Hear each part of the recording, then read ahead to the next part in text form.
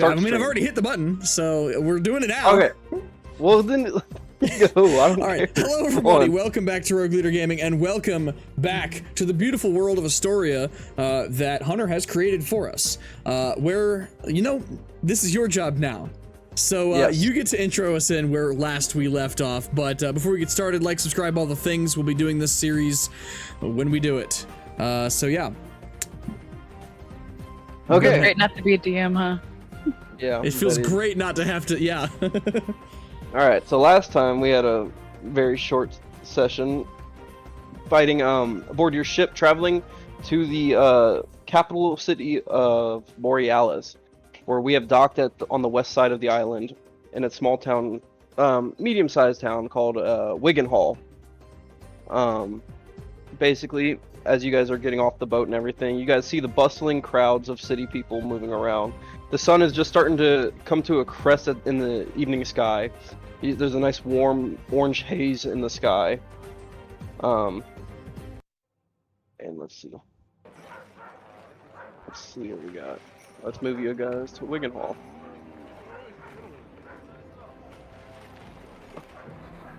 So as you guys are walking around, getting off the boat, you notice the bustling of large crowds walking around a merchant trade area. There's a couple of dogs and stuff like that, but mostly people moving around, walking in the merchant area, selling items. You do see a couple of people who look to appear very angry, and they are protesting something. What are they protesting? Make an insight check.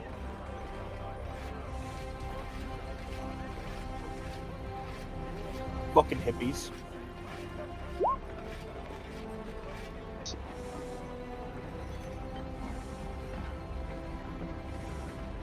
Does anybody else want to make an insight check to try and figure out what? Okay. Where is it? Doubler will also make an insight check. A boo wop. That's back to back nat ones, boys. Let's go. Get them out early.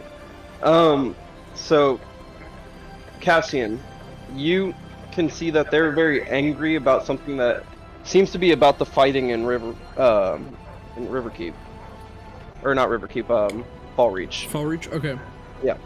Maeve, you kind of get the same idea as well as Pax. Doubler, you're oblivious. You have no clue what they're protesting right now. So what would you guys like to do first in Wigan? I'd like to throw a bottle at the protesters. I need No, a I'm fucking just kidding. apothecary. looking for an I apothecary? need alcohol. You know what? I'm also looking for an apothecary. Okay, so you guys are walking around a general goods market stall right now. You guys just got off the dock. So you guys are about like here, and you guys are in the center of what would be the market stall area, which is all these little kind of huts around. You guys can, from what you see, there's in front of you is just like some general like goods, like as far as food. There's some there's like a little bit of a small armor shack. You don't see an apothecary though. Can't see what you were trying to show us, though, whenever you were telling us where you were. I'm assuming right here? Is like around this area, These are or up here. So So right here. your boat is docked at this dock here. okay? You guys have gotten off the dock here. Oh, these like market stalls. Okay. Yeah, these I see, I this see. whole area is like market stall. Yeah, I can see. And Do small your ping shops. again, Hunter. Please. Oh, hold on. It might be because of the layer. These are the There it market goes. stalls. Yeah, I I was can gonna see say, that. I've never seen that. Okay. All right, Yeah, Pat's get that he's gonna the go blue. to the general goods shack. Okay. So you walk up and there's a small woman sitting at the stall. She's kind of looks very kind of old and kind of frail, but like she's been doing this for a long time. She's what can I help you with? I'm feeling a bit parched. Oh, well, my stock on alcohol is a little short, but you can always try Cannon's Ale House just down the road. What do you have for now? I have a small little flask of ale. It's not much. It's all I can carry. I have a little It'll do bit. for the walk. Okay. How much? That'll be 3 gold, sir. I give her the 3 gold, Okay. and I ask her, which way did you say the ale house was? She kind of turns around, points her finger just down the kind of this road that's turning behind her to the right, and she points down the road. You just follow that road down. It's going to be on your right side. It's going to be a big tavern-looking building. You should have no problem finding it. There's a sign that says Cannon's Ale. I thank you, ma'am. And I walk Of course. out. Have a lovely day. Cassian's gonna walk up after him. Pardon me, is there anywhere that I might be able to find some, alchemist supplies, perhaps? Alchemist supplies. That's going to be in short stock here, but the one place that I can think of is Gilliam's Magical Goods. He might have some alchemy supplies. Okay. He's just down the road, not quite as far as Cannon's Ale House, but it'll be on the left side. It's a big kind of cylinder tower building. You can't miss it. It's a green roof, beautiful building. Right. Thank you. Of course. I'm gonna head off in that direction. What time of day is it? Like I said, it's the sun's just starting to hit like the crest in the ceiling, or in the sky. You have a little bit of orange haze, so it's about like late afternoon. Okay. Ooh, to get to the ale house, do I have to walk by the protesters? Yeah, a little bit. I mean, Get they're a kind job, of all over. babies! Okay. Okay. Great. Maybe we'll be asking her since she's still there. Mhm. Where can I find a music store? Music store. A music shop? A music? There might be a few music stores here, but not. We don't have too many musicians walking around this part. Usually, the musicians stay in the capital. But you can always So try no looking around some of these service market center? stalls. There might be something.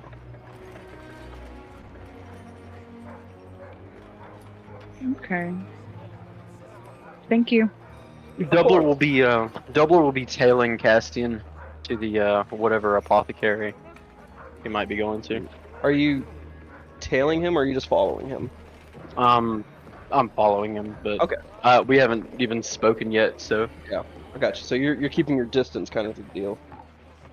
Well, I know he's headed in the direction I need to go, so. Yeah. Okay. Okay. So we'll start with you, Pax. You walk into Cannon's Ale House, and it's Hey, actually, I have to DM you something. You need to start with them. okay. Sorry, I'm DMing you.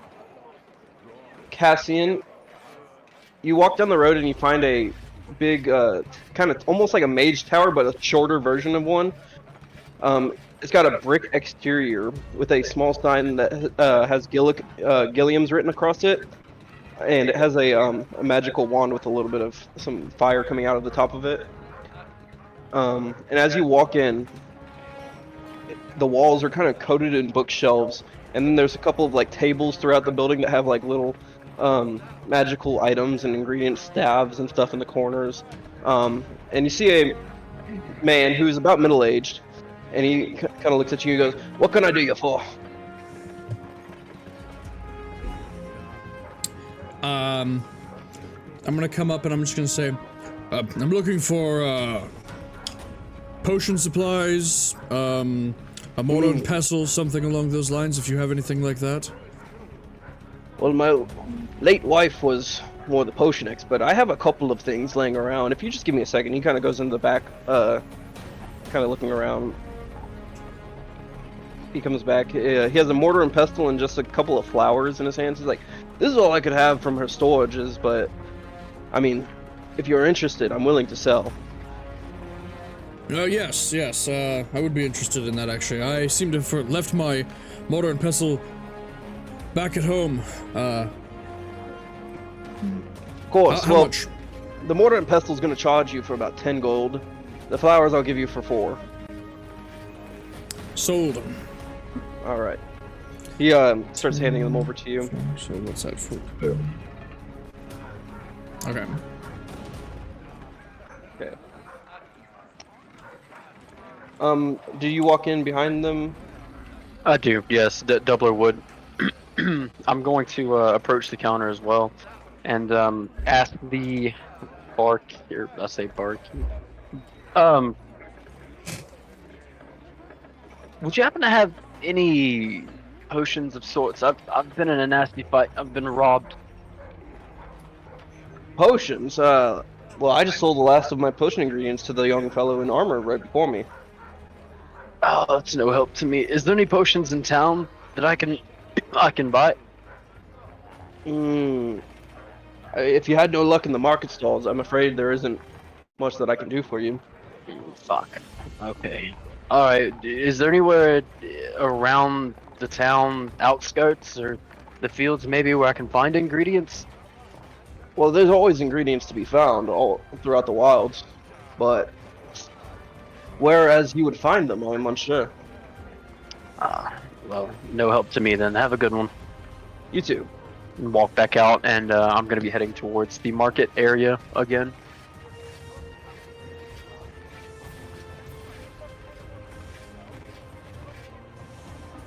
Hold on.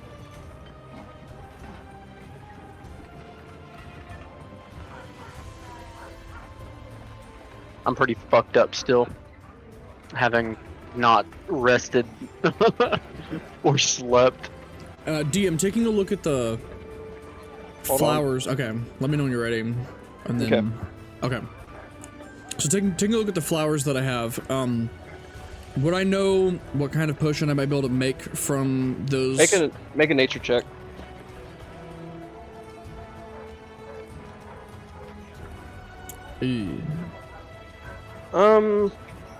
No, you notice that one of them has some red petals and thorns going down the side of the down the side of it. But you have two flowers. You have a red one with a red petals, and then you have another one with an orange petals on top of it. It's a lot more like a sunflower. But you're unsure of what help they could be to any kind of apothecary. Okay, so I have a red thorny flower and like a sunflower. Okay. Okay. Maeve? Yeah. Or you got something else? No, I don't. Okay. Maeve?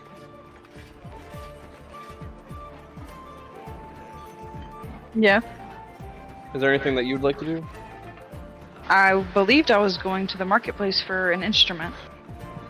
Yeah. Okay. As you kind of walk around the marketplace, you don't see any dedicated like music stores or anything like that. You see a couple of odd shops that have some weird oddities, but you haven't noticed anything with an instrument. Okay, where is the closest weaponry? Like, where can I find weapons? You're not sure. Well, let me go back to that lady, see if she's still willing to talk. Okay. Sorry, I forgot her name. What was her name again? I didn't give you a name, but she's kind of bent over right now, kind of in a box right now, looking at some stuff. And she notices you walk up, and she goes, "Oh, hello! You're back. What can I do for you?" Sorry to bother. If it's too much of an inconvenience, I can flip you a coin. But where would I find a weapons store? Well, the best armor in all of the west side of Borealis. Firebrand Armors.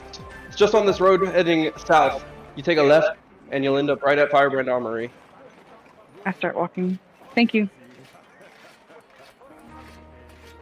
Okay. And I toss the coin. Okay. Hopefully she sees it. Pax. You walk down the street. You have to kind of shove past some of these people to get into Cannon's Ale House. But you do find that it's a nice, big tavern-style building with a blue roof and everything. And there's a sign that's hanging that says Cannon's Ale and ale and alcohol. And you walk in, and it's not your usual crowd. These people seem a lot more uppity, and they're having a good time. Some of them are dancing and stuff like that. And Cannon sees you walk in. He's like, "Oi, what'll it be, ale or liquor?" Liquor. Liquor. What would you like? Whiskey. I've got whiskey. He pours you a nice little like whiskey glass, and he just drops like a single cherry inside of it, and he slides it down to you. That'll be 8 gold. I'm gonna give him the gold. I've never seen your face around here. You new to town? I just sailed in from notes. Name of place we River left. Keep. River Keep. Oh, River Keep. I hear it's lovely this time of year. It's Yeah. nice summer sky, nice cool breeze from the seas. Yeah. People suck. The boat ride sucks. Ah, well, it Say, is what it is. question for you. Mm-hmm. What color guards be wearing here? Well, the gods of Borealis are known to wear white and red. Have you seen anybody wearing red and brown? Not With to a my hood? knowledge, I have not. Strange description, though. Where do the less more degenerate folk congregate in this city? Well, I'm afraid I don't know what you mean. In this city, we don't have too many of that class. You might try your luck in the capital. The capital? And you've never had a freelancer, a mercenary run through here? Plenty of mercenaries, but none that you describe. Where would they be? The capital, most likely. Fuck. How far are we from the capital? Oh, we're about a 2 days walk from here. Oh, fuck. Alright. Thank you, barkeep. Oh. I'll be calling for another drink soon. Of course, I'm always available. And I'm gonna eat the cherry first and then drink. Cassian, Yeah. what are you doing? I'm gonna ask my mysterious dude. What did you have any particular accommodations for the night in mind? Preferably somewhere comfortable. I prefer not to sleep with miscreants.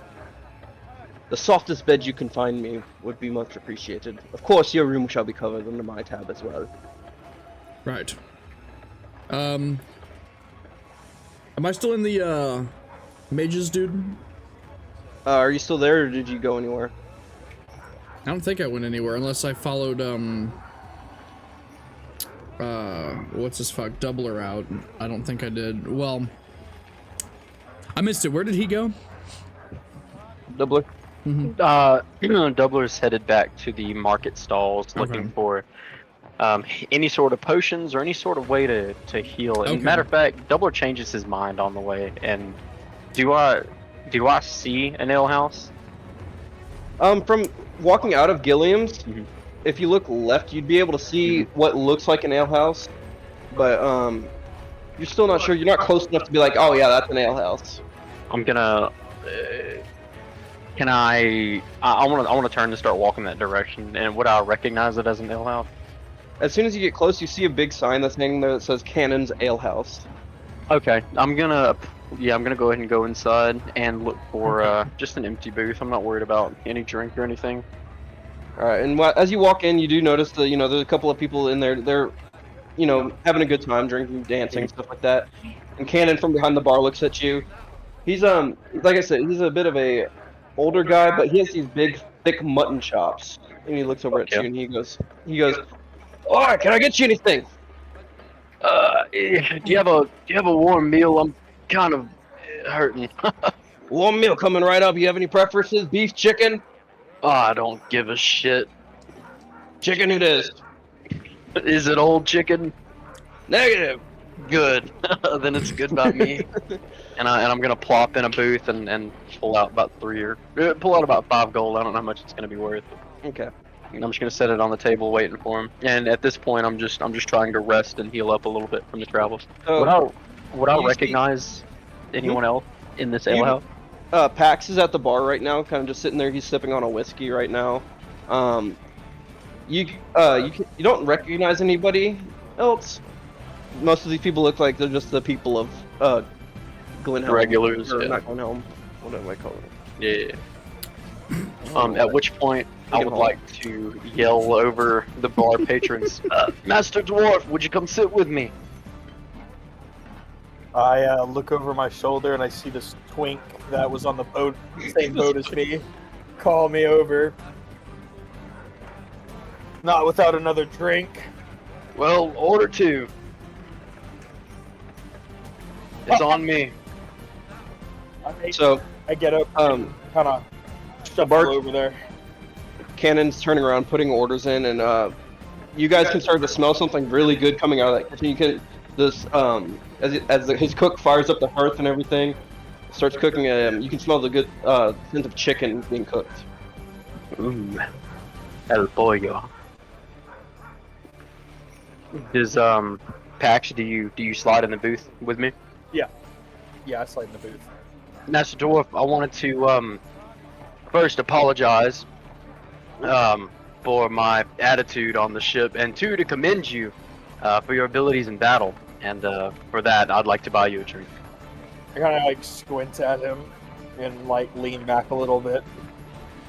I apologize for not handling the payment that well.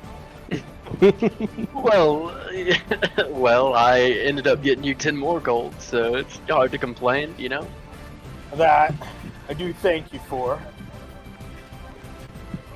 I think- Fuck. I pull out 5 and I hand him 5.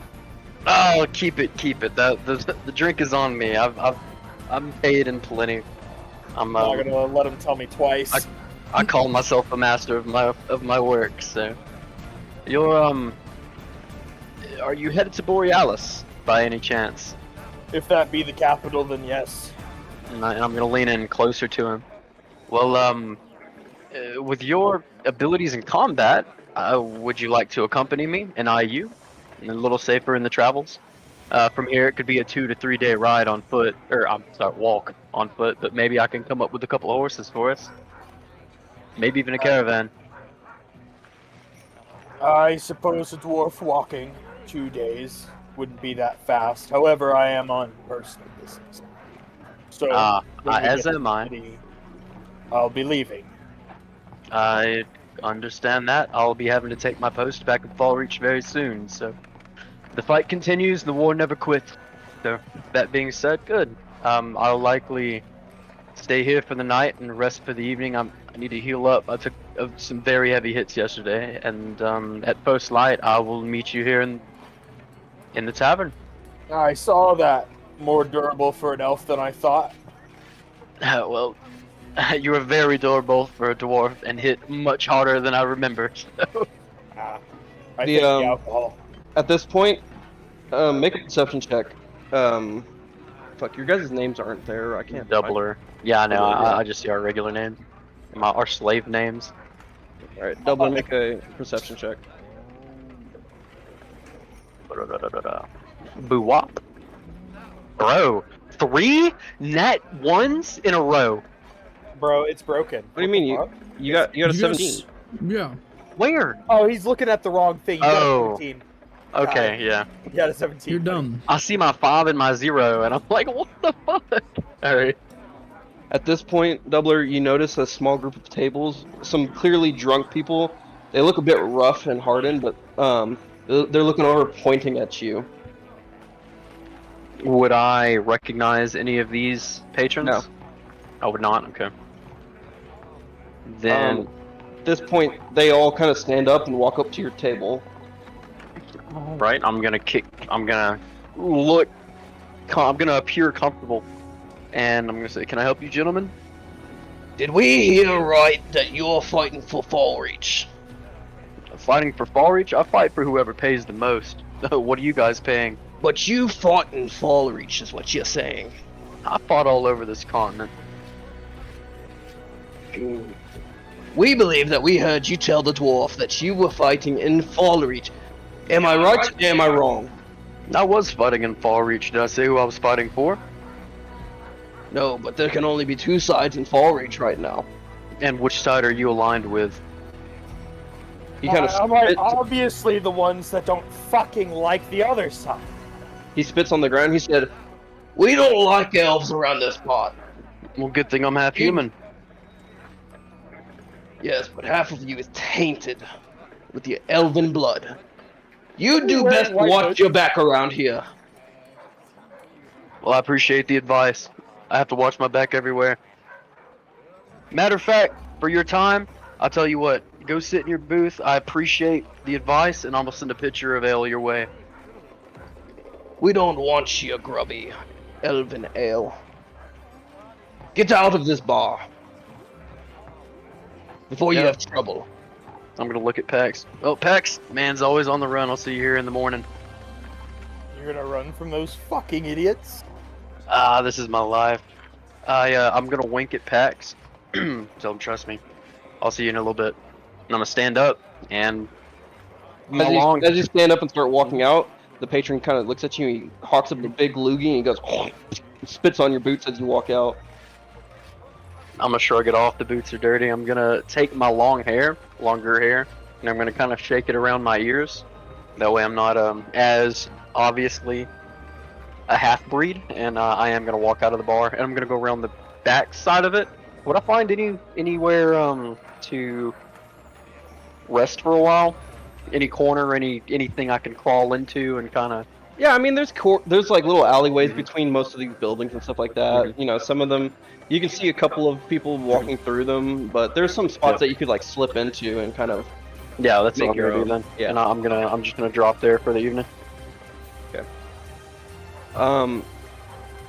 Cassian, Yeah, so I'm just gonna ask the we kind of got you sidetracked would have with been- that, but yeah, I know you would have been walking into the bar as Doubler's leaving. okay.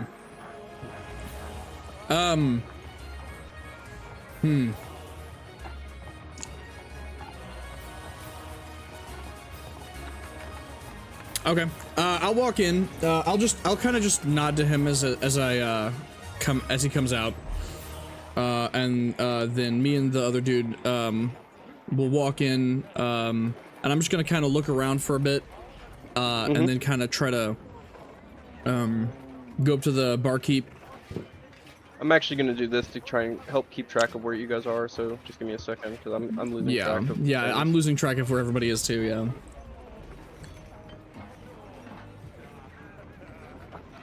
I was about to do the same thing. I was about to drop my token.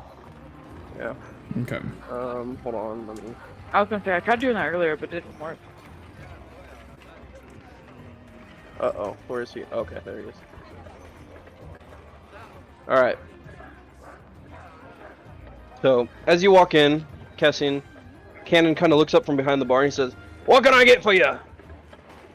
Yes, I'm looking for somewhere to spend the night, somewhere comfortable. Well, you found the place. We've got beds upstairs. 10 Right. gold for the night. Right. I'm gonna look over at my friend and be like, "Will this do?" I suppose this will be fine. Right. We'll do it. Perfect. That'll be 10 gold for the night. All right. I'm assuming he's paying. Yes, so you see him, he pulls out a very fat coin purse. It's very fat, like you can tell this guy has money, whoever he is. And he kind of just, he drops 10 gold on the table.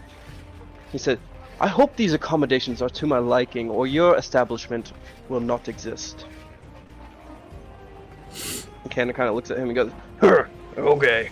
And he says, "One of the maidens will show you to your room." And you see a maiden walk up with a tray, and she sets it down and walks you guys upstairs. Okay.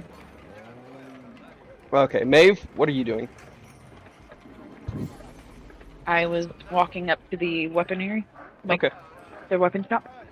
You see outside there's a blacksmith kind of just hammering a sword at on the porch of his shop, and he's like, "Oh, welcome. What can I get for you? Firebrand weapons, best in the whole continent." Is that so? What about a crossbow? Oh, we can fashion that. We don't have any on hand. We don't have too many people asking for crossbows too often, but I can definitely fashion you a crossbow very quickly. How long would that take? Well, we wouldn't be making it here. We'd get it imported from our main facility in Borealis, but alas, trade has been cut off. Nobody allowed in or out of the town in a few days now. So it could take quite a while. And if you were someone that could pay, let's say, double, how long would that take? Either way, I'm going to have to make it by hand or have it imported. It's still going to take time for either. Okay. Tell me what you do have on hand. All right. He kind of walks you into the store, and you see along the walls there's some heavy armors and stuff like that. A couple of shields. Most of it looks like Borealis guard armor and stuff like that, and weaponry. There's a short bow on the wall and some other items. Let's see. You want a crossbow? Can you fire a bow? I'm looking for one. Alright, well, we've got a couple of short bows in stock here. Usually that we give them out for the hunters of the land and everything, but I suppose it would do you well in whatever capacity you needed it to be. I kind of glanced at it a little longer. Not quite what I'm looking for, but I'll take a look. Alright, you just let me know if you need any hands. I take it off the shelf and start fidgeting with it.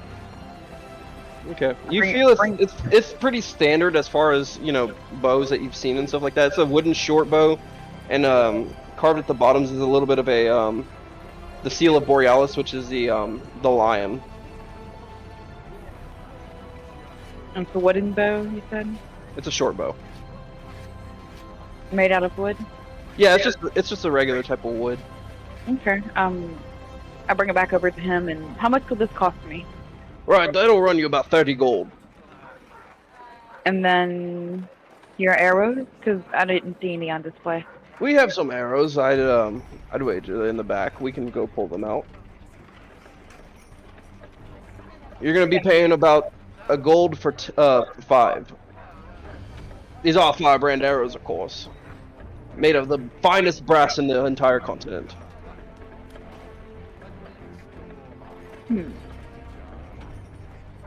Okay. Let me have a look at your finest bows. Your bow and arrows, I mean.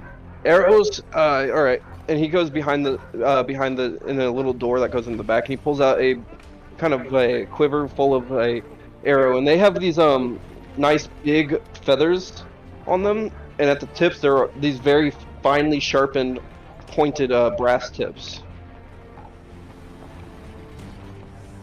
I'll take 15 of the arrows. 15? All right, that'll run you 3 gold, plus the 30 for the bow. And then... Okay. I toss him the gold, and thank you for your time. Of course, come back anytime.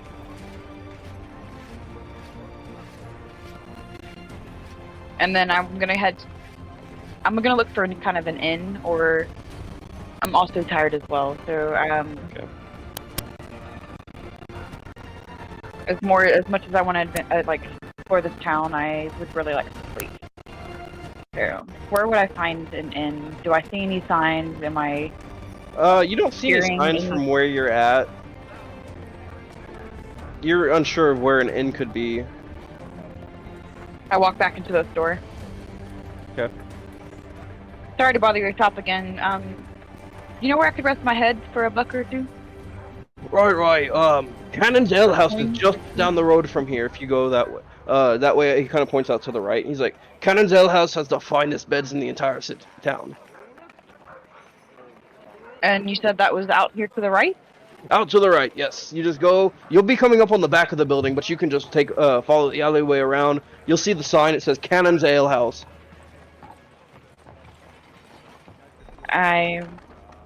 Thank you, sir. Right. Have a good one. And then I walk out and I proceed to go to the house.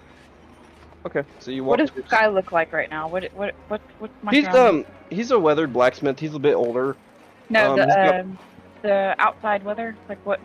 outside weather is Sun up? Is it's it nice and clear right now. There's no clouds in the sky, but the sun is starting to set now, so the orange in the sky is starting to dissipate a little bit more, but it's stretching across the sky a lot more. You do feel it is nice and warm out right now, but there's a nice chill to the air, a nice cool breeze. I kind of take my time getting to the ale house. Okay. Am I noticing any town activity or? Nothing that you haven't noticed so far. Just some people still walking around. You know, you do notice the occasional protester moving towards the gates. Kind of keep my head down, humming a little small short songs, and I don't know. I'm really tired, so I'm Yeah. walking slower than usual. Okay. Pax and Cassian, Yeah. what would you guys like to do while you're at the ale house? I'll probably grab a bite to eat. All right. Cannon looks at you. He's like, "Well, what would you like, son? We've got food here. We've got drink."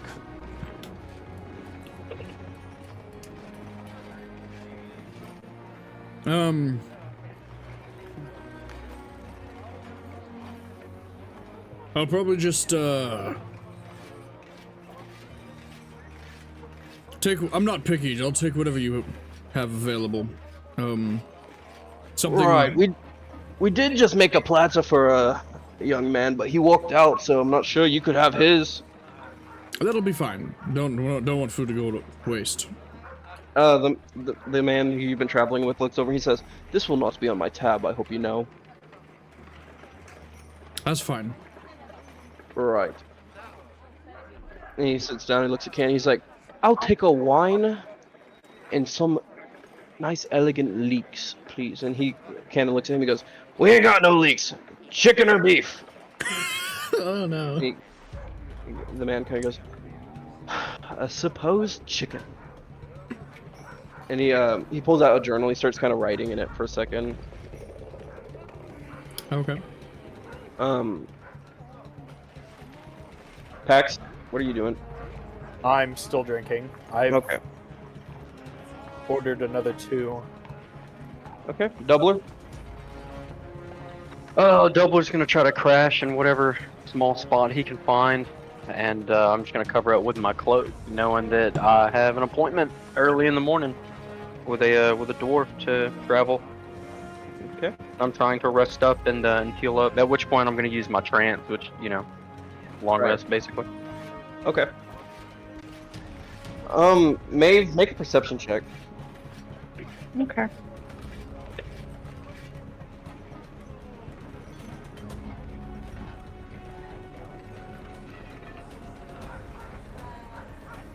Okay.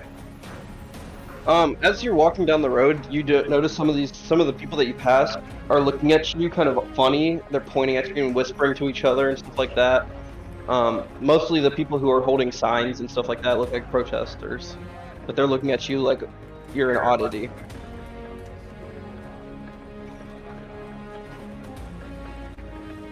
I kind of look up at them and lower my pace. I walk even slower if that was possible. And do I hear anybody saying anything specific to me, or are they just giving me? Everybody is kind of stopping and looking at you, pointing at you, whispering. You don't hear what they're saying, but you can tell that they're talking about you. Interesting. I'm gonna pull out my flute. Okay. And I will start to play kind of a slow paced song. Not too many. Make me a Hi, performance Steven. check. But I'm still walking though. I'm not really giving. Yeah. Just make a performance check. Okay.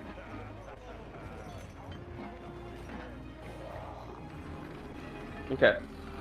So you notice as you're walking, some of the people who were staring at you, pointing at you and stuff like that, they kind of stop and they look at you, and some of them are starting to like kind of tap their feet just a little bit to the music that you're playing. but you still see a couple of people pointing at you like, "Oh my gosh." Play just a little louder and continue on. Okay.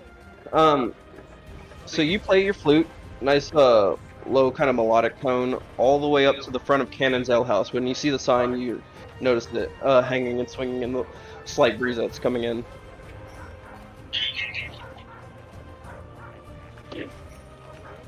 Okay, I'm gonna enter the alehouse, and what do I see?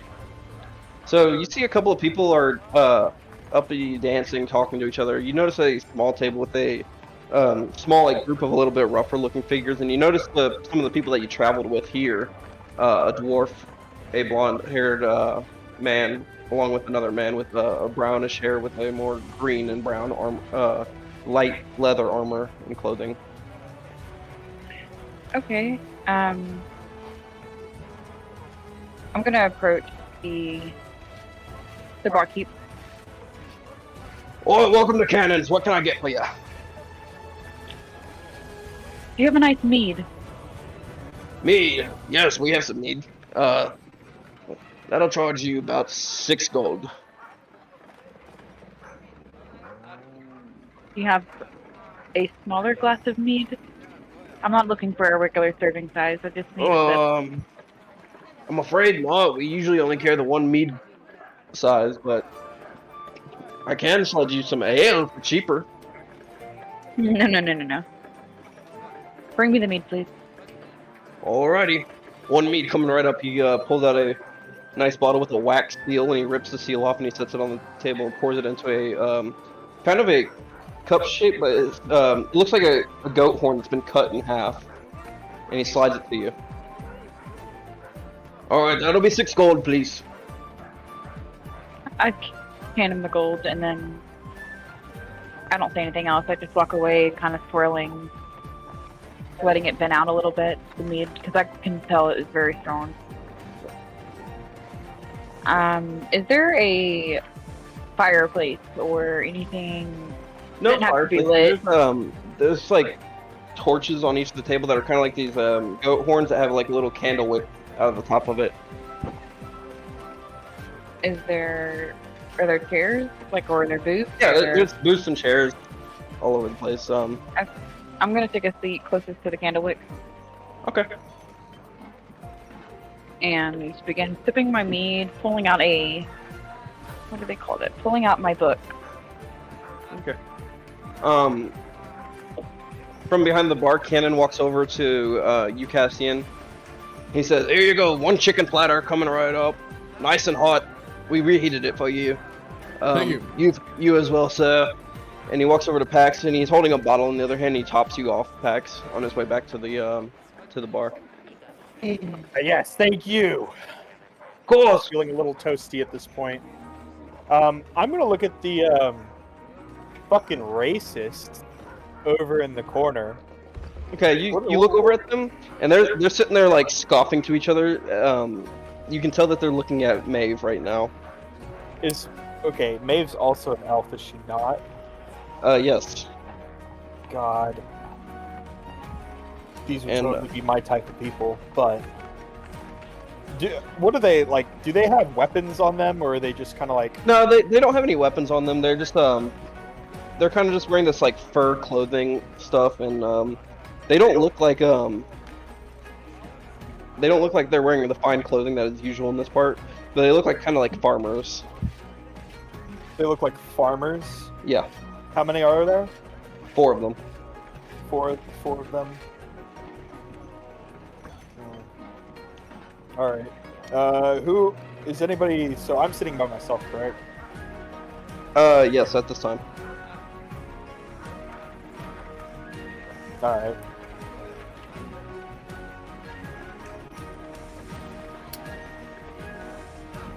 And at this time, I will say that the sun has completely set. Okay. At what point, because I only need to do my If you rest already- for 4 hours. Yeah, if you've already laid down, go ahead and take your long rest. If you're already done for the night. Also saying I only need to rest for 4 hours, so Okay, yeah, I mean, let me know when 4 hours has passed. Is what I'm saying. Oh, that's right. I only have 1 hit point. That's right. Yeah, I also only have I one hit forgot point, about that. which is why I'm fucking fucked up. I'm gonna get up and walk over to the bar. Okay, from behind the bar, Cannon is back there. He's talking to one of his maidens who are walking around handing out drinks and stuff like that. And he sees you walk up. He's like, "Oh, what can I do for you?" On second thought, I think I will have an ale. An ale, okay. That'll charge you 3 gold. That's fine. He goes behind him. He grabs like a wooden shaped mug and he pours it straight from the tap, and he hands it back to you. All right. I'm gonna walk off. I'm gonna walk. Kind of like. Is there a bathroom in the place or no? Is there a bathroom in the place? You can see one in behind, like all the way in the back of the bar, just kind of like in the very back. All right. I'm gonna hide the cup as I walk to the restroom. Okay. And then once I get to the restroom, Pax is going to chug and down the whole thing. And then he's going to take a nice hot piss in it. And his piss, due to all the alcohol, is most likely a similar color to the ale. Right. After that, I'm going to go back to the bar. Barkeep, What's going on, dwarf? on second thought, I think I've had my fill. Will you send my ale to those fine gentlemen over there? I was being made uncomfortable, and they ran the man out. Make Could a you send deception this over check. there to them for me? Or maybe is it deception? Yeah, it would be deception. Yeah, it's a deception. Come on, Yeah, make come it. on, dice gods, dice gods, dice gods. Oh, my thing's not pulling up. Fuck. Give me the boo wop. The boo-wop. Oh, it's tiny. What the fuck?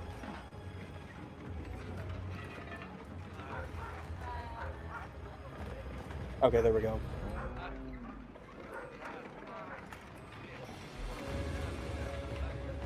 Ooh, He kind of looks at you a little strange, like he's like, oh, nobody's ever turned down my ale before, but I'll okay. give you 10 gold to make sure it gets to them.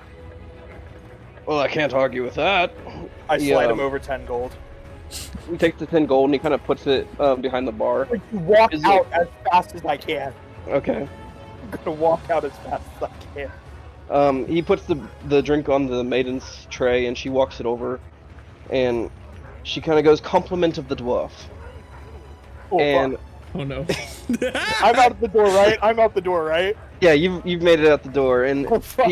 Oh gosh. he grabs the mug and he looks around. He's like, "Fucking dwarves!" And then he kind of takes a sip and he goes, spits it all over the place. He like slams the mug down. He's like, "Find me that fucking dwarf!" I hear this. I'm running. Okay. As fast as your little legs can carry you. I'm assuming I see all this and I just sigh. Okay. Yeah. So you make it out the door and you take a. Where are you going? Right out the door. Can you ping me where we are? Okay, no, I see my token. I'm running. I'm out the door. I'm headed left. Okay. Like how far left? Not very far. I'm crossing the street there, and I'm gonna go in that little alley and then duck behind the blue roof. Like No. Over here. Okay. I'm gonna jump in that alley. I'm gonna jump to the left, so like kind of Okay. like in between the walls. And as you move your little stubby feet, you kind of look behind you real quick, and you see a couple of guys wearing the fur and stuff run out. He's holding the empty mug, and he goes, and he throws the mug on the ground, and he walks back inside. In my semi-conscious state, would I have seen or known any of this, or am I like doors No, down?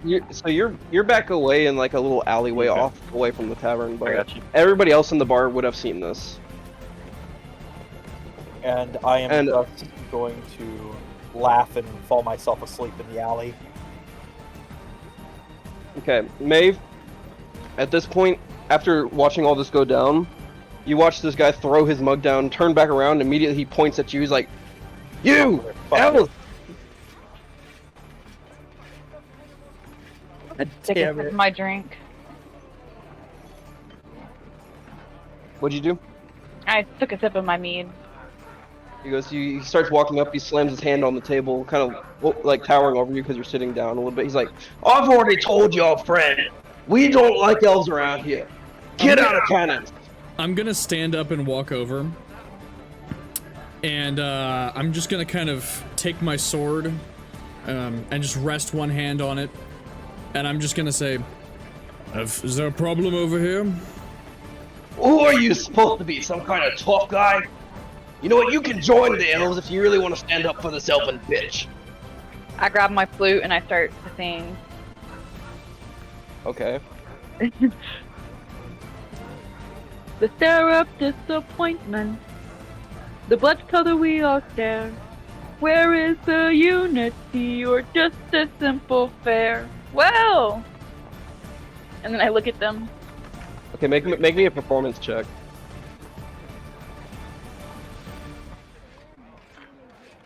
Whew.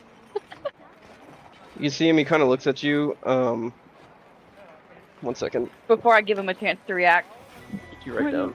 What'd you say? Yes, I wrote down it. A stare of disappointment, a blood color we all stare. Where is the unity or just a simple farewell? Okay.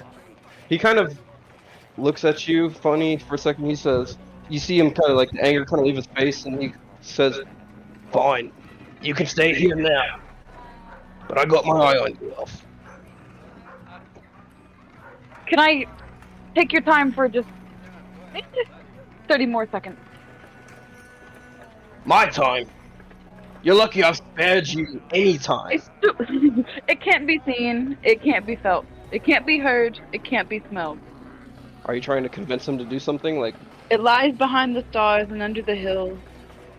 It empties holes and it fills. It comes first and follows after. Ends life and kills laughter. What would you call that? hold on. He kind of looks at you all confused, and he goes, "Fucking elves," and he spits on the ground and walks away. And he, as he's walking away, he looks at you, Cassian, kind of giving you a side eye as he walks by. Darkness! It's darkness! "Don't care!" And he throws his hand up in the air. Yeah, he just drank piss. I'm gonna put my hand up and say, "Yeah!" And then turn back around and start drinking my mead with my book. Okay. And sit back in my thing. Cassian, I'm just gonna look over at you and I'm just gonna say, well, that was quite the performance. Oh, it's sort of a love I have.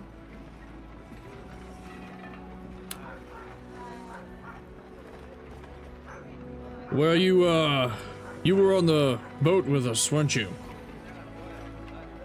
I actually was. Where are you headed? I think what's that town called again? I forgot. You're going to the capital.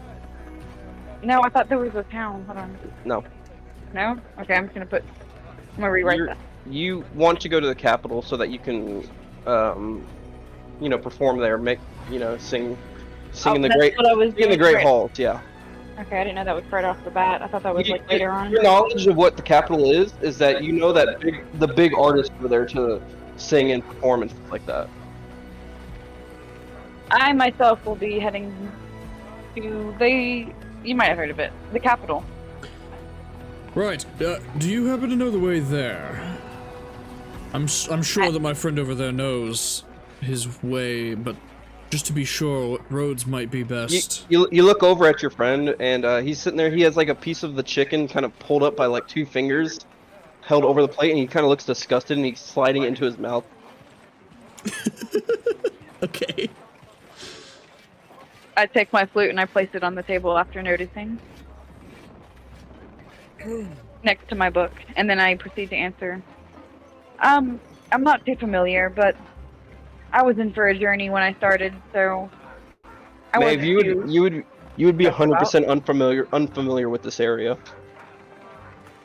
You have never left the Fallreach region until now. I know. Okay, insane.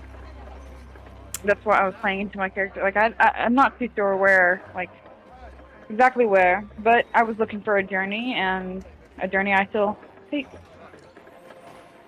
Right. Well, usually, in my experience, roads can be somewhat dangerous, and, if you need, help, I know it's always better to travel in a larger group. Usually you'll find yourself, less susceptible to highway robbery and the such. What are you charging? Nothing, just come along if you like. Where could I meet you? Well, I'll be here in the morning before we set off. Probably around first light. I'll take a sip of my mead, and if they first light it is. Right. What was your name again? Cassian. Cassian Fireheart. Maeve. Nice to meet you. Likewise. And I'll go back and That's sit right. down with my, Yeah, I grabbed my friend. Okay. Pax, have you gone to sleep already?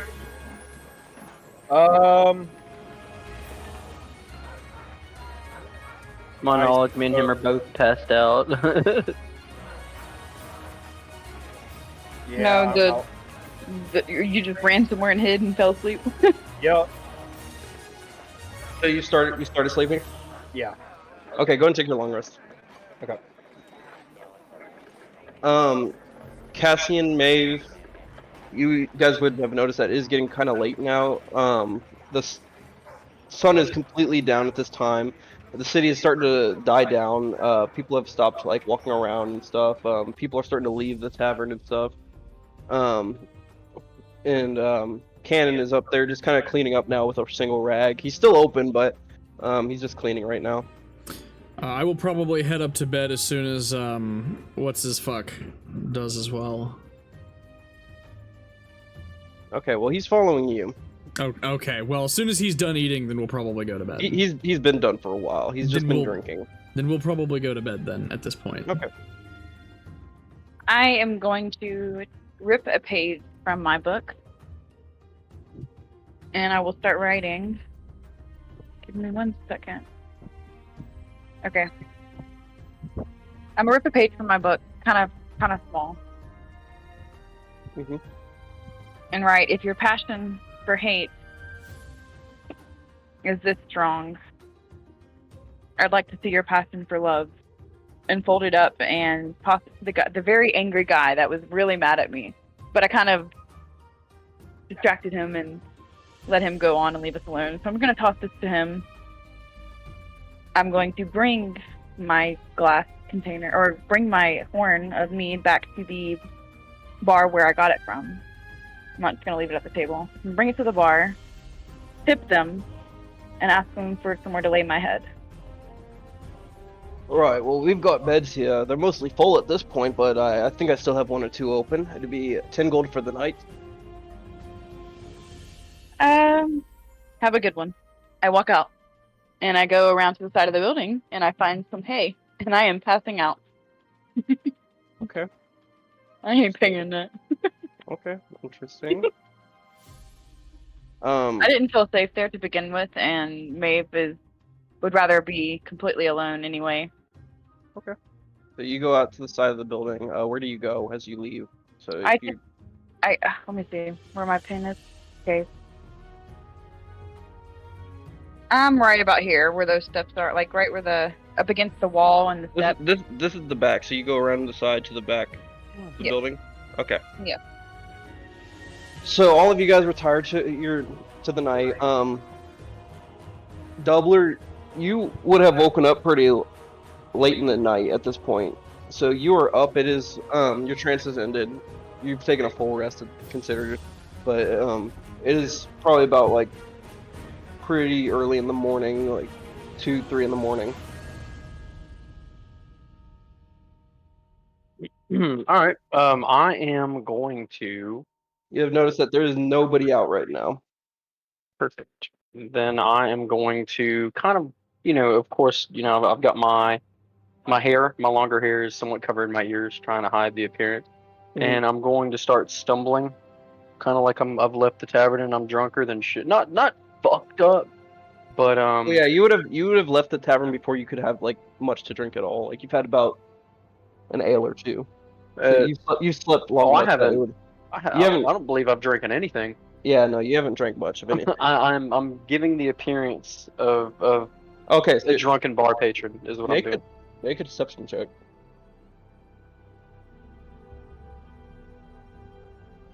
Okay. Not fucked up, but pretty buzzed. Definitely Mhm. on the drunker side of sober. No, I'll And keep it in mind. and I'm trying to walk through the streets from where I'm at. Have I been here before? No, you've never been to the mainland of the capital. Okay, The mainland of Borealis, or I'm the. assuming there's guards Borealis. patrolling, right? Um, not so much patrolling. They're kind of standing around in staggered areas, Mhm. but there's still a few out and about. Okay, I'd like to make my way towards the nearest gate. Okay. Um, So as you approach the gate, it doesn't look like super well defended. I'm scouting it out right now. Yeah, but there are more guards than usual in this location. There's probably about 15 Right. guards standing around. Okay. A couple of them are checking some papers and stuff like that, as there's a couple people walking out as well. Okay. Is there any way that I could maybe, from the inside, are there any buildings tall enough that I could scale over the wall? How tall is this wall? I'm assuming probably 15 foot. Yeah, the wall's about 15 foot. It's to the tallest building in the city is Gilliam's Mhm. that you can see. You can see the top of Gilliam's over the tavern and everything. But the wall is tall and the houses all these houses kind of just like rest below the wall. Is there any way that I could get out of here without being seen? Possibly don't- by scaling a wall. You don't know. Okay, I'd like to definitely look around the outer side of the town, and I'm gonna look for a way to get out without being seen at all by the guards. Is there anywhere that I can? Do I see anything like that? Make a investigation check.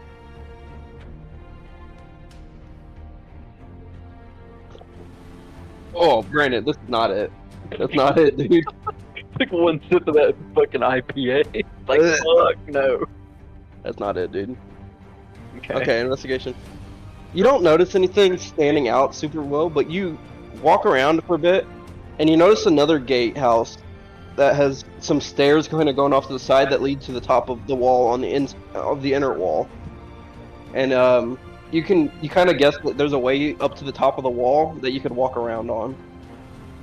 Okay. And do I see any guards patrolling or anything like that? There's about 20 guards at this guardhouse. Okay. Over the top of the gate kind of hangs a sign that says the import district. Okay. I'm attempting to get outside of the walls. What I'm looking for a stable. I'm looking for a stable. Okay. Well, you don't know where any are right now. Right. I'm trying to get outside the Mhm. gate walls. Are you trying to? How would you like to try to get out of the wall? I'm trying to get out and over the wall without being seen at all. 15-foot drop. I'm pretty dexterous, I imagine I could maybe find some hay to drop onto or fashion some sort of rope to climb down with. Mhm. Yeah, we'll worry about that whenever you figure out how to get up there.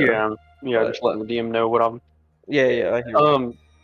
So I can climb a ladder into a watchtower, you said, and I'm up on the wall. So you've walked around the city.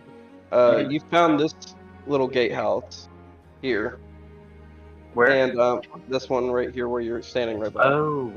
And inside the gatehouse. We're inside here? Hmm? We're inside this area? No, you guys are in this area. Oh, Like- this is what I'm seeing. Okay. So that gatehouse has the is what where you saw the sign that said the import district. Mm. And inside of the gatehouse, there's walls that go into the wall, or stairs that go into the wall that go up to the top of the wall. Mm. Okay. Okay.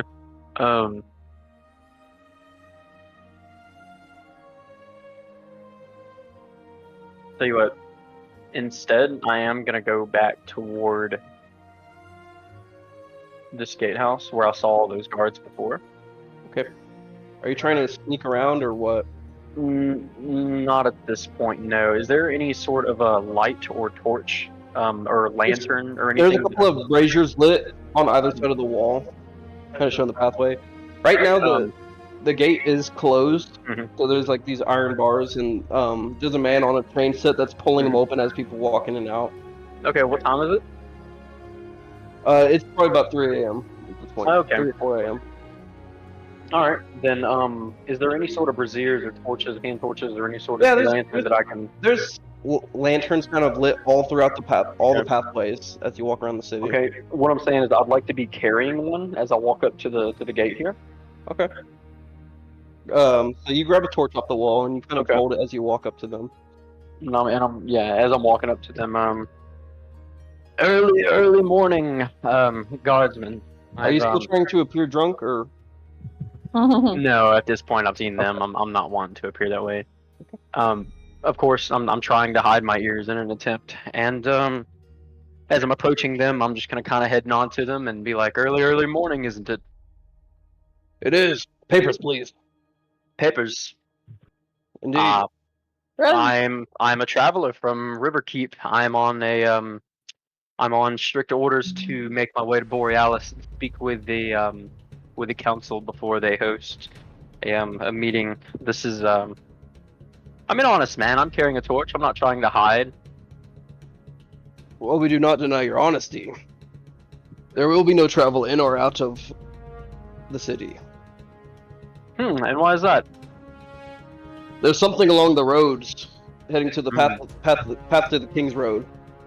Wow, and that's why I intend to leave early before light, so I don't pose any risk, or no bandits pose risk to me. We're afraid it's not bandits. We're unsure of what it could be, but Mr. McGillen's pigs were taken from his straight from his home while he's traveling to the King's Road. Well, maybe I can offer a hand to Mr. McGillen.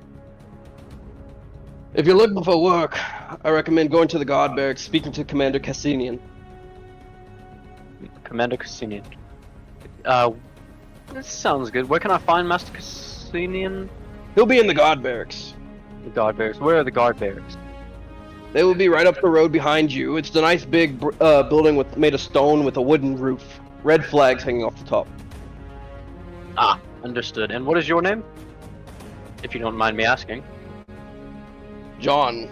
John, I appreciate it, John. I will let him know that you sent me, and hopefully you can get a commendation. Thank you for your time, John. And I'll turn around. Come back with a permit or the written script of the commander. Then we'll let you through. Aye, yes, sir. I'm gonna turn around and I'm gonna walk off. At which point, I am going to just go and crash out again in the same spot, but where I can see, maybe not in the same spot, but where I can see the ale house, the entrance to it, and I'm just basically waiting until I see Pax here. Okay, she's right there. All right. I stumble drunkenly, or no, like Are hungover. you still asleep? Your long rest isn't quite yet. Oh, wait. Oh, Morning's that's right. about He to didn't come. sleep for as long as us. Never mind. Yeah, it's Yeah, the he middle of the slept night. before. Yeah. So at this point, Doubler has gone back to lay down and kind of watch the ale house for a second. The sun starts to rise, just barely cresting. There's a beautiful pink sky coming up and just kind of a few clouds in the air. It's quite chilly at this time. It's not like cold, like frosty cold, but there's a cool breeze coming in. All right. What would you guys like to do with the morning coming? Double is patiently waiting for Pax. I'm going to stumble out of the alley and eye the door to see if those farmers are still there. You don't see anybody coming out of the door right now. Feeling confident that I'm safe, I walk out. Okay, where do you go?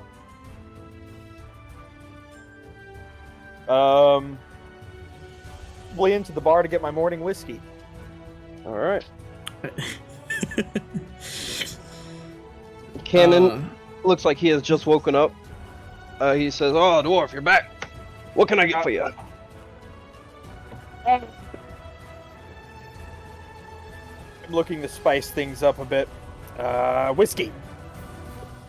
Very spicy, indeed, for a morning drink. He kind of goes behind the bar, pulls out a whiskey, and he cuts a slice of an orange, and he kind of rims the glass, and he's like, "There you go." Many thanks. Hey! That'll be the 7 gold, by the way. Yes. I hand him the 7 gold. I think I'm down to like 30 something now. Yeah. Say, would you say your ale tastes very good? Have those men like it? Well, I'd say they stumbled out of here pretty quickly. They usually love my ale. Not quite sure why they didn't this time. Must be something wrong with the barrel. You might want to have that checked. Make a I'm deception just check. I'm gonna sip on my whiskey. Make a deception check. Oh god.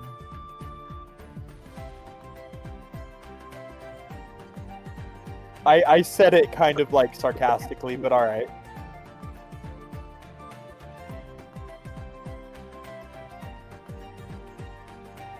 He kind of looks at you. He's like, "Right.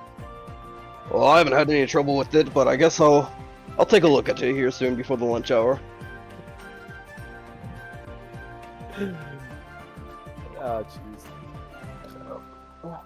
jeez. Cassian, at this point in time, you hear a bunch of loud thuds at your door. Bump, bump, bump. Okay, I'm going to. Is he still asleep? Hmm? Is the other guy still asleep? You look over and you find an empty bed. An empty bed. Okay, I'm gonna go up to the door and I'm just gonna open it. Well, it's about time. It's almost daybreak. We need to get moving. Right. Onwards. It's the guy that you were talking to. Yeah. Or that you've been traveling with. This ale house is mildly disgusting me. The Right. breakfast Well, wasn't even good. I wouldn't bother with it. breakfast wasn't good. Did the AC in the room not work too or something? Like, jeez. Ugh, giving me flashbacks. Okay. Maybe you wake up at this time as well in the morning. The sun is rising, right where it will hit your eyes just perfectly to wake you up.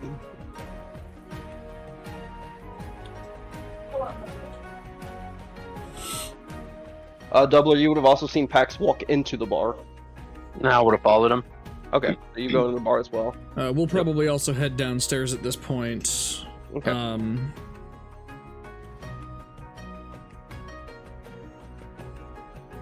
Oh, do I see that he's in the bar? Doubler has just walked in kind of behind you. Okay, so I don't notice him.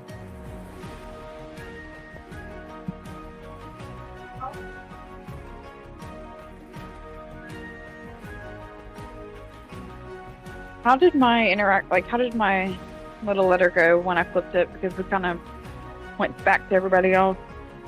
What? I wrote a note and I flipped it to the guy that was very angry with me. You don't know. You went to bed. Okay. Well, could you...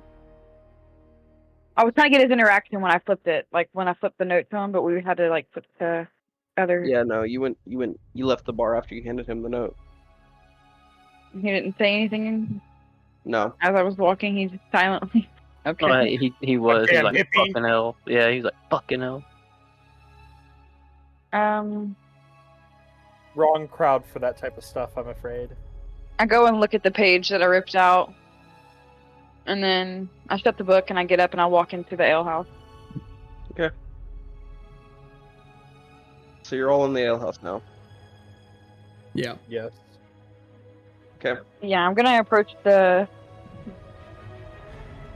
barkeep and ask for a small meal. to start my day. Right, we've got some things in stock. We've got chicken and beef. Great. Is that the only thing y'all have? Chicken and beef. Okay. Piss ale too, if you ask for it. There is ale. We have plenty of it. I'm just gonna ask Um, for a small side of beef. 1 serving of beef coming right up. I'll probably also get a bite of chicken before we set out in the morning. And while we're waiting on it, I'm just gonna kind of nod over at Maeve. And I'm gonna look Doubler's towards gonna walk the up other and- two as well. Doubler's also going to order some chicken for the morning. Right. 2 servings of beef, 1 serving chicken. And as you guys are all ordering, the man that Cassian has been traveling with kind of looks over at you all like, ugh, disgusting. But he comes out with 3 plates. He hands Maeve your beef, Cassian your beef, and Doubler your chicken. I'm gonna scarf that shit down. Haven't eaten in fucking days. Yeah. I'm probably also gonna eat pretty quickly just due to the urgency of my fellow traveler.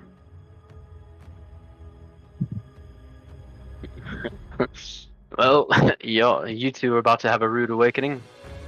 Why is that? Oh, I've already tried leaving the town, and they won't let me. What do you mean? What do you mean they won't let you? What do you Well- mean they won't let you? Well, you can ask Cannon. Cannon, the guards wouldn't let me out of town. Apparently, there's issues with someone's pigs. Right. Something along the road that's been snatching up the livestock, killing our gods, anything coming up the King's Road. We're not quite sure what it is yet. Well, that is a nuisance for people who are in a hurry. What They if, shut down what would- trade for the whole city because a few fucking cows go missing.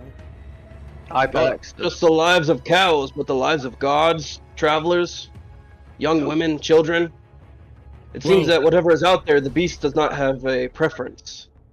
Well, presumably trade will still enter the city via ship, but That is the Anyway, only way what that if, anything leaves the city right now. where might we go if we were to say be interested in offering our hand in service of being able to remedy the situation and thus be able to pass?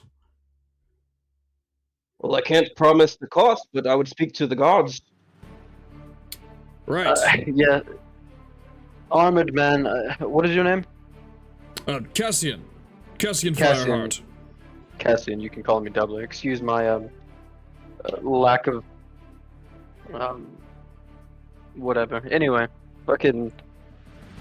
So the guards I spoke with early this morning told me to speak with the commander of the guard. Lord, I cannot remember his name for the life of me. But he could offer us passage if we were to, say, go handle this situation for them. Now, under my breath, and only to Cassian. Well, that doesn't mean that we have to handle the situation, but at least we can leave the town. I am a man on urgent matters, and I need to get to Borealis as quickly as possible. And I'm gonna whisper back. I too am a man on urgent matters. However, that does not mean that we cannot lend aid. I don't expect either of you to understand the nature of my business, but I am on a bit of a time schedule. As am I. as am I. Maeve, you wouldn't happen to be traveling to Borealis, would you? As a matter of fact, I believe, sounds like we all are. What if we all journeyed together? That's what I was looking for whenever I said town. That would be Borealis. preferable. I've seen you all fight on the ship, and I'd like to have that on my side. If we're all traveling, we might as well travel together. It is a several days trip from here. Indeed. So, shall we seek out this commander of the guard and... At this point, Cannon's kind of overhearing things. He kind of looks at you guys and goes, "Are you looking for Commander Cassinian?" And I snap. Commander Cassinian. Cassinian resides in the guard barracks, up in the top of the building. You can find her pretty early in the morning as she's preparing god movements and stuff, such. Well, off we go. Is everybody full? Does anyone need any provisions from the town before we go and speak to Cassinian? I think we should be fine. Did any of y'all happen to look for a potion shop? I tried. It was to no There's not a avail. whole lot of potion abilities here, unfortunately. If I might be able to gather a few more supplies or things, I might be able to. Growing up in the temples, I made a health potion or two, a bit of healing stuff. What about the exact opposite type of potion? I'm Poisons? entirely unfamiliar with the opposite, beyond perhaps some remedies for the more rudimentary of poisons. So I would not be able to help you there. It was a joke. Right. Maybe no paladins. Well, Cassian, was it? Yes. If you would tell me what ingredients you may need, I'm a man of nature, so possibly I could round up a few things while we're on the road. DM, would I know what I'm looking for specifically to make some health potions? You would know what it's called. Okay. You were looking for health potions. Yes. You were looking for crimson root, Okay. water, because you need water for it. Obviously. And then you're gonna need a fire flower. Fire. Obviously, he would tell me these things. Yes, I would tell him those things. So DM, with my time spent in nature, would I know these things already? I would recognize these. And You would need to make a check, but you could find them. You kind of get the idea what they look like. So if you find the right Okay. area, you're unfamiliar with the locations they grown, yeah, the exact locations, but you know it whenever you see it. So if Okay. you're needing to figure out maybe Yep. one's growing here, mhm. And you just said do that. what were those ingredients again, just so I can be sure? crimson root, water, and fire flower.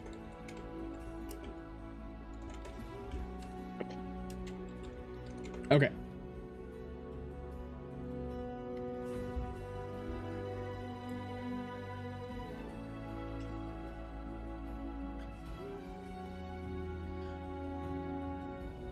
Got it. Yeah. If we could find some of that, then I might be able to get us some health potions in my spare time. Well, in our travels, I'll keep an eye open then. Well, if no one needs provisions, then shall we step off? Pax? Yeah, I suppose I would prefer we get this note and just head to the capital, though. Well, Pax, once we're outside the city, to each their own. If we're going to fight this, we should fight it all together, I believe. There's strength in numbers. I don't... What a man of honor. Well, let's focus on getting the note. Before Right, we make first things any first, we decisions. can make decisions later, but yes, let's note first and we'll go from there. Okay. So you guys all walk out of the bar. What are we doing? We're all I guess we're traveling. gonna go Yeah. find this guy. Okay. This- So as you guys walk out into the street, you see a couple of people starting to walk around. People are going to their market stalls individually. The sun has now kind of risen completely as the pink in the sky has dissipated. There's a couple of clouds covering up the sun every now and again, giving a little bit of shade.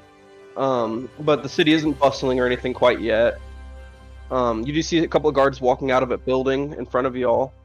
It looks like they're changing shifts at this point.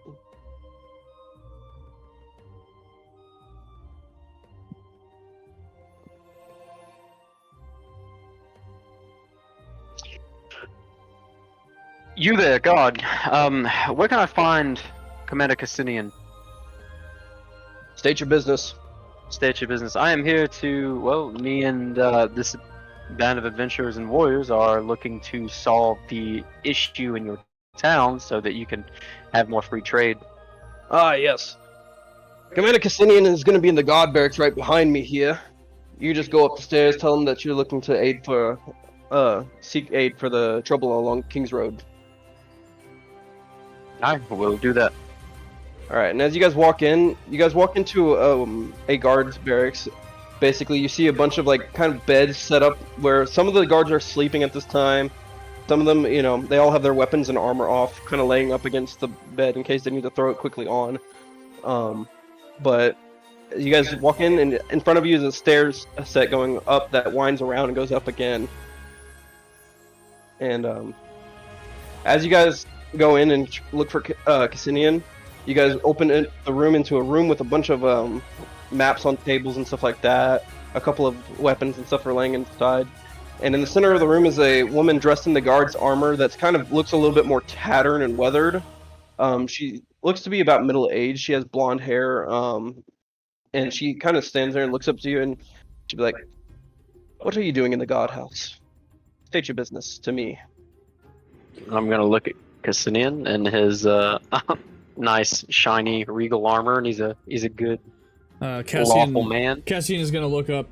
We're looking for passage to the capital. We have business, but we noticed that it is in fact been plagued with some sort of difficulty, and we're here to offer our services. I suppose I could use a few swords along the King's Road. We have an issue along the way that has been snatching up children, livestock, women.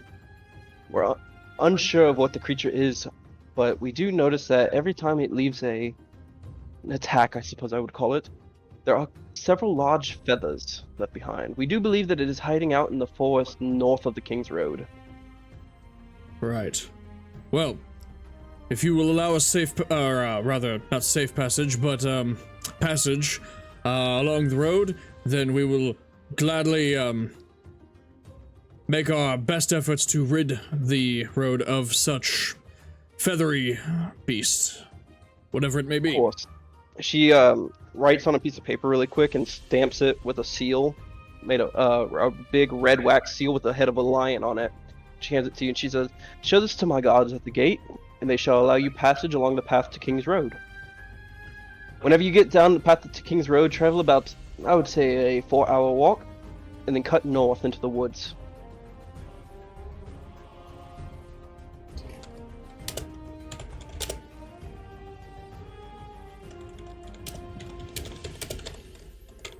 Well, thank you for that, ma'am, and we are right on it. Now before we depart, of course, we have we are a group that are good at solving issues.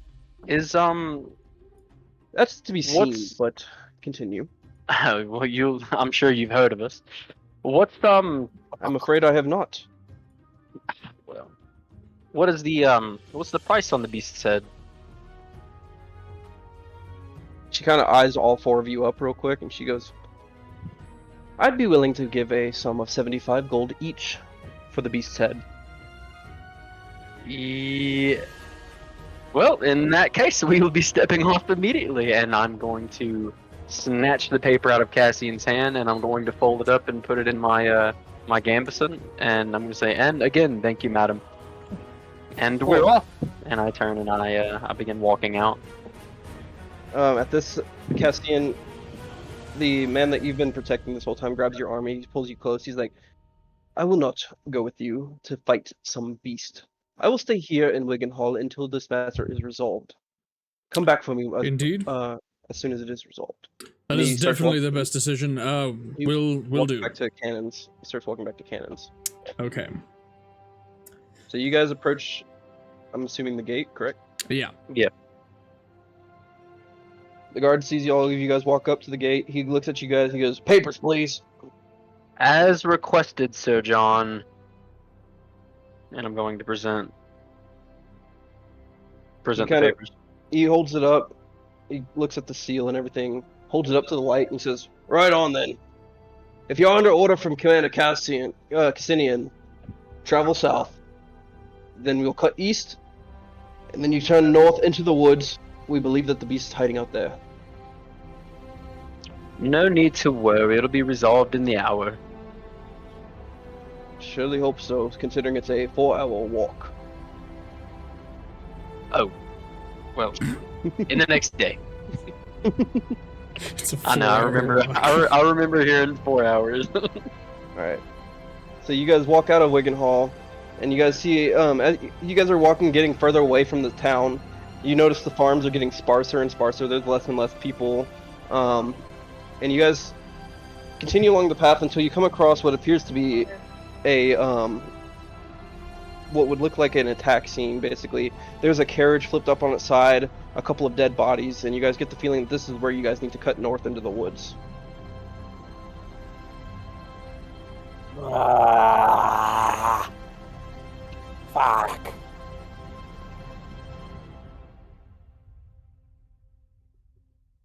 Well, this Hey, is how where are we we? will How head far north. are we from Borealis? From the I capital? kind of stare at what's his face, Cassian, since we talked at the same time. I don't know. I'm not familiar with this, but it was said that it was around 2 days from Wigan Hall. Ah, But I suppose you left your fucking charge back in the fucking city. it is absolutely my intention to clear this road for any who shall pass and make it safe. Ah, god damn it. I mean, Dwarf, do you like coin? I've already spent a considerable sum getting the information that pointed me towards Borealis. So, Well, I too am on urgent matters, but well, coin is needed. Could you I put our, suppose it buys Jason- whiskey.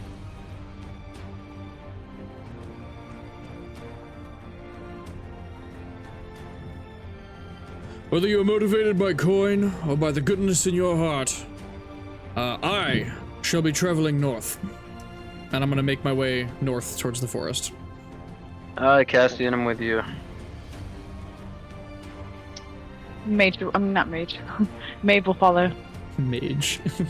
Yeah, I'm sorry, I'm getting mixed up with my games now. I play a dex mage on Mortal. Okay. Yeah, we'll just leave this open, actually. Could we get our tokens? It definitely helps me get like keep Whenever you track. guys are traveling capital, or like in the regions, I'm not gonna do tokens just yet. I might in the future, but right now you guys are If we you put guys a are- small compass on the you guys are traveling along the King's Road right now, path to the King's Road, which is right here. okay. And this is the forest that they were telling you to cut into. Yeah, I took it this was probably the forest, so yeah. All right. So at this point, Doubler, make me a nature check. Can do.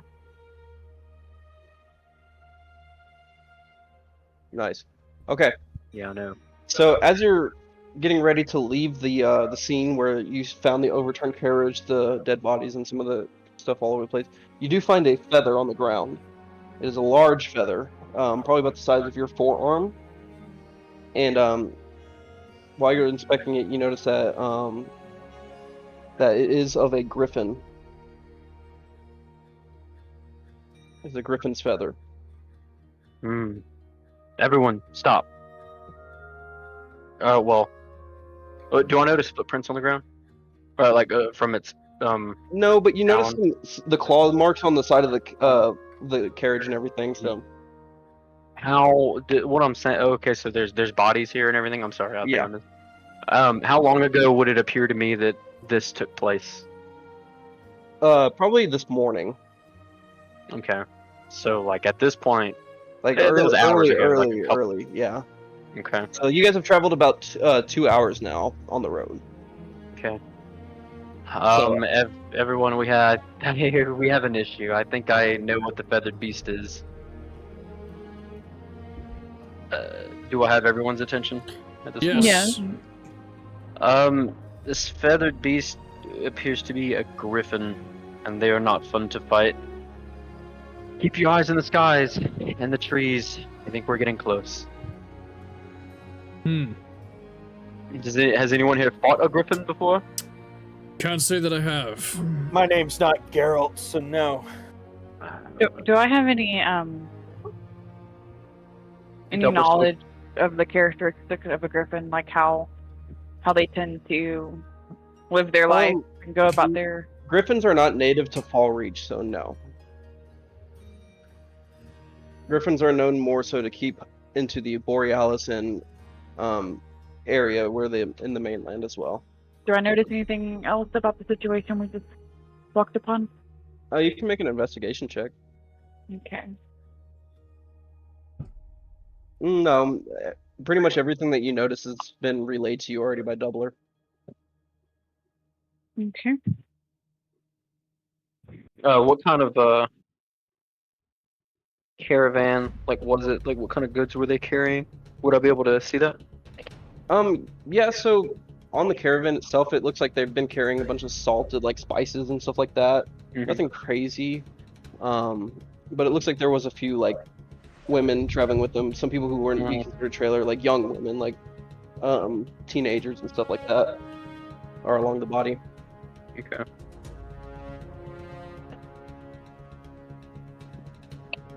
Well, is there anything, any sort of provisions here that we could maybe use? A rope. I'm looking for rope. You can make an investigation check. Most of it looks like it's been clawed apart. Yeah. There might be something that you could salvage. Yeah. Let's see. I'm looking for rope. Any sort of. While he's looking around, I'm just gonna pray over the bodies. Give them That was rights. intimidation. I'm gonna Here we sift through the bags looking for whiskey. Yo, I didn't find shit. Okay. I'm also Yeah, going you to didn't- look over a little disapproving at the rifling through these poor folks' things. But I'm not going to So- say anything about it. At this point, Doubler, you Mhm. find some rope, but most of it looks like it's been clawed into tinier pieces and stuff like that. You find a piece of rope that's about a foot long, and that's about the longest you can find. Well, fuck. And I throw it in my pack anyway. And I'm gonna look in disapproval. Not disapproval, but I'm gonna look in the direction of Cassian. What are you gonna do, Paladin? Bury them? No, I will leave them where they are for now. But as long as they get their souls to rest, that's what matters. And I agree. We don't As have they pass time on the next, to waste, I'd say. We need to move. and I agree. As they pass into the next round, they won't be needing. They won't be needing these. Okay. So you guys going into the woods now? Yeah. Did Pax find what he was looking for? I'm What, on the what were you looking for, Pex? Whiskey, alcohol of any kind. That you don't find any. Oh, god damn it. They were spice traders. Spice traders. Spice traders. So you guys walk into the woods, I guess now, right? Yes. Okay. So as you guys are walking in, you notice the trees starting to get thinner, or go from thick to thin, as you guys go deeper into the woods. And you guys come across a small opening in the woods where there's a hill in the middle, with something resting on top. And I will move you guys. How far away is this? Hmm? How close are we to whatever's sitting on top? You guys are close, but not like super close. So like, yeah, you guys are about 90 feet away. Okay. You open this clearing. Careful, everyone. I think we might be approaching. Keep your eyes to the skies. Do we see anything up at this You area? can't see you can't see the top of the hill, Can't see the top of the but you hill. do. Okay. You just barely see something resting on top. Can I hear anything? Make a perception check, and tell me what Uh, you roll because I won't be at the computer. Um,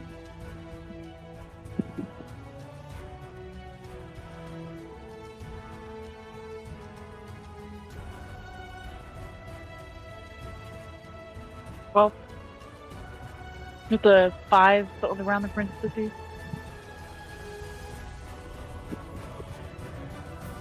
You said a 5. 12. No, a 12. 12. And what were you looking for again? I was listening. Seeing You're if I heard listening. anything. No, you haven't. You don't hear anything. There's a slight breeze still, and you can hear the wind kind of pushing the trees around a little bit. Just you hear the sound of like the leaves rustling in the wind. Okay. The day has started to warm up at this point. The sun is getting just above your heads, with the occasional cloud passing over.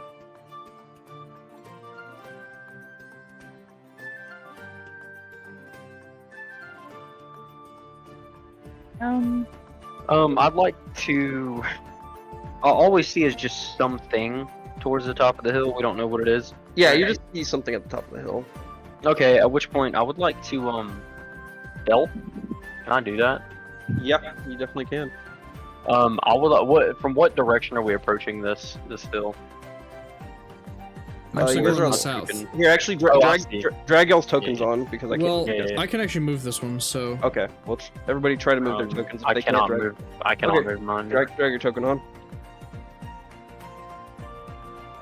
All right, here's my token.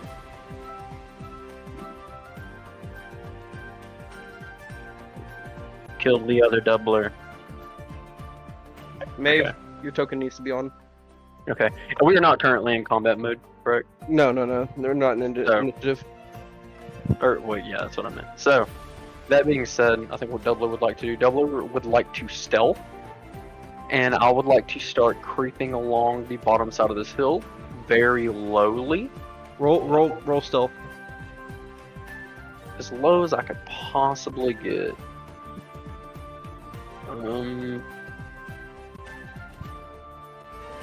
Boo-wop.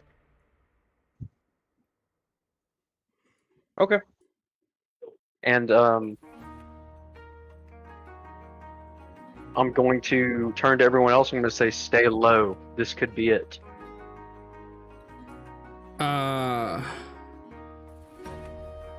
Is anybody else gonna stealth? Yeah. Does my head even Okay. like? Pax, How we all are gonna you stealth? still? you can see like here, and like the tree and everything. So I don't have to squat very far to keep myself from No, but skylining over this hill, right? you're still gonna roll disadvantage. Oh, good. I got 5. Of course I am. I got a 5 for stealth. Yay. You're rolling disadvantage because of your heavy armor. Yes, I know. I got a 5. No, for no, stealth. no, not you. I'm talking to Pax. I Oh, know yeah. you know. Yeah.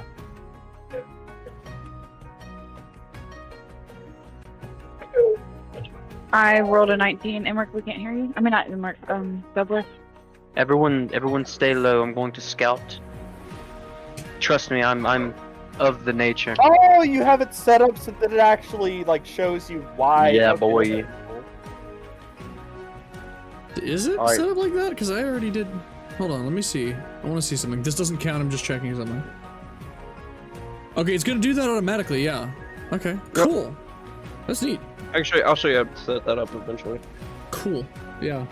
Okay. So Emmerich is going to Jesus. Emmerich is praying in a temple right now. What I'd like to do, see if I can do this. It did it for a minute and then stopped. Fuck.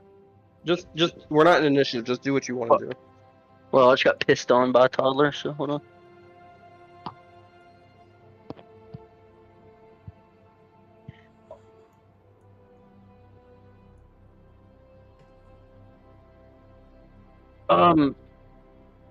Oh, I'll draw a fucking line, right? Oh, there it is. Still didn't work out how I wanted it to, though. How do I, like... You can just do it. Like it's not. Yeah, so this is the route that I'm trying to take, Okay. and I'm just trying to get a closer sight. Actually, I take that back. I'm wanting... I don't know how to get rid of that, but... I'm gonna take, actually, this route with the cover of these trees, and I want to just peek up over the hill as low Okay. as I possibly can. So go ahead and do that. So I'll just switch back. You might have to delete my shit. I don't know how. But yeah, so I'm trying to move up just to the crest of the hill so I can just barely see over the fucking edge. Okay. So as you crest on top of the hill, you find a flat kind of piece. There's a couple of trees poking out where the ground does raise up a little bit to the left, even more. But you notice a big, like, viney kind of like looking pile of lumber and everything. Would I could I piece together what this might be? Roll nature.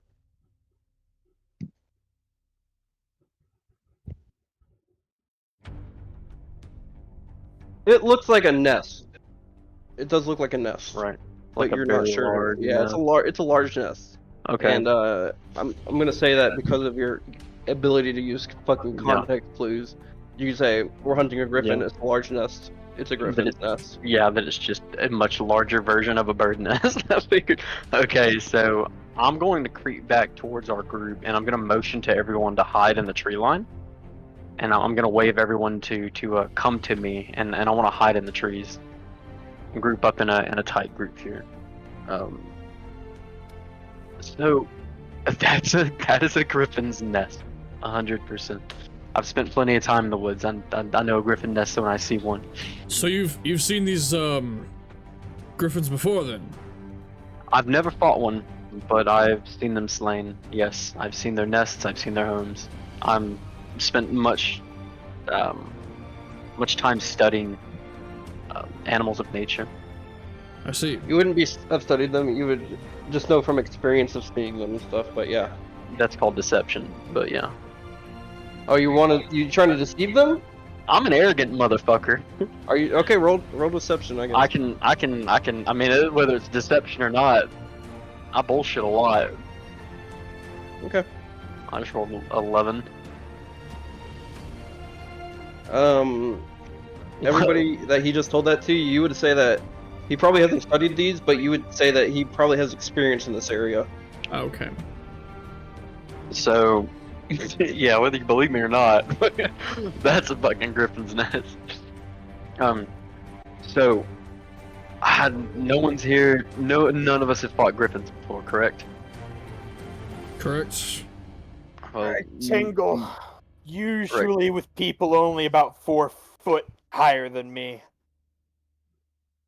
Well, if everyone here doesn't know, it's essentially a lion. I know what a fucking griffin okay. is. Well, I also know it's not worth 75 gold to fight.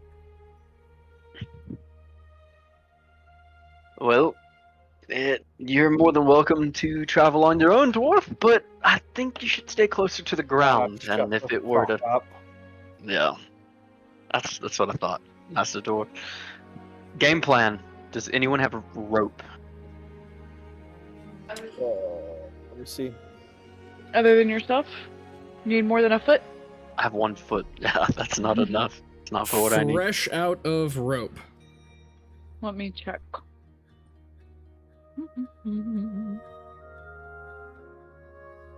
No, I do not. Would there be rope Well- and mason's tools? Nope. Just in an adventures pack, but I don't think we're playing 5e, so I don't know. Did Are we playing anyone? Patrick? Yes. No, Did- this- It's oh, kind of Hunter's own thing, but there's a lot of it, but it's based on 5e, yes. So, did nobody take the adventures pack? What do you mean? I don't think it was an option for me. Was it an option for you? It was an option for you. Should have been an No, option. because Taking us with fellows that prepare.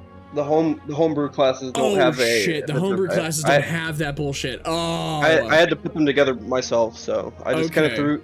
All of y'all's inventories is just basically stuff that I said, yeah, why not? That's what they yeah, have. except for like me, who I've got a regular fucking thing, and so. Yeah. Okay, okay, my shit is normal, and I didn't take that because I took the other thing. Well, we need a game plan to fight a griffin. Ideas? Anyone? Not fucking die. Does anyone have a ranged attack? I have a short bow. Do I do I- have a bow. Can I see if I have like any knowledge of griffins? Honor. They're not native to your region, but roll me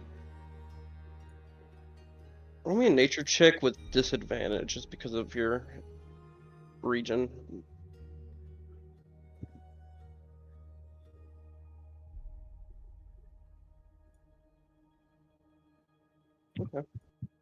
Oh, You know what griffins are. You know that they are winged beasts with the head of an eagle and the body of a lion and all that kind of stuff. I think I got that right. Yeah. would But- I? Yeah. Would I know whether or not they'll fuck off if their nest is destroyed, or are they just gonna come back and build their nest in the same spot? you don't know enough about griffins to know that. Okay.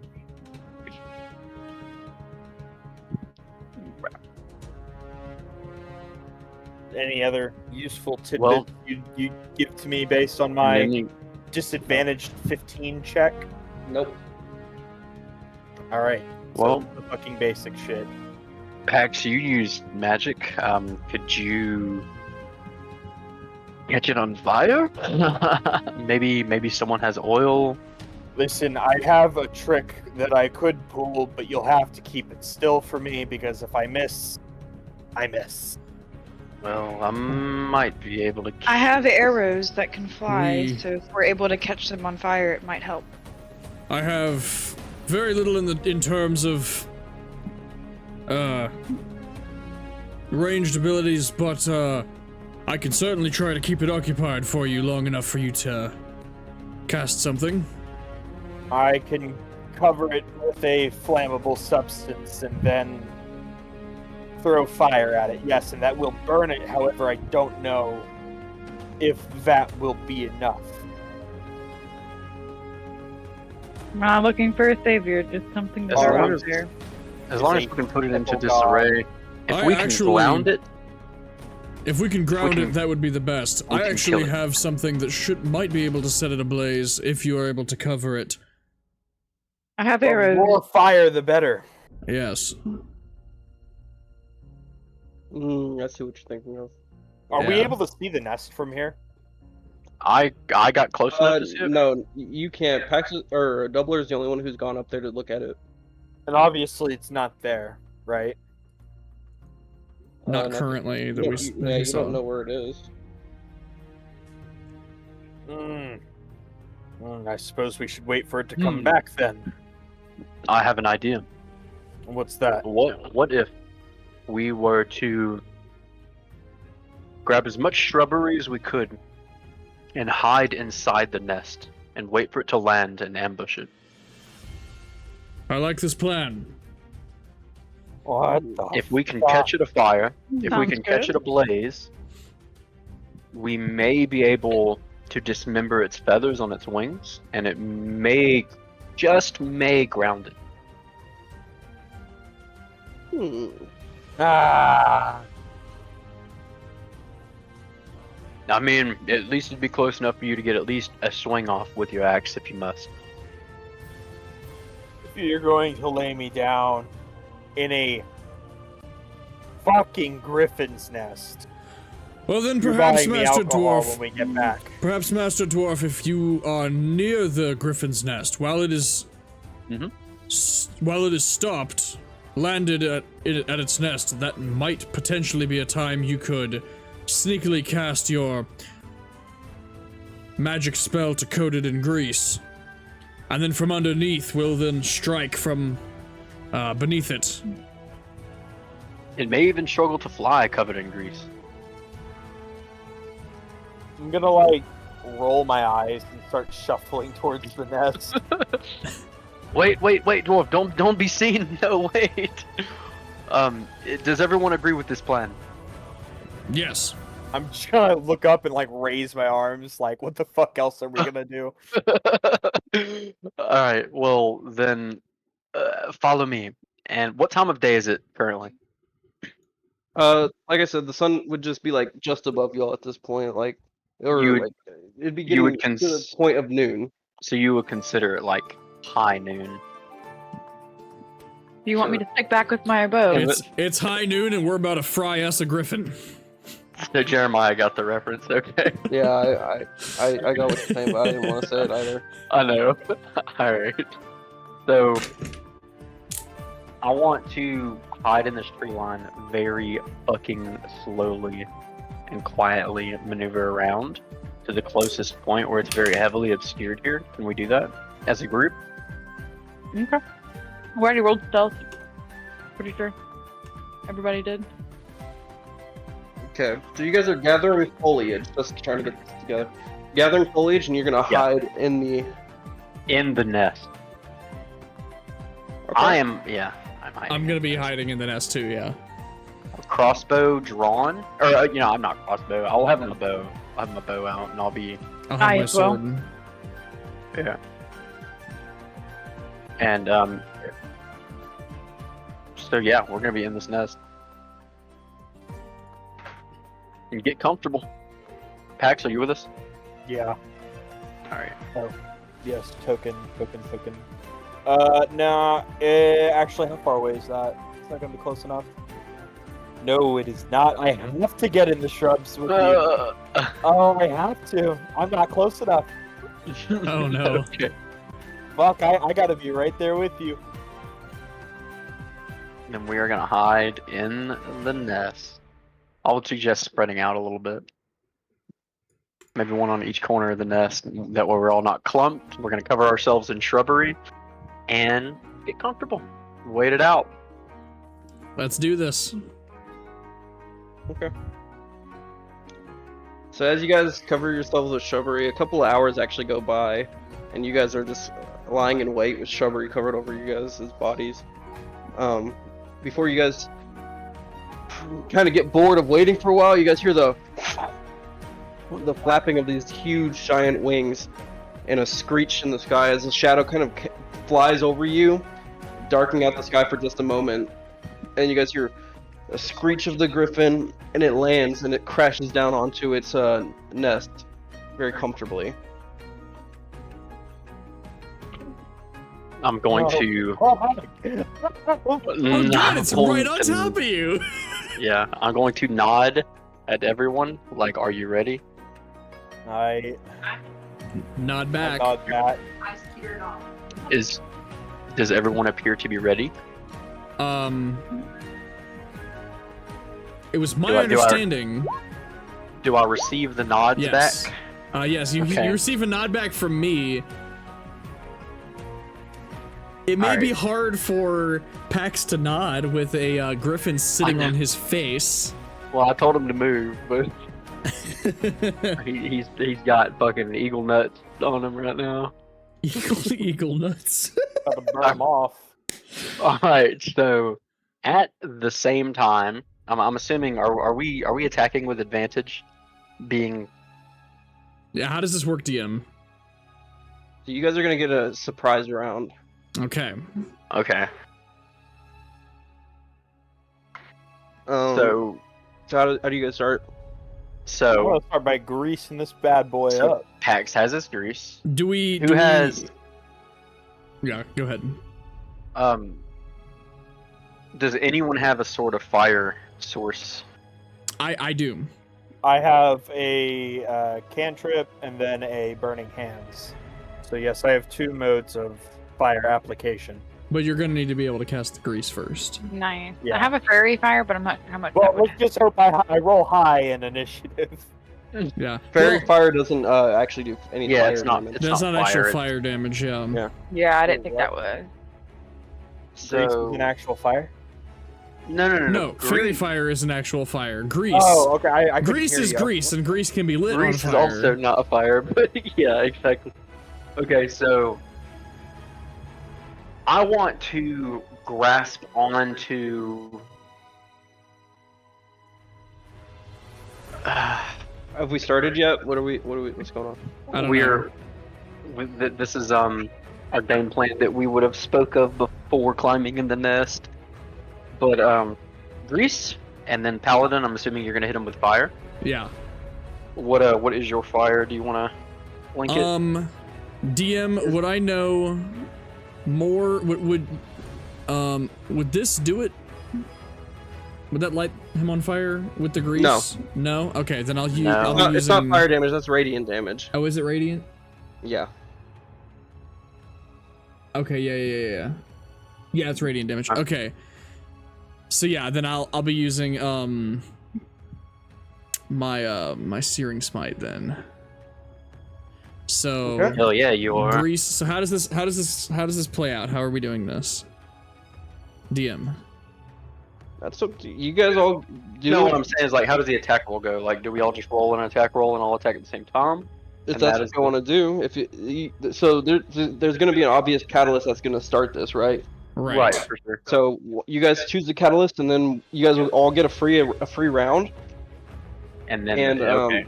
I and see. then will be an initiative. Then it'll be an initiative. Okay. So, So I'd say we're all that, attacking at the same time. I'd say obviously. that the catalyst is probably grease, right? Right. We're Grease trying to is gonna light this start bitch on fire. Grease is gonna start it. Okay. Sacred Flame. Or before we do that, can you cast Fairy Fire? I What can, to but begin the catalyst, so that we can attack with advantage. do y'all want me? Ooh. Oh, is that how that works? Yeah, anything in the Then- fairy fire takes attacks with advantage. So, like, the second this happens, we're That getting could be the the fuck out of catalyst. Fairy Fire. So we need to begin this with Fairy Fire, and then Grease, and then what were you doing? Searing Smite, Yeah. and then all I can do is poke it in the gooch. Poke it in the gooch. All right. That's all All I Here right. we can go. do. But before we do that, I'm assuming how long is this grease and fire damage? How many rounds does that last?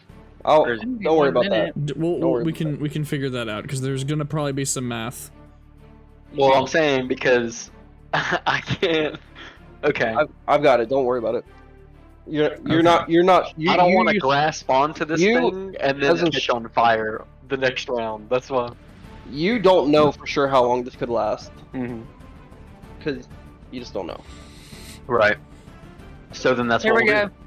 Okay. So we begin the catalyst with fairy fire. Let's see. 20-foot cube. Did I We're not all grease in it this. up? You will immediately after Maeve cast fairy fire. Aren't you dead? We need your oil. I thought I already cast it. But You gotta do it again. Well, Fairy fire start. here's the thing. Do we have to be an initiative to be able to do? What? What's the surprise Like round? we're doing this right now. Like, how does Yeah. our Just, attack roll? no, you're not. You're not an initiative. Just go ahead and make your attack rolls. Okay, so there goes. The fairy is- fire's what, like that ish? I drew. About. I drew it in the You GM drew layer. it in the Hold on. GM layer. Don't. Trying to be able to see it. Yeah. You can just right click on it and make it into the switch layers. If you want. Yeah, I know. I realized I could do that after I deleted it. Oh, good job. I'm assuming grease gets all over the nest, right? 10-foot square, centered on a point within range. I mean, So fairy fire is cast. Grease is cast. yeah. Yeah, We still don't see the layer. I mean, we still don't see the range, the radius. Yeah, hold on. I'm about to fix it. What the hell? Where'd you get these? He stole your candy. Okay, cool. No, Dad took that from him and I heard him stop.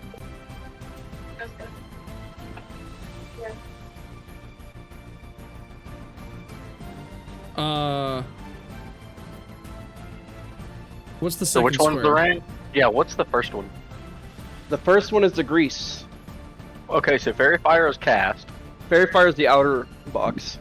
Fairy fire The is grease is cast. the. Grease is Grease is the first box. 10 foot. What do I have it at? You have it at 10 foot at the top, and then you have like It's- 15 at the bottom. You can do radius, can't you? Yeah, but it's a little bit more difficult than that. I know. Just it gives you a general idea of Okay. where Okay, you got- that's fine. you guys are in it anyway. So All right, so check it out. Fairy fire was cast. Before grease was cast, I'm gonna fucking step out of the range, out of the nest. you're making your your attack. Before my movement. Okay. Yeah. Okay, because I guess after Greece, You guys I'll would go have done the next. plan and happened. So Oh wait. Yeah. How does this? Let me see how this works. So Searing Smite. Searing Smite is a melee attack, and luckily Grease doesn't And like then- gasoline, so we've got a second to get out of here, right, DM?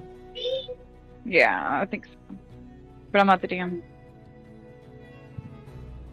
Or in IRL, that's the way it works. Oh shit!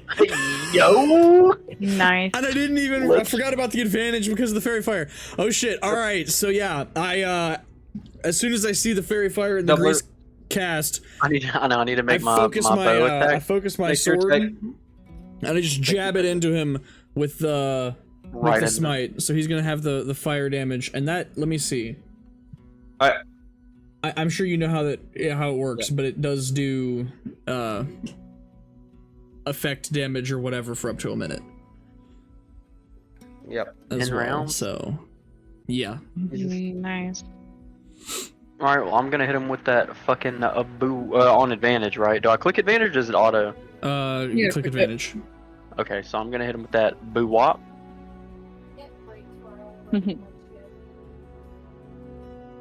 Griffin wasn't expecting this to it. This is some very chill music for what's going on right now. Yeah, I'm about to. Wait, did we need the grease if Searing Smite keeps him burning? So, I'm assuming let's see. Wanted to grease it up a What was little the bit. what was the con save? For that grease? for 10. Searing Smite. 10. Okay. So, what does he get on a save throw? A successful save, the spell ends if the target or creature within 5 feet uses an action to put out the flame. Okay. Okay. On a failed save, it takes 1d6 on 6 when the spell ends. Okay. So, actually, the grease helped you. So, basically, all at once, the fairy fire emerges, the grease emerges all over the ground, including on top of y'all, Yeah. and covering the nest. Cassian, you run out, and you thrust your flaming sword straight into the griffin, and it connects, and you can tell the griffin lets out a howl, a big screech, just ah! But the fire just lights the grease, and the grease then lights all of you guys on fire, but it lights everything within that radius on fire. Great, so now we're all on fire. Yes. Great! Holy shit! Yeah, I thought since it was grease we'd have time to run, but Not in this, whenever you guys are hiding, Yeah. but, no. now you all are gonna roll initiative. Okay, Right. great. Boo up. It's Oh fine, fuck! it's I got. still a Hold on, good click on your plan. token. On your Oh, I token. gotta click on my token, sorry. Yeah. I always forget for some reason, that's just the one thing I can't, like, Okay. hold on to. Alright. There we go.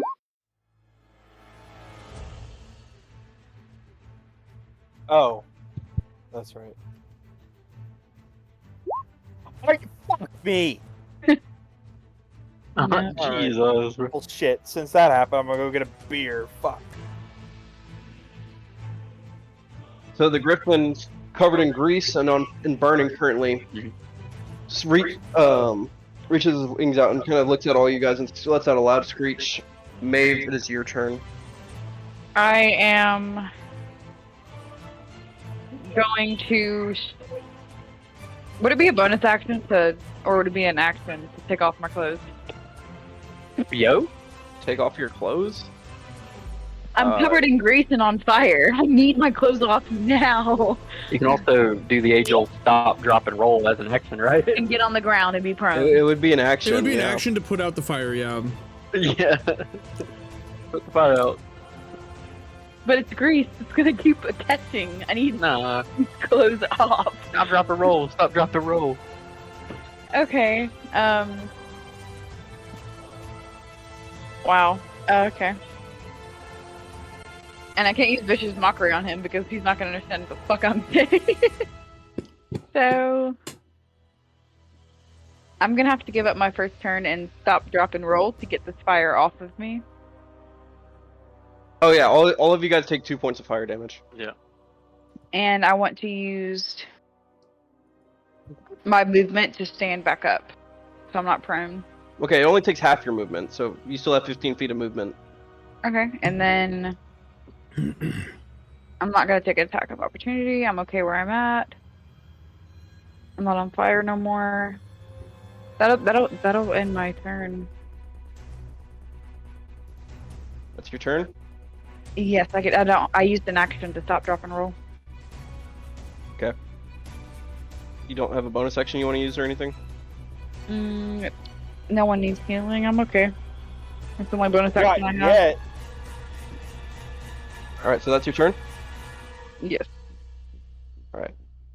The griffin, after letting out this loud screech, begins to flap its wings and it takes flight. It's gonna go over here and get out of the fairy fire and start flying around very erratically.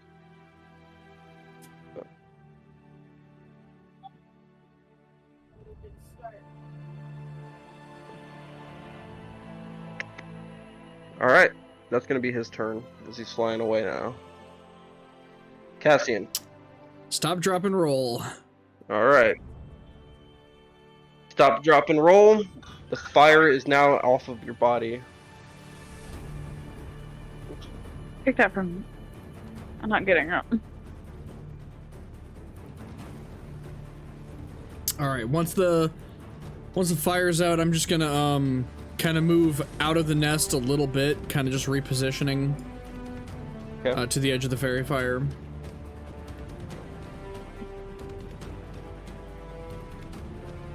And that'll be it. Okay. Doubler. Alright. So I ignored difficult terrain, but it's still going to cost me 15 to stand up, right? Yeah. Okay, so I'll use that 15 to stand up. Did you stop, drop, and roll? Yeah. Okay. And the nest is burning, right? Yes, most of the nest where the grease was is on fire. Okay. And, let's see here. As a bonus boy. Let's see. Shit, never mind. I have nothing as a bonus. Yeah, that'll end my turn. Oh, there's a lot more icons than I thought. Holy shit, I just scrolled on the icons, Jeremiah. Icons? Like status effects and shit. Yeah. Yeah. Yeah, there's a lot of icons. Okay. I usually just pick them whatever I need at the time and just like, that one will work for this probably. Yeah. Alright, Doubler. Yeah, that'll end my turn. I'll use my movement and my action. Pax. Stop, drop, and roll. Alright. You're still in the nest, I will say. Well, can I move out of it? Yes. Stop, drop, and roll. I don't want to burn alive. Alright. So that's your action. You need to use half your movement to stand back up. Which would have been 25. So yeah. You have like 5 foot of movement left.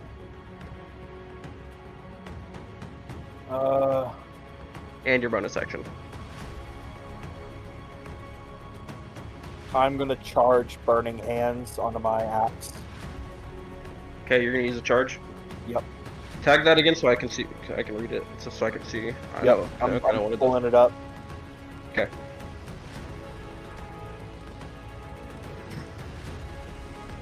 And oh, that's in my core.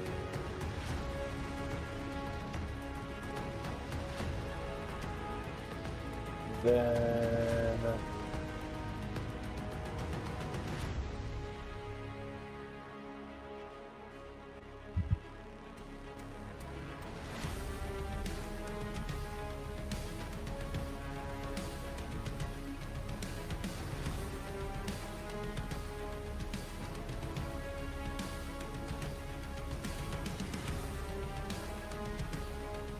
Okay. Oh, no, you can't. That's an action. alright, never mind. Action to charge it. Turn is over then, I suppose. No bonus action? Okay. Maeve, you're up. The griffin has left the nest and is beginning to fly around you, screeching in pain from being burned. I want to stop concentrating on that fairy fire.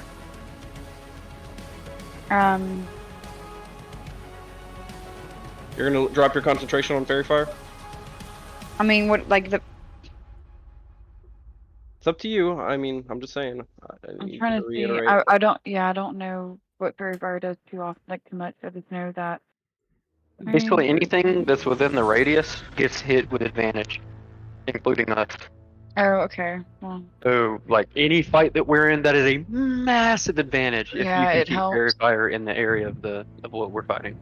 Okay, well, Essentially, it's Bardic moonbeam, but instead of Inspiration. doing damage, it's fucking we hit with advantage, but also get hit with advantage. I am going to pull out. Well, I already have my short bow out. I said that at the beginning. I'm going to go ahead and shoot at the griffin. Okay. You're gonna take a shot at the griffin? Yes. Okay.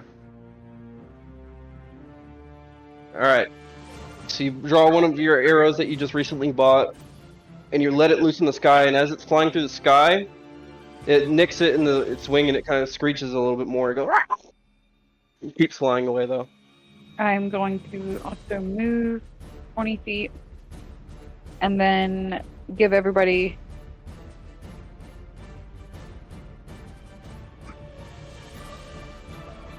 Make sure that you're also ticking down your arrow count on the right side. Yeah. I'm going to give everybody inspiration because it's 60 feet and everybody's still within 60 feet. Okay. Yep. What does that do? You get an extra like D4 to certain rolls and stuff like that, or Let's go. Is it a spell or a? it's her ability. It's a bardic inspiration. Oh. Or it's a D6. You get a D6 to like saving throws, attack rolls, ability Really? checks. Yeah. That's fire And as then fuck. as a bonus action, That was your bonus action. Yeah, Oh. that was. But Oh, really? that was a good ass turn. That was good. and I guess I'll end my turn.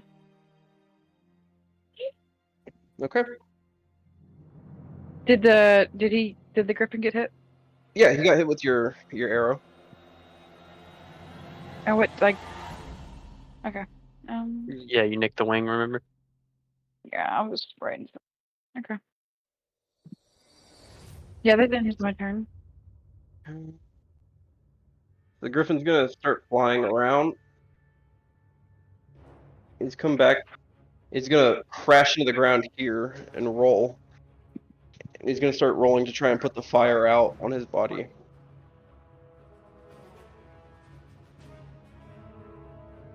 Let's see. Why do I not have that? I too have played The Witcher. The Griffin dive bomb. He's rolling around right now enough to put the flames out. He's gonna stand back up and look at you two, Cassian and Doubler, and he's gonna be like, Good. all right, that's gonna be his turn. Cassian. All right. So he's landed. Yes. Okay.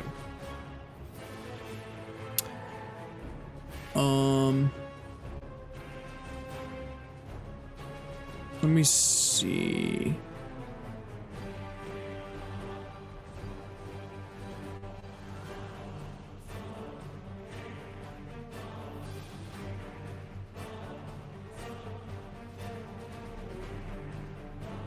Let me see.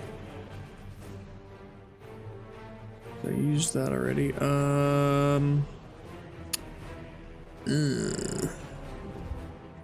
think it's good. One spell slot. Deal radiant damage.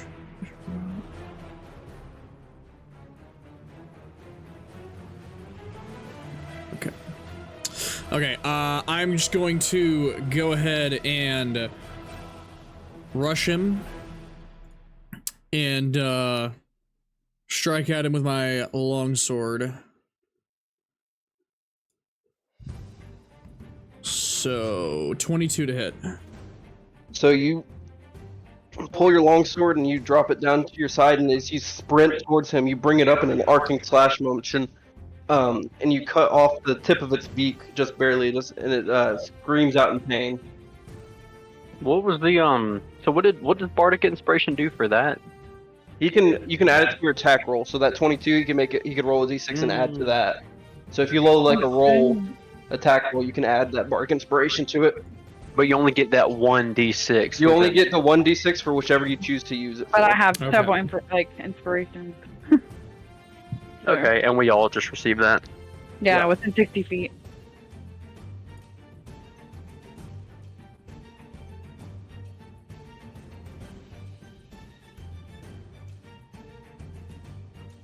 Yeah, that's my turn. That's it? Okay. Doubler. All right, Doubler is going to not literally dash, but he's going to, dash this direction, and then I'm actually gonna stay.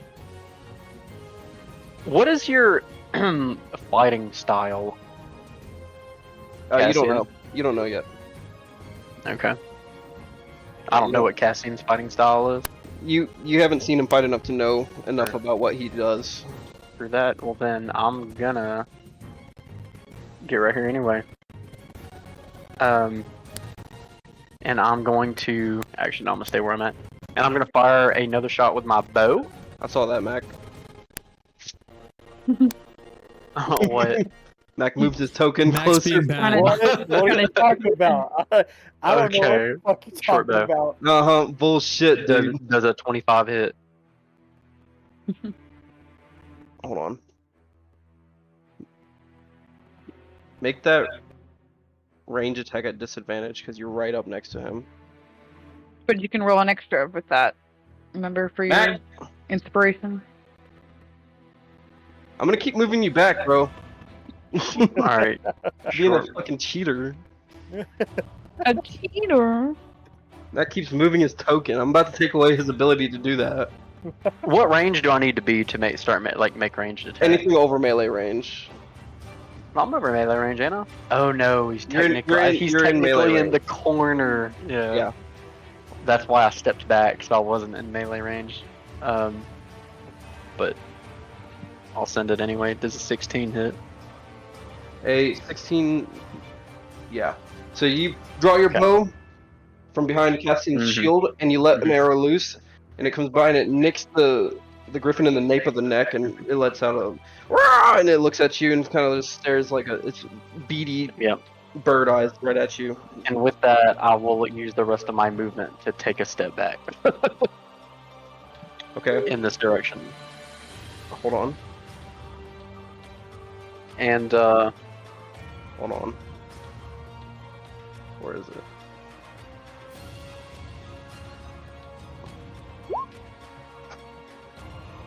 Does the 13 hit you? no. Okay. So as you take a step back, the griffin reaches out one of its big claws and it slashes at the air, but you're really agile and you step back just enough to where it won't hit you. All right, and as a bonus action, I'm going to expend one of my confidence points to. Am I proficient in bows? I'm proficient in bows, aren't I? Yeah. I am going to use Artful Bow Play to make a second attack on him, Okay. and I will make that attack. Not at disadvantage. Do you want me to make another one? Normal? No, that's fine. Okay. All right. So as soon as you dodge back, dodging his large talons, you let loose another arrow, which slaps him straight in the palm where the talons are meeting his legs, and he screeches out again. Is that your turn? That will end my turn, yeah. Okay. Is that 10 and 9? So... Okay. Pax, you're up. I am going to move forward. Yep, that's right.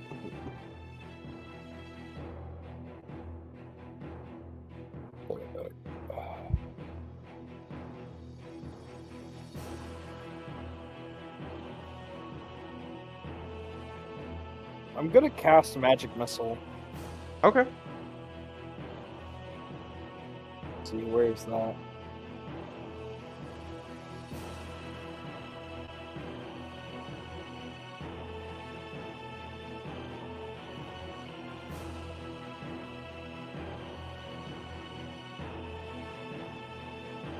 Is that 5 total or 5 each?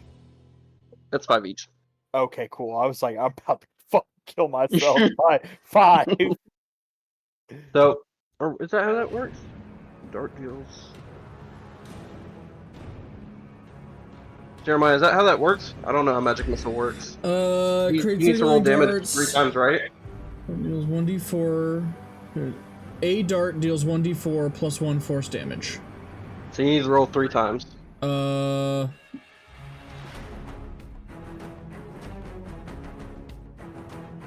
Yeah, I'm gonna say that you need to roll 3 times because Yeah. it's 3 individual darts. I'd So say roll three- damage. Roll 2 damage more 3 times. So what do I roll for that? You can either have them each. You can either have roll, 3 more times, or roll 3 times, or just take the 5. I'm taking the and 5 as a first distribute. missile. Okay. Yeah. So do what you Tell me want. the other but yeah. 2. Do the other 2. 2, what? D4, D6, D8? No, just roll damage again. Roll Magic Missile again. Okay. 1, 2. Okay. So you pull out your magic spellbook, and as you reach your hand out, your hand starts to glow a little bit red as it launches 3 darts out of your hand that kind of split in the midair, and then come back together and smack the griffin right in the face. Nice. All right, is that your turn? That is my turn. All right, Maeve, your turn. I am going to.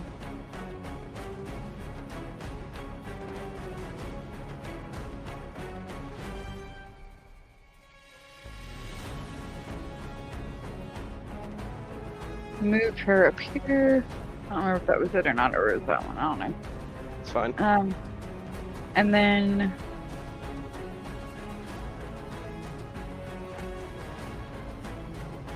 at a level 2,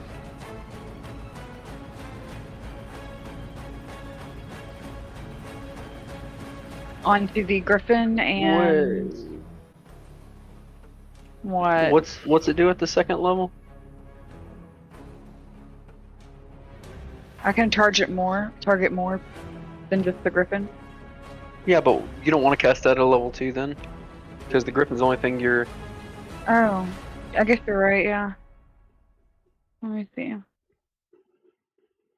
Yes, just cast it at level 1. All right, let me change my. All right, there we go. And then, We're all learning how to play new builds. yeah, I didn't read it at the end. That was my action, my bonus action. I will sprinkle some D6s on y'all again. We can only keep one at a time, right? 1d6. Deal. You haven't now used yours? Jeremiah, I think might have used one. I think you did. I've not used mine yet. Then we all have. Nobody's used it. But they don't add up, right? It'd be fucking OP as shit if so. No, they don't. Okay, so save your bardic inspiration. I guess that'll end my turn because I used that's an action. Just be jamming out back there, you know. Mm-hmm. All right, is that your turn? Yeah. Yes. Yes. Okay. Griffin. He's gonna look at Cassian. Actually, no, he's not. He's gonna rear back on his hind legs, and he's gonna let out a screech. I need all of you to make Constitution saving throws. Let's see. Boo wop. Constitution 7. Did I boo wop? Alright, I did not boo wop very well.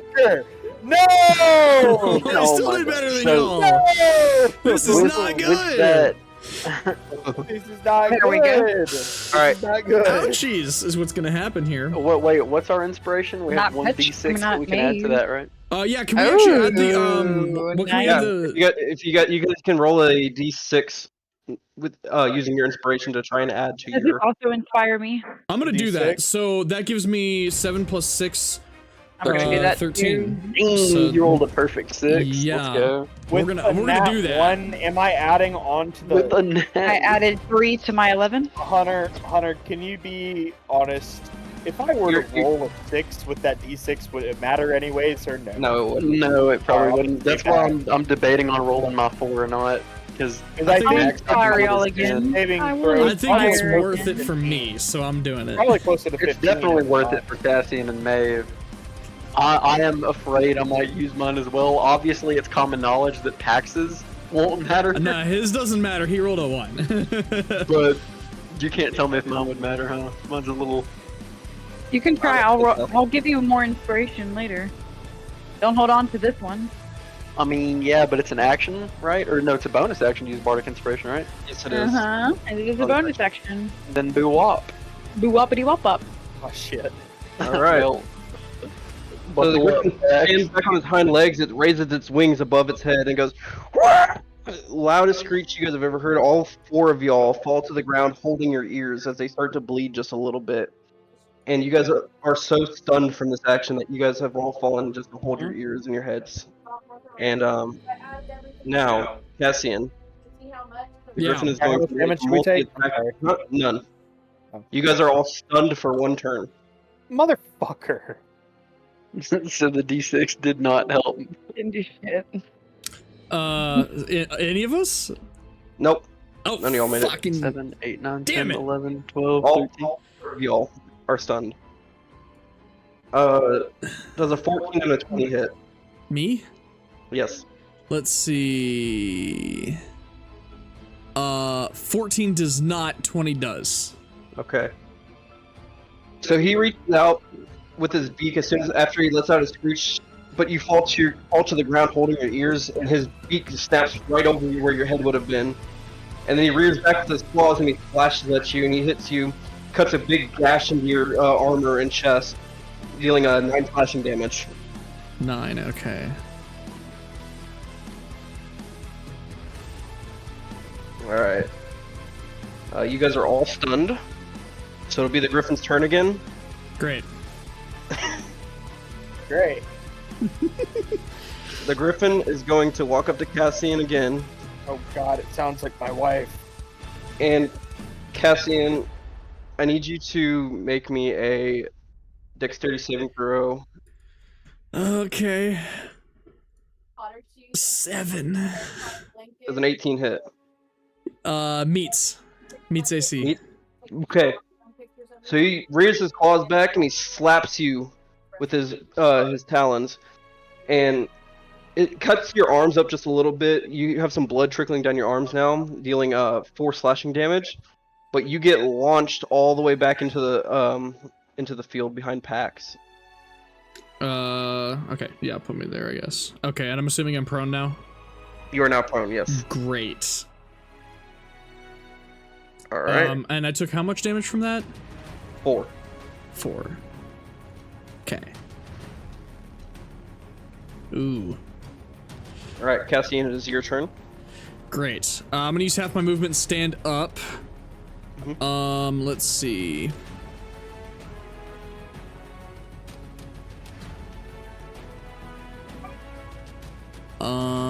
How is everyone else looking? Am I the only one looking rough? Everybody describe how they look. Maeve is doing just fine. She's kind of out of breath, but she's okay. Doubler's looking decent. Okay. As far as you can tell, Pax is fine, other than screaming about needing alcohol and. Okay, covering so his ears. I'm the only one looking rough then. Okay. Let's see, I've used that already. Okay. I am going to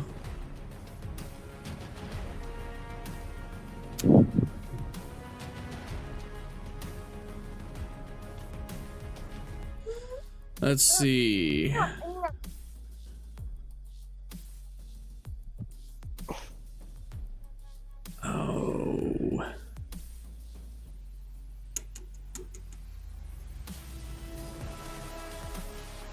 How far is that? No, that's as far as I'd be able to go. Okay, I am going to... Yeah, I'm going to use half my movement to stand up. And I'm going to step off to the side of Pax here, and I'm going to cast Sacred Flame.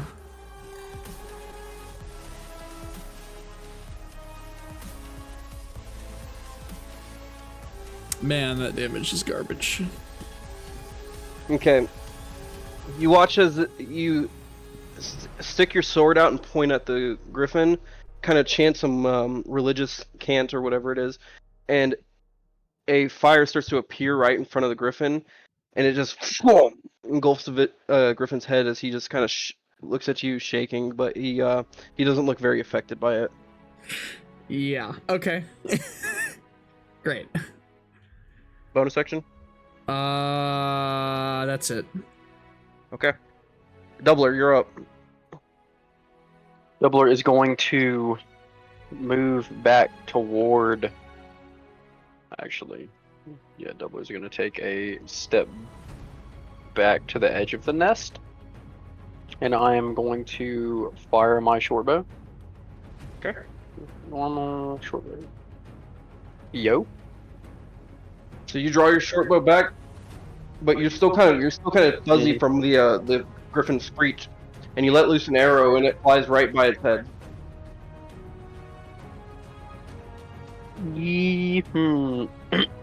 Alright.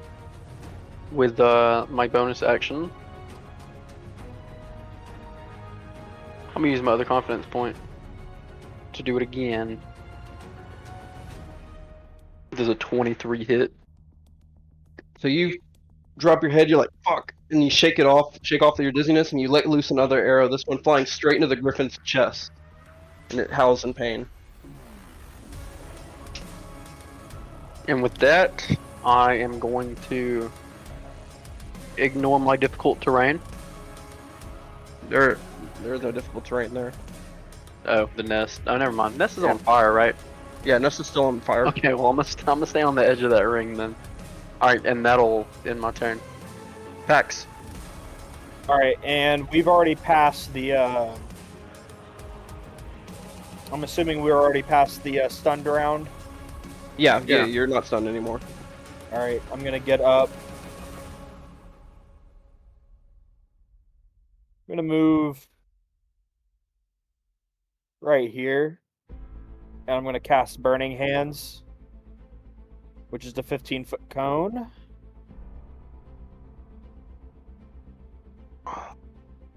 Motherfucker.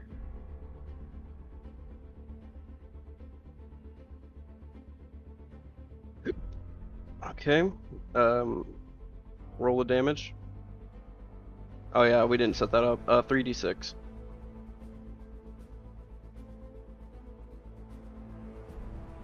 Okay.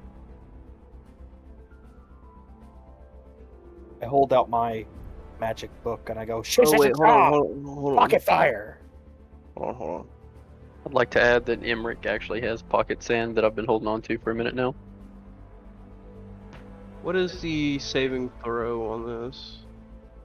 Deep 14? Okay. I'm in this 9. Okay. You stretch your hand out and you say, cast Burning Hands, and it ignites the air all in front of you in a cone shape as the flames kind of overlap each other, heading straight to the griffin. And it hits the griffin dead on, and he screams in pain. But it doesn't look as effective as it usually would be, but he still looks like he's not doing great. He's starting to have like some really bloody slashes and marks all over him. It doesn't look good. What's that? 18. Is that your turn? Yes, it is. Maeve. I am going to cast Healing Word as a bonus action onto. I can't pronounce your name. I forgot. Cassian? Cassian? Cassian. Yes. I Okay. can't say Tithius, but I don't know why. Gasoline? Gasoline? You what? Gasoline? What? I will go ahead and cast this at a level 2 since I haven't used any, by the way. What do you... Okay. So 5. It just gives you extra health. So, Maeve, you kind of like start chanting some words of a little bit of motivation that kind of fill the air, and it soothes the air as it kind of as the words come towards Cassian, and Cassian feels his wounds start to close up and kind of feel a little bit revitalized as he regains 7 hit points. I'm doing that towards the griffin. Okay. You draw your bow after saying those words, and you loose an arrow that flies right over the griffin's head. Rip. Anything else you want to do with your turn? I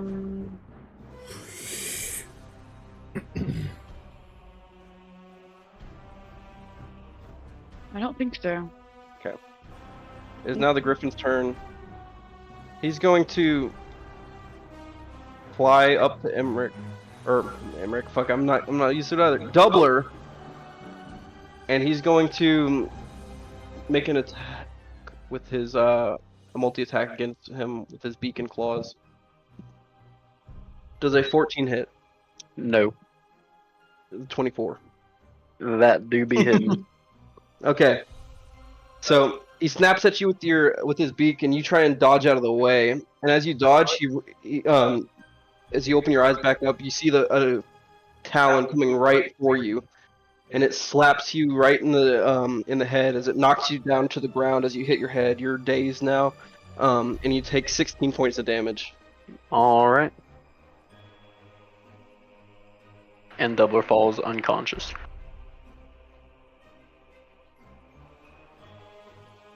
Oh.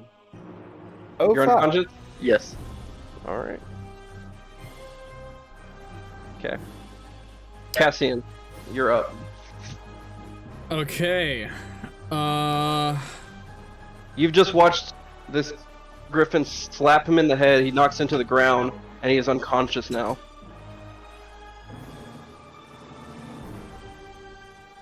Worry about the griffin. Okay, I am going. This is a action. Okay. How is the griffin looking?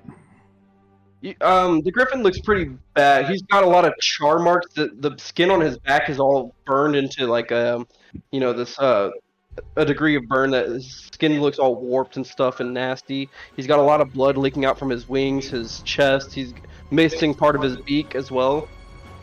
Okay, so we're doing a reasonably good job of making fried chicken. Got it. Okay. So, I'm going to... kind of seeing that... as much as I'd like to help Doubler right now, there's a griffin standing over him, so I'm going to charge the griffin. Okay. And I'm going to attack him with...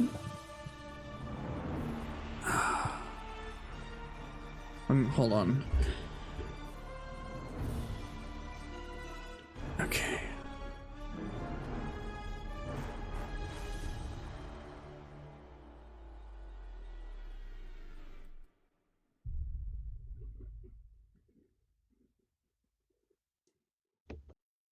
You're on the clock. Okay, I am going to... do I want to do that one, or do I want to do... Start timing y'all's turns. No, not that. An extra D. 2d8. I'm going to attack him, and I'm gonna cast Divine Smite as well. While I do so. So 20 to hit. Okay. Ooh. So you pull out your longsword and you kind of look into your shield and you bow your head a little bit, saying a small prayer. And with that, your blade begins to glow a radiant yellow. And you rush the griffin, and you jump into the air and bring your sword above your head. And as you bring it down, a bright yellow explosion starts to form in the center of the griffin's head where you hit it, and it starts to expand, and then whoosh, you watch the griffin as his head just explodes. Oh. Oh yeah, let's go. And we are now out of initiative order. All Yes, right. Rico. Boom. Indeed, yes, Rico Kaboom. Let me go mark off the spell slot. Okay. All right. So, with that, let's get Doubler back up on his feet. Nobody can hear you. That's for Doubler. I just casted your healing word for him. Okay. Okay. Maeve's seeing Doubler on the ground. She kind of starts to say a few words that everybody can hear. It's a little bit. You can feel the warmth in the air again as Doubler kind of wakes up, like, and looks up to the sky, and he's like, he's now fully conscious at 1 hit point. Oh, thank you, Bard. And at this, we're actually going to take a 30-minute break. I need Cassian and Doubler to level up. All right. Sounds great. Oh, fuck, 30-minute break. Well, we have to do that 30. manually, right? Yeah, you do. I'll help you out with that. 30 minutes.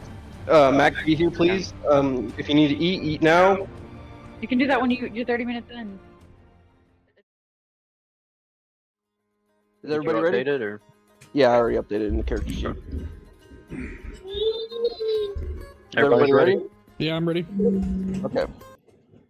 So, last off, we saw you guys explode the head of the Griffin, Cassian, with your divine energy. Gonna hurt. Swiftly, Maeve reviving Doubler from his unconscious state. He still lays there wounded, but he is awake and stable. We're now out of initiative order. What would you guys like to do? Standing over the body of the dead Griffin as his nest burns from behind you. Well, we need the head of this fucking thing. The head does not exist anymore. I want some of his name. Could we gather some pieces of the head, like a beak or a you talon or fucking something? obliterated that thing, buddy. No, we can cut off its feet and its wings. Oh yeah, Mac wants the wings That's of a good something call, again. Good, dwarf. great. Oh yeah, I'm gonna like sew it in my body, and I'm gonna be a flying dwarf battle mage. Roll religion. Make a belief check. Fucking. Yeah. Doubler will be taking as many feathers as he can carry. Would I know of any? Name. Doubler, roll a d20. Ooh, 16. Can I like fly, but like I'm on just, the no, Do I fuck have you. to air? roll? Block? Do you have to roll anything to cut some of his mane off? Yes, give me a second. Would I- One, would one, I at, be- one, at, one at a time, please, okay? Okay. Jeez. Doubler, you are able to collect 11 griffin feathers. Okay. Enough for me. Would I know of any alchemical properties of griffins? Make, I guess it would be a nature check.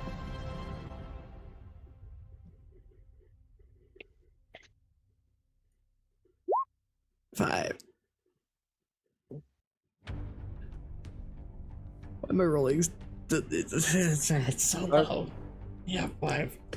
You've heard of ingredients being used from a griffin, but you're not sure what ingredients and how they were used. Okay. In that case, I'm just gonna gather some stuff, probably some feathers, maybe some blood. Okay. Go ahead and put those into your inventory. Or Okay. whatever you're taking. from him. How many feathers do I get? Roll d20.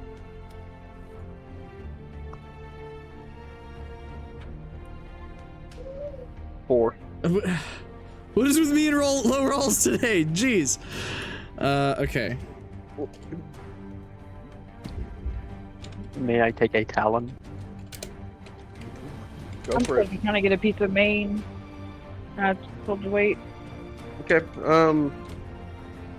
Maeve, you're pretty easily able to cut off like a lock of its mane. You don't have to roll for it. You just kind of take a lock of it that's probably about like a half-foot long, and you're able to put it in your pack. So you have one lock of the griffin's mane. How do I add that? I don't remember. Just go to your inventory, hit actually Forgot. I'll put it in for you, but whenever you go to your inventory, the item names area, there's that plus button at the bottom. You just click that plus button, and then it'll pull up something. You just Oh, I already have a spot. Yeah. that I had to delete because I didn't realize it's not where it went.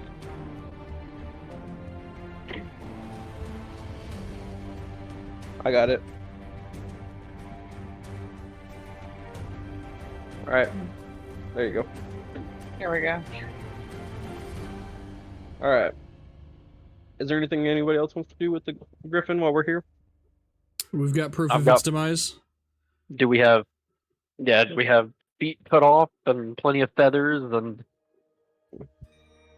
Okay. pieces of beak? I'm assuming. We got DNA. What would you guys like to do now then? Well, I need a fucking heal. What time of day is it? It's just after mid-afternoon, so like Okay. a little bit I later would like in the to evening. check out the nest and see if there's anything left in like the charred remains. I mean, it's mostly burned. You can find like the bones of some animals and stuff and creatures, but that's about it. Okay. Okay. cast a level 2 healing word on Doubler. Okay. Needed it, thank you. So once again, you whisper a few words to Doubler, and the warmth that fills the air as his wounds start to kind of close shut, and he kind of lets out a sigh of relief. Also, what are my hit die for? That's for short rests. Okay. While they are doing whatever they're doing, let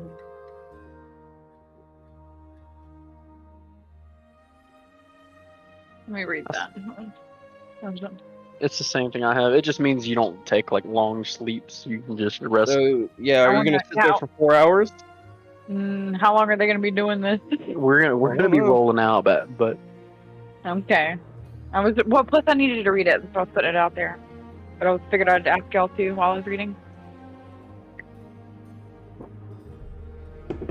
Yeah, I say once we have our proof of this creature's death, then we will probably head back home. Or I believe we town. have our proof, and it's Do I about 4 see- hours. So if we leave There now, is there's a nest here, and many it's become a problem, like the beast, quote unquote, which is the griffin.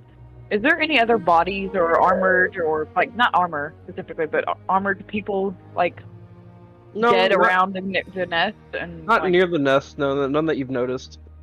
or anything around like close to the nest, like any? No, Right. the only like living creature that was near the nest that you saw was the pig in the nest, but you haven't noticed anything else. Okay, I was just making sure so that they're wanting something else we could bring back. Guys, are y'all ready to go get the 70 gold? I believe we are. 75. Hold on, let me see. Might have been 75. It was It 75. was 75 each. I'm gonna look at my notes. Okay.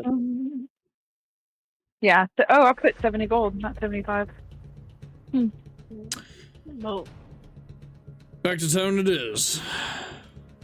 I'm ready to line my pockets. Okay. So you guys make way back to Wigan Hall. It's a pretty uneventful journey along the path to the King's Road. Upon your return, the guards are looking at you. They kind of recognize you from this morning leaving, and they notice that some of you carry items of a griffin, and they let you through without any issues. And you guys walk into Wigan Hall. What I tell you, John? I guess I have to say I doubted you for a second. I told you you'd hear about us. Right.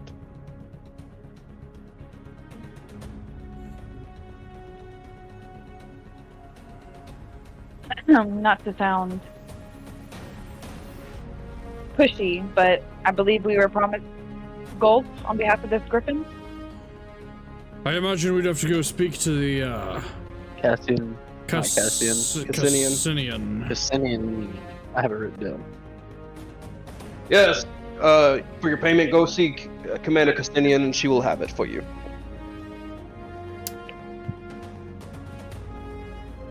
And I Right. guess we're gonna head that way. Okay.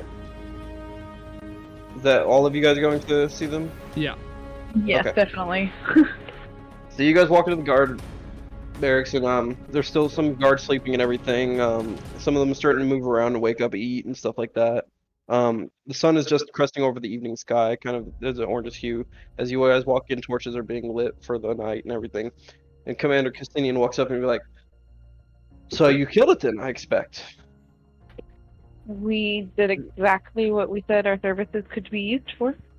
Well, as promised, and I'm gonna sit down and kick my feet up on the nearest stool, and be like, "So, I believe it was 75 gold." 75 gold it is. And she goes into a chest and she pulls it, puts it on top of a table, and she pulls out 4 individual packages that have been pre-wrapped with the promised amount inside of it, and slides it onto the table to each one of you. Do you need any physical proof? I feel like you walking back with the item. yeah, you guys had the items. Do you still need to keep it? No. Okay, I'm just write this out. Well, I guess So do before you go, I would love to hear about your battle with the beast. I myself am a bit of a adrenaline junkie, and sadly the life of a god is not too adventurous anymore. Emmerich fucking Double's gonna lean back and he's, oh, you know, it goes like any battle goes with a griffin. You always have to catch it by surprise. So we climbed in their nest and we waited for it to land, at which point we ambushed it and it was a piece of cake. No issues whatsoever. Easy as can be, as always. How humble of you. Yes, through hard work and team effort, we were able to slay the beast, and of course we got an early start with a good breakfast. indeed. I might say. You guys see kind of a giddy grin show up on her face. She's like, "Oh, I love a good story." Well, you guys have done good service to Wigan Hall. You are all welcome anytime. If you need anything, come approach me. We're not too welcome here, but thank you. And I'm gonna grant him to like, heroes of Yeah, Wigan come on. Hall. Okay. She looks at Maeve and she goes, Whatever. I know, you speak of. the elven hatred, I think, is just awful in this pot. I do my part to try and rid our city of its cancer, but sadly, alas, we cannot do it all. Well, if you ever need any more assistance or aid, sure we'd all be happy to help. Of course. Doubler's gonna smirk and say, Good day. Doubler's gonna smirk and say, heroes of Wigan Hall. Has a ring to it, and just gonna walk out. Mm. Mm. This town hates us, they'll never call us that. Alright, I guess it's evening time, so I guess we'll start heading probably to the, back to the tavern, Again? unless I anybody had guess. any other thoughts. Nope. Tavern for me. Away we go. Okay, so you guys all go back to Cannons, where Cassian, you're immediately met by your companion, Mhm. who looks at you and says, "Where have you been? It is nearly nightfall, and I am not in the capital yet."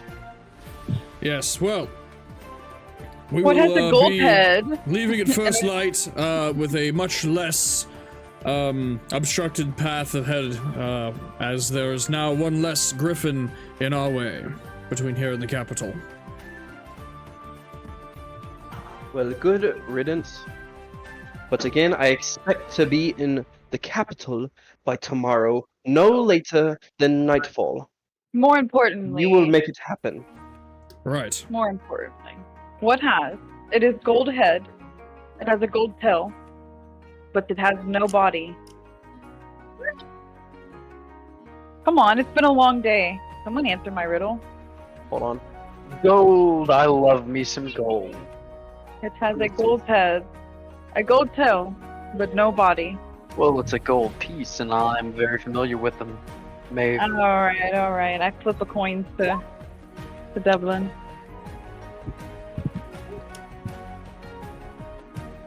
Where's it written down? I may have it written down somewhere. I'll just stay right here. Are the farmers in the tavern? Oh wait, that's the wrong one.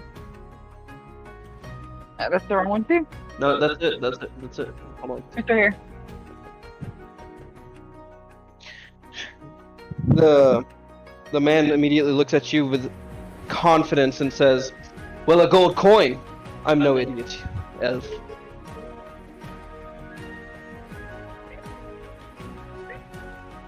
I gave Deb just 1 coin. Fun riddles. Okay. And at that, Cassian, your companion, looks at you and he says, "Well, I'm going to bed because we will be leaving in the morning." And he kind of Indeed. like turns and he kind of whips his cape around as he walks away, kind of in a pompous manner. Right. That was meant to make you smile, but good night. My dear Moon Elf, I do not smile. Clearly. Yep. I You're have muted. no idea who he is, but Devlin was he's my muted. charge. I shall take care of him to the best of my powers. But How do we you should, not- Knock him out every 5 seconds, if I must ask. well, sometimes the tasks ahead require a great deal of strength, and in this case, I rely on my god to give me strength in these moments, in particular. And I will start looking for sleep potions for you. At any rate, we should make plans to make haste in the morning if we are to travel to the capital together. I All right, I'm back. Hey, are the farmers in the tavern? You look around, but you don't see them. Aw. All right, I'm gonna fuck off over to the bar. Well, how can I help you again, Master Dwarf? It surprised me. Surprise you. No, I'm just fucking with you. Whiskey. Alright, a whiskey it is. He kind of does the same drink that he made you last night, where he pours the whiskey into a neat glass and then drops a cherry into it. Sage, you ever look at that? That ale barrel? Yeah, I sure did, but the ale tasted fine to me. Ah, interesting. Indeed. And he kind of looks at you like kind of suspiciously. Right on then. I suspect you'll be wanting rooms for the night. The alley was quite comfortable. All right. Suit yourself. More beds for paying customers.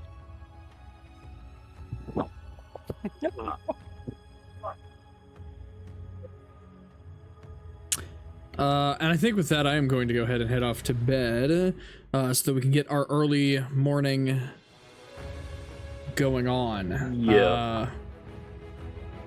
Doubler will go back to his spot in the alley as well, crawl into the corner there, wrap up in his cloak, and begin fashioning a necklace out of that one talon that he tore off the the beast. Okay. Maeve, what are you doing?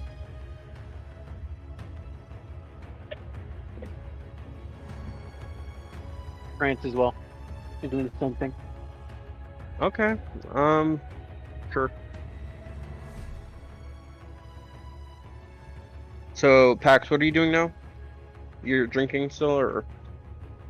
Yeah. Okay. Maybe. But if, So- if everybody's going to bed, then we could just have Paxton drink until he's drunk enough to go sleep in Yeah. the alley. So you stumble out of the bar pretty late in the evening, about midnight would be the time that you would stumble out. And you go find your alleyway to sleep in. Maeve and Doubler, you guys wake up about the same time that as Pax has gone to his alley to sleep, so it is midnight right now from your trance. I'm gonna pull my book out and stare at the moon in lust of the music that I'm trying to write and maybe a partner. I'm gonna start taking those feathers I had, breaking them down into fletchings for later use of arrows, and I'll be doing that for a couple hours. You're gonna take Oh your my what? god. The 11 feathers that I gathered, Okay. I'm just breaking them down for fletchings. Okay. All right. So, is that all you guys do for your next few hours until the sun comes up? Is Gorfang drink? I mean, not. Yeah, that'll be it. What's his name? Jack. That and like minor mending of armor. Jack. Not Jack. So you guys all kind of do your own thing in the morning. Maeve, you woken up at like 1 a.m. and you're sitting there looking at the moonlight, writing in your songbook. Doubler, you've been making arrows. Go ahead and put a special slot. Roll me a d20. How many feathers did you get?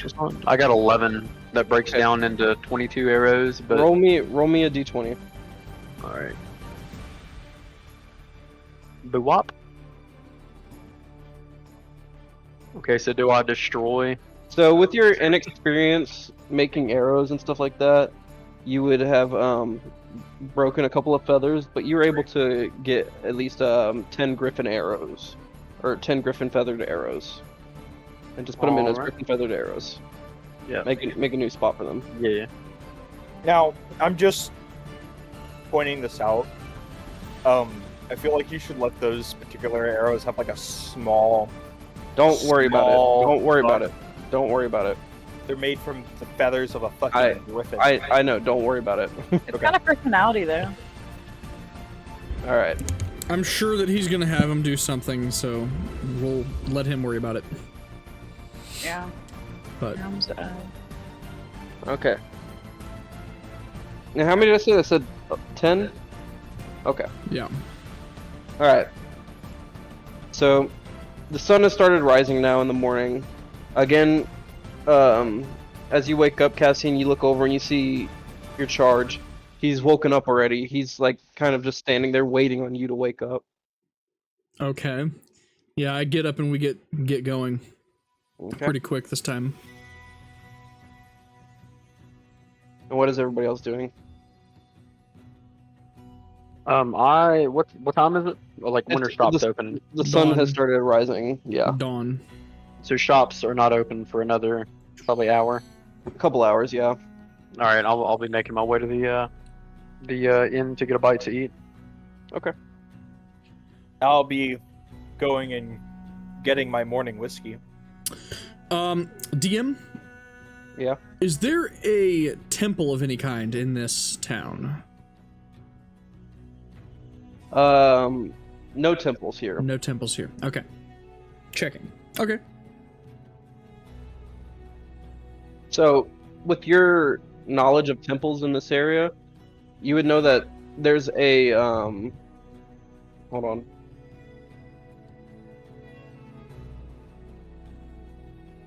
You would know the closest temple to this area as the one that is in Cannonberry, the largest temple in the entire world.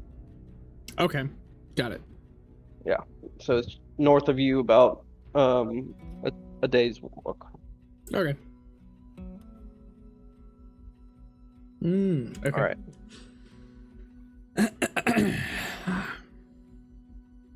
Is there anything else that you guys are doing besides getting your drinks and everything in the morning? I'm getting ready to go and preparing to head out. Okay. Make haste. Pax, How you got how far was it? to Cannonberry? Or to the capital? 2 days travel. 2 days travel. We needed to be there by tonight, though. Well, good thing. There are faster ways to get places How in do- this region. Okay. How does one get somewhere faster?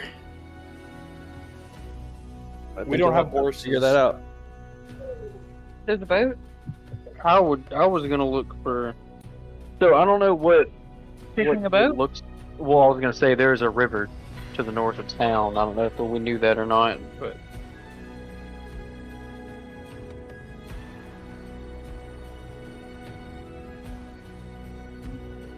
I'm gonna go ahead and approach the bar, the barkeeper. What can I do you for? I say I was trying to head somewhere quick around here. What kind of transportation would you think I should use? Well, outside the city gate, there's a stable master. He usually provides carriage travel for those willing to pay. Is that faster than walking? Incredibly. Right. I'm gonna look at Cassian and like the fuck you really just asked that question. Well, sometimes it is faster to be light on foot, and sometimes it's faster to be riding. What type of armor is he wearing? Heavy. Heavy. And I'm wearing heavy armor. Yeah. I'm gonna like point at his armor. I'm gonna point back at mine without like saying anything. I'm just look at him and I'm gonna cock my head like, are you like fucking retarded? And I'm just gonna briefly glance down at your legs. Hey, literally anything is faster than me. I'm not blind to it. But dwarves are natural sprinters. Very nasty over short distances.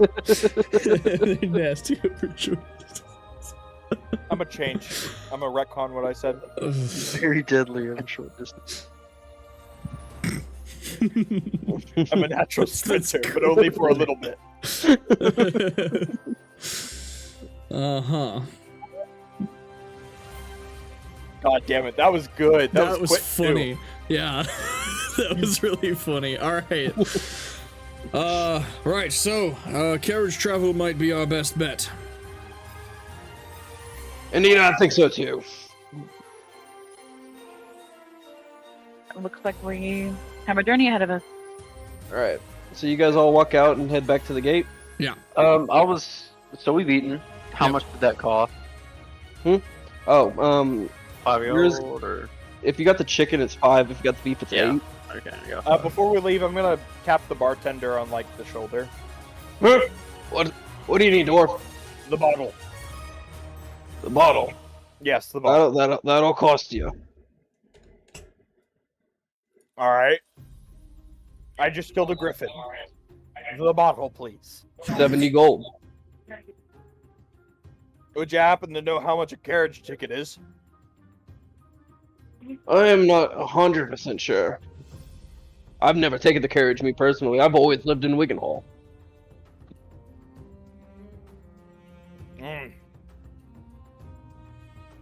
Fuck it, give me the bottle. Okay. He pulls the bottle out. He takes the 70 gold from you. He slides you the bottle of whiskey that he's been giving you the whole time.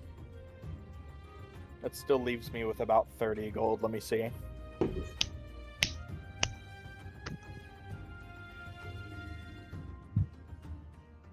Yeah, about 32. You should have taken back some griffin meat so that you could trade him some griffin steaks for the bottle, but oh, too late for that. Oh, fuck. Oh well. Whatever. I would have traded in my piss if you wanted to serve more of that ale. Alright. To the gate. To the gate.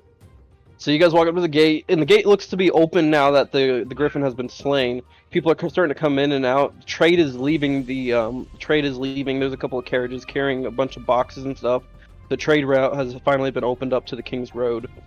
And as you guys walk out, you kind of look out, and to your right is a small stable house.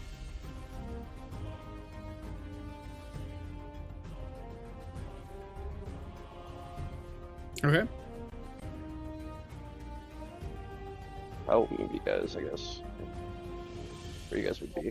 Connected and powered off my PC and my headset. We had to find the USB.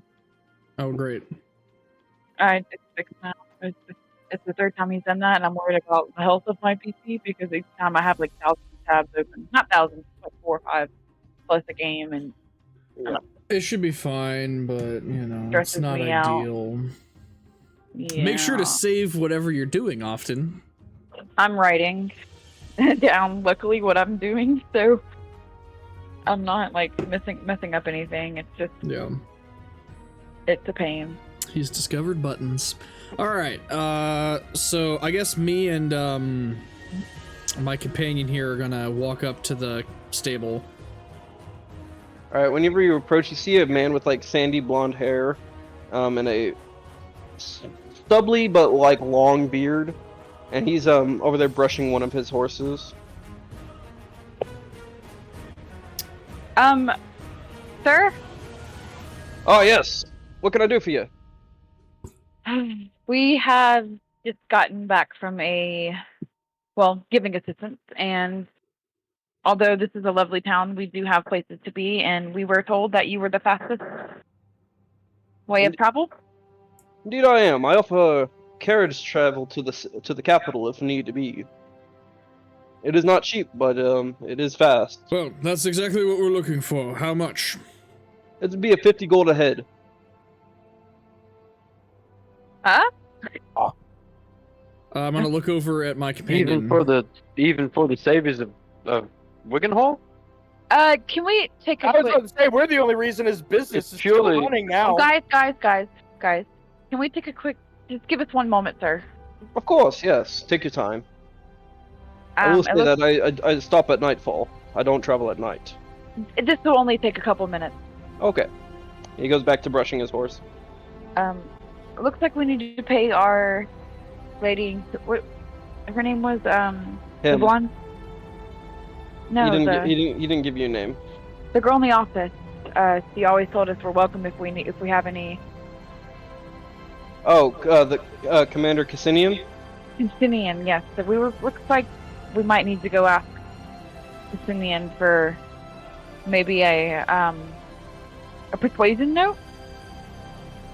A travel voucher. Something I would worth also say something.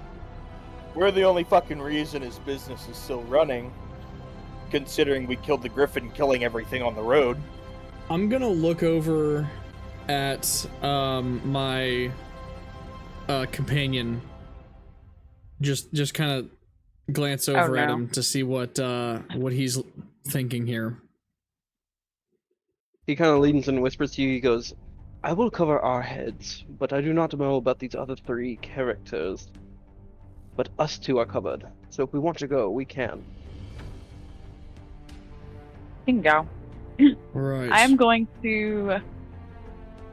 Let me do this real quick. You're muted. Okay. Who are you trying to read? The stable master, I wonder if he's trying to dip us. Just want to think if he's like here. Like I wanted to see what he's I'm sure he's curious about why we stepped away for a couple minutes to talk about after he gave us a price.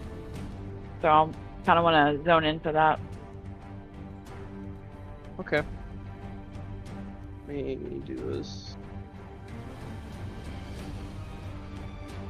Wisdom. Because he's not expecting someone to be able to like. So I just want to see if he's trying to dip us and get extra out of it. Okay. Being there's 2 elves with us and we're not very fond in this town.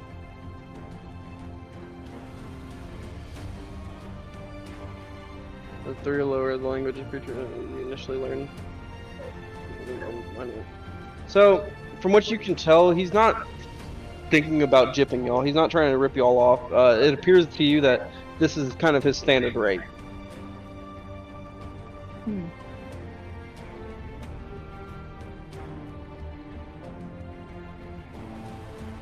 Alright, Delbo's gonna walk back over to the stable master.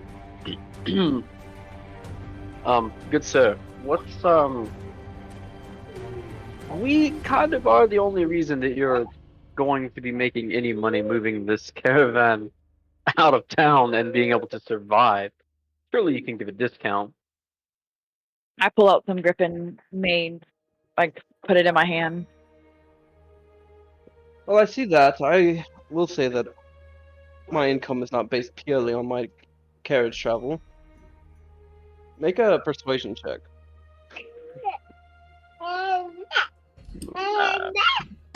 The Let what? me see. I'm gonna make one too because I'm trying to like with them. Yeah, no, I'm not taking yours. But I'm just literally because trying to convince him with physical evidence. he's not assisting Yeah, though. Like it's not a. you show him the evidence, but And I rolled it in that. he doesn't So care. It wasn't that. But 20. kind of looks at you and goes, You need to let me talk. I do see that you guys have saved my business for a little bit. You know, you've allowed me to open up some carriage travel, make that my extra money. I'll tell you what, I will give you the ride for 40 gold ahead. 40 gold. That is as low as I can go. And he kind of throws his hands up. Well, I appreciate that. Let me speak with my companions and see if us traveling this. I'll tell you what. How much for a mare? Are you selling any? Mare's gonna cost more than a carriage travel will, but it would Understood. be depending on the mare that you get from me. I do have several fine horses to choose from. They're not cheap though. What's your prices? My cheapest horse would run you about 150 gold. Okay. Well, let me speak with my companions, and we'll. Give us just a moment, and I'll step back and obviously relay that information. Cassian, would you have? Well, you know what? I do Alright, believe so- me and my companion here are covered. But Well, if you'd allow me, I can still get you a discount. If you want to pull the gold, I'll bring it to him and try to get an even further discount.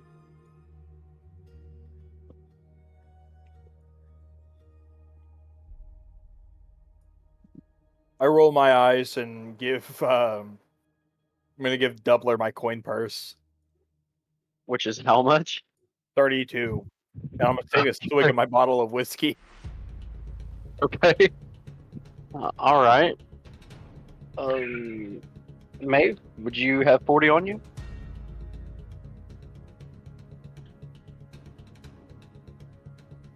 Well, come on. Does Maeve give Doubler 40? You're muted. did Maeve has her PC taken down again?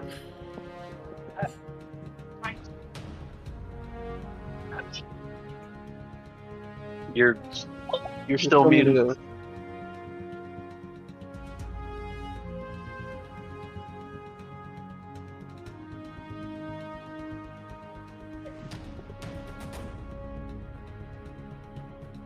She says she does pass 40. Can y'all hear me? Mhm. Yes, we can now. I'm not. And then in the I will Discord. also- I can't hear you either. Okay. Can you hear me? No. The difficulties are Go technical. to Discord. Go to Discord settings.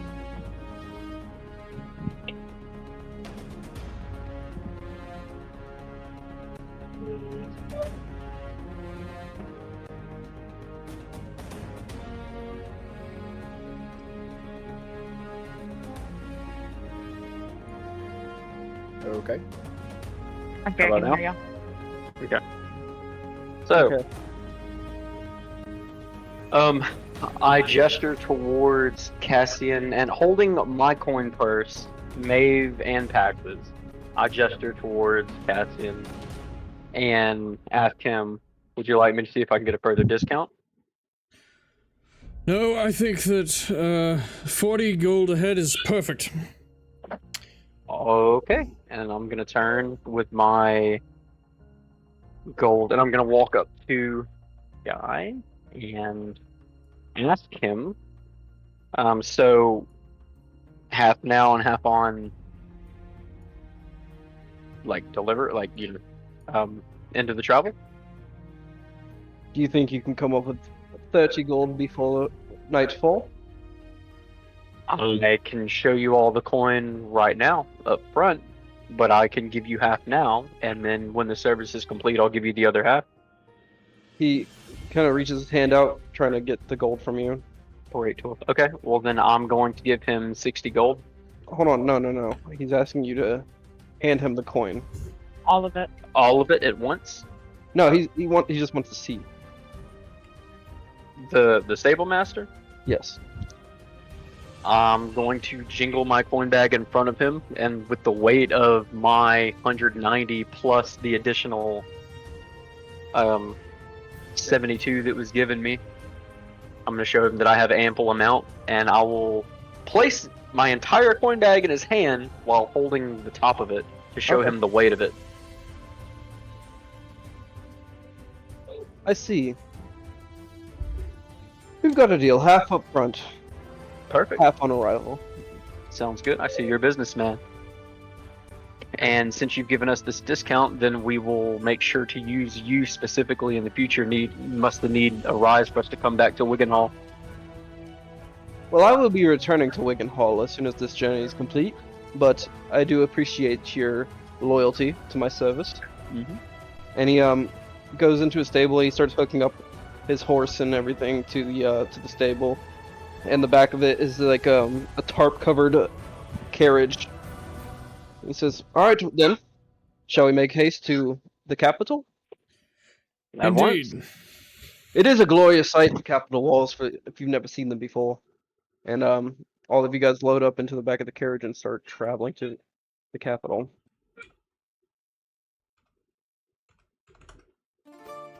Is there anything that you guys would like to, maybe talk about on the way to the Capitol, or are you guys doing anything on the way there?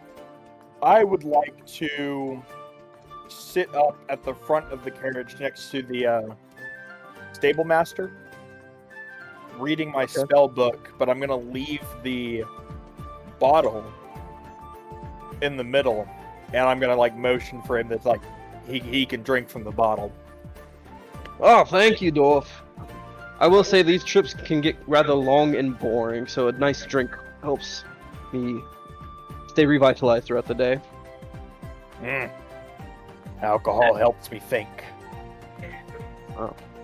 I am gonna go ahead and pull out my flute. Okay. And play soothing music. Not too exciting. Just to Gotcha. get my brain thinking so I can pull out my book and start writing. I prefer to play before I write. Cassian, Yes. you're a man clad in armor. What do you know of war? War, I don't know much. That was your opportunity to be like, war never changes. War is something that I am less familiar with. It is, peace is my trade. I like it. Well, I know a little bit about war, so if you're ever interested. You fucking hippies. I do, however, know of battle. I have no taste for it myself, but I will do what must be done to protect those in need and those I love. Well, it's very noble of you. I do what I must to survive as a half-breed and a bastard son, but nevertheless, enjoy the ride. Indeed. I hear that and remember that he was a half-breed. Oh wait, Doubler! Doubler! Still. Yes, Master Dwarf. You remember those fucking farmers back at the tavern? Oh yes, how I would have loved to have rocked them and stolen their coin purses, but I was Shit, that would have been so much better. well, I was far too ill at the time. I was far too weak. Oh yeah. Destiny. Mulligan had it sent to them. You did what? Yeah, I ordered a thing of ale, took it to the bathroom, drank it, and then pissed it back out. And then gave it to the barkeep and told it to send it over to them. I knew I liked you, dwarf. I knew I I heard did. they loved it. No, yeah. That's a shame I couldn't see it. So at this point in time, you guys have turned off the this little side road that was leading to Wigan Hall, and turned onto heading south on what's called the King's Road. And at this the stable master kind of looks over to you guys and say, "Welcome to the King's Road. We are not far now. Up ahead, you will see this. You'll see Morval Estates, beautiful building run by the Morval clan." And you guys kind of see this huge kind of mansion cresting up over the this hill as you guys approach up the road. What's the stable master's name? Are you gonna ask him? Aye, what's your name? My name is Jamie Stalls. Jamie. Drink, you are far too quiet. Oh, I've been drinking enough. I am trying not to kill us on this carriage, even though. I'm sure the horse knows the way. I do not condone drinking and driving, I will Would say. you shut the fuck up? God. Drink responsibly. He grabs the bottle and he takes another swig and he's like, "All right, thank you, orc or dwarf."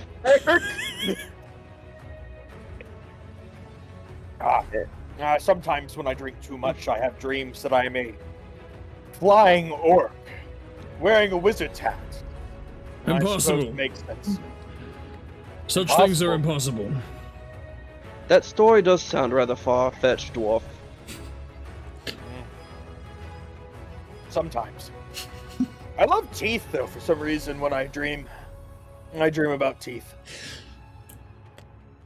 How very odd. Does sound like an odd dream. Yes, I find it very weird. And at this point, you guys have started to turn more east, and you guys are starting to see the giant walls of the capital of Borealis.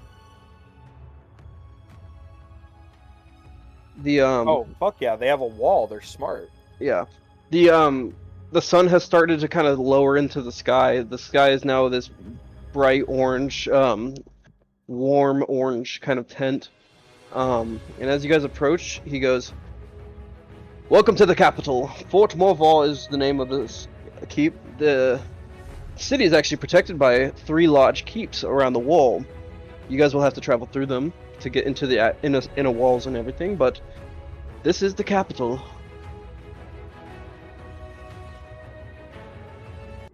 And so as you guys approach Fort Morval, he kind of stops at the gate, goes through a bit of a checkpoint where the guards kind of like walk up to him.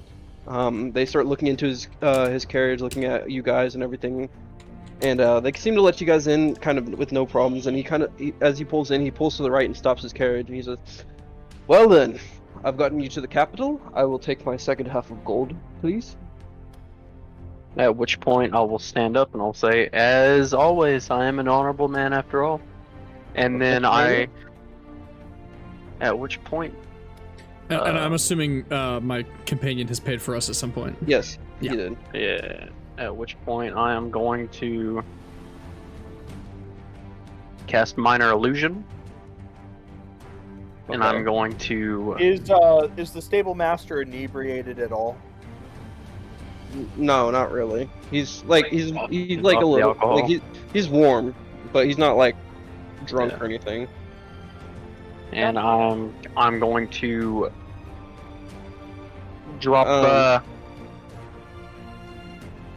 I'm going to drop 60 gold pieces with Minor Illusion into his coin purse. Okay. It'll last for a minute. What is your spell save DC? Check against your Wait. Creature can determine intelligence investigation. Your spell save DC is gonna be in your I'm making the intelligence check. Yeah. You tell me what your spell save DC is. How do I find that? Should be in your character sheet. I mean, I'm like, where in my character sheet? Spell save DC. Yes. On which? Oh, you don't have one because you don't have a spellcasting ability because of your class. We'll just make it that. Okay. What kind of check intelligence? Yeah. Okay.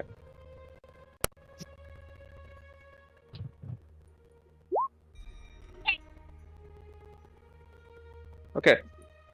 He looks at you and he goes, "Thank you for your business. Remember to look me up in Wakenhall if you ever need a ride again." Absolutely. Thank you for your services again, and I will make sure to always use you in the future, and I'll spread your name. I'd appreciate that. Thank you very much. Thank you for your services, and I'm going to very quickly walk away. All right. And now you guys have entered the capital. So Devlin, Ooh, the capital. what took you so long? With what? With the stable master. He pushed his coin and yeah, we're kind of there for a minute. Oh, just doing business with the man. Mm-hmm. I'm gonna look at him. I know for a fucking fact we did not have enough gold for that. Oh, well, I You pocketed didn't? out of my coin. Well, Whenever I arrived in Wigan Hall with 125. Do I? I Can was see just if making he's sure he didn't bullshitting have a me? problem with us. Can I see that he's bullshitting me? I'm being can an I honest see that man. he's bullshitting? I arrived in. I can zone of truth right now. Make By all means. Zone of truth on me. everybody make insight checks. Wait, And I'm trying to do a Brandon, make me a combat. deception check. Yeah. If you get to zone of truth, I will tell you nothing 6! but the truth. Damn it. Where's deception? Woo! Can't run for me, baby. Well, Okay. after I cast that zone of truth out on your ass. Cassian and that's it. Pax. Cassian and Pax, you guys are oblivious. You guys think he paid out of his own pocket. Maeve, with the 21 versus the 19, you're sitting there. You're kind of like, but you're not 100% convinced, but you're also not 100% questioning it. Yeah, at which point I'm gonna look at her and be like, you are kind of a cute elf. Which would throw her completely sideways and hopefully off of my scent. A cute elf, you say? How many elves have you seen? Many fighting in Fallreach, but that's beside the point. Anyway, I must be on my way.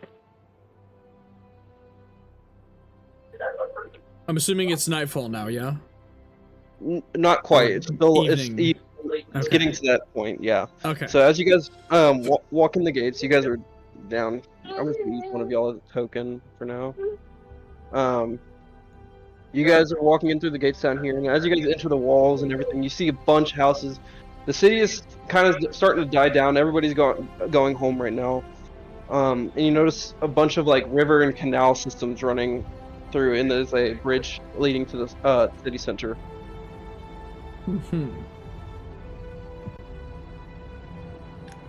Okay, I look Well- over at my companion and I just go, where are we going? I'm assuming We you need have to make business. it to yes indeed. I need to make it to the Grand Council House. It should be in the center of the city. Right. Well, we'll Grand- start heading that way. The Grand Council House, you say? Yes, I have Um, important business there. Well, my lord, if you wouldn't mind me asking, what your stance is in the Council House? I suppose I shall say my piece. My name is Lord Ethelstad Reed of Riverkeep. It is a pleasure to meet thee. Hold I am on. here to squash this support for this elvish war. I do not see fit sending my own people to die in the elves' stead when only 40 years ago they all died storming my gates. Lord who? It is Lord Ethelstad Reed, Rheed. Well, my lord, I completely understand that. You have to protect your own people first. Indeed, elf. I must say I You are a rare kind. I quite enjoy your company. And I respect that, and thank you for that.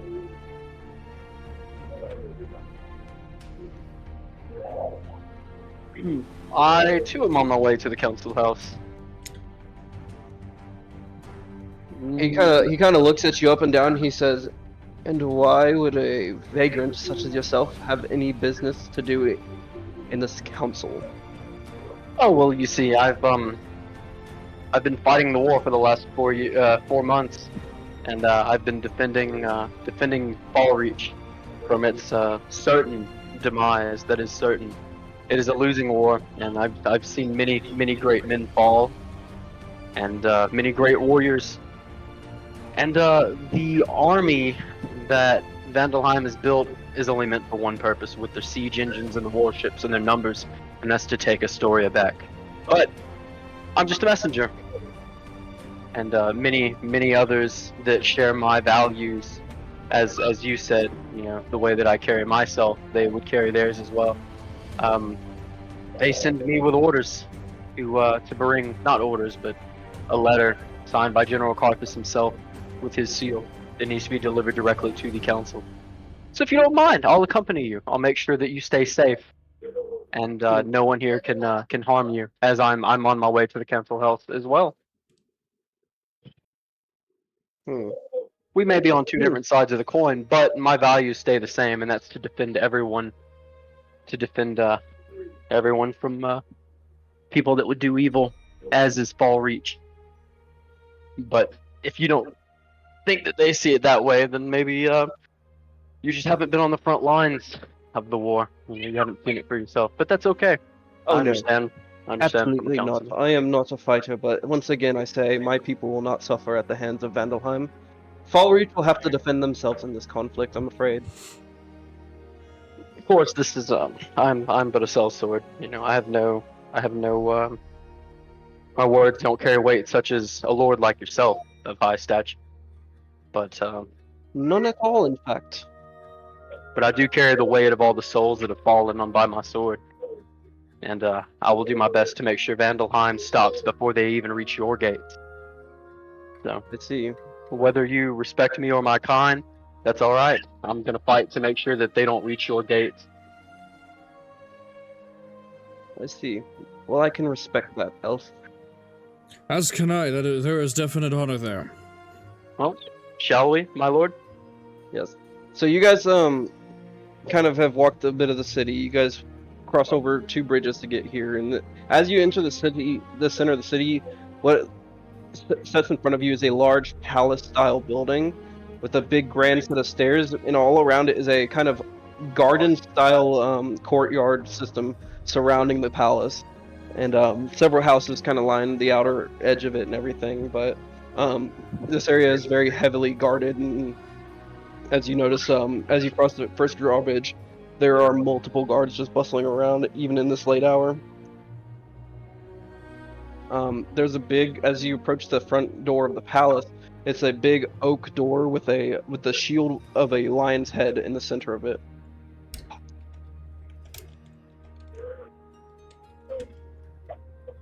As you guys approach the door, Is it just Lord- the 3 of us, or is it the other 2 as well?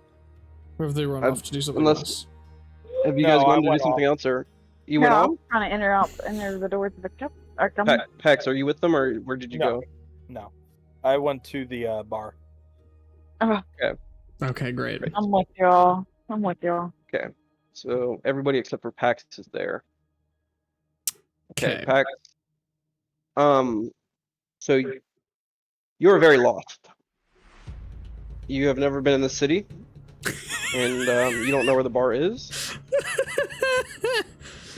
Oh, that's great. That's fine. I'm gonna look for the closest person to me. Okay. In this late hour, there's not many people on the streets anymore. You do see a couple people walking around though, so. Right. This man kind of looks at you like, "What do you want?" Where can I get a drink? He kind of sits there, thinks for a second. He says,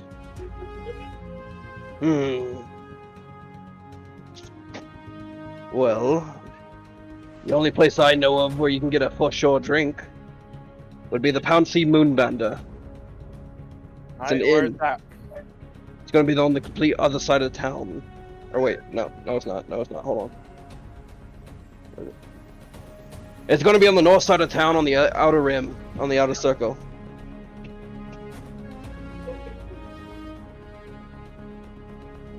I'm gonna look at him, pull out my bottle. That's still, I'd say, about half full, Mm-hmm.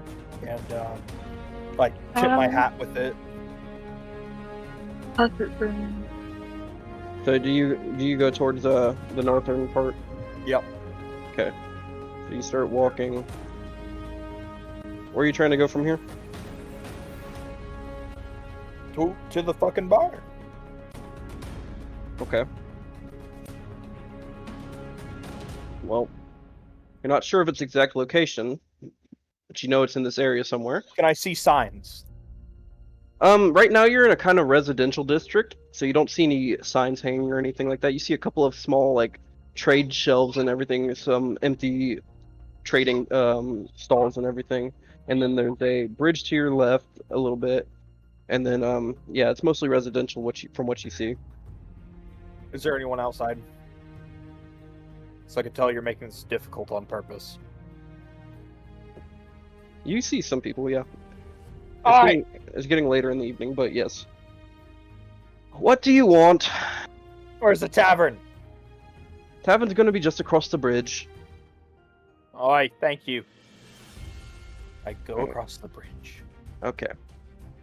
And you find the what did I call it? The Pouncing Moonbounder Inn. Just down here. As you walk in, you're met by a lot of grim-looking people.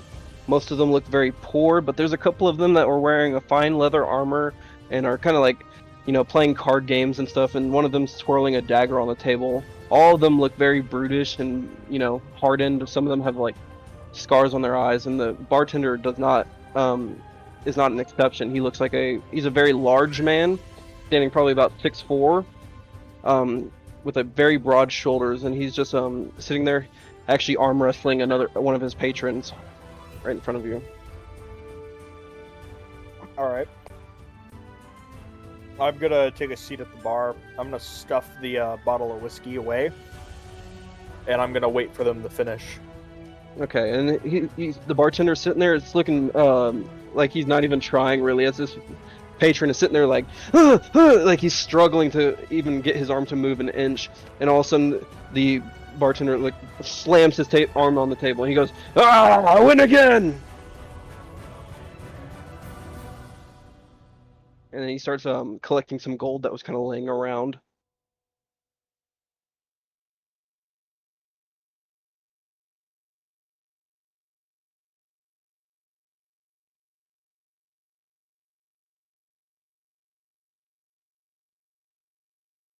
All right.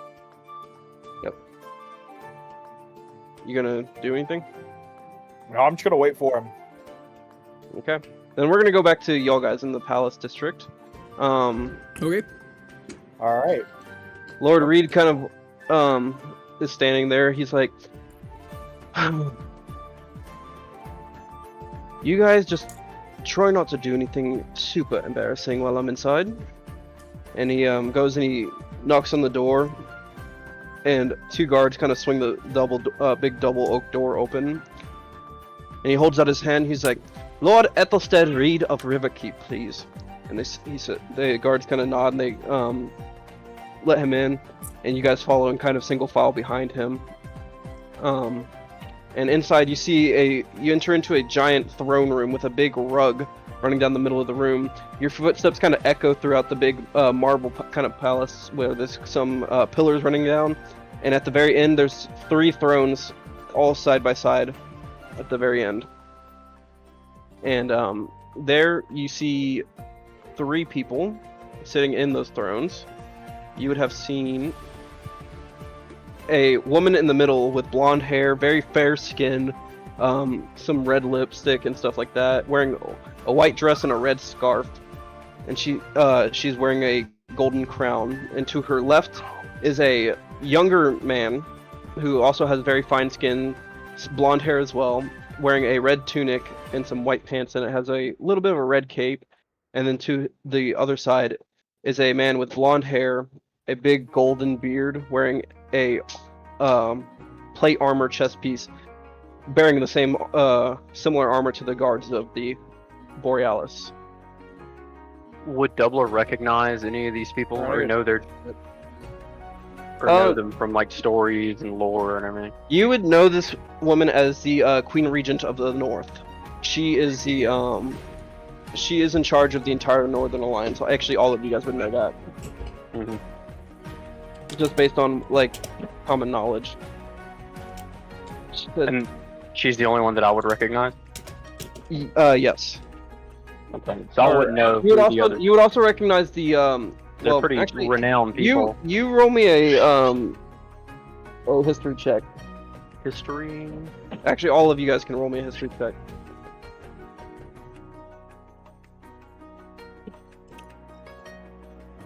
Nope. I got no idea who this is.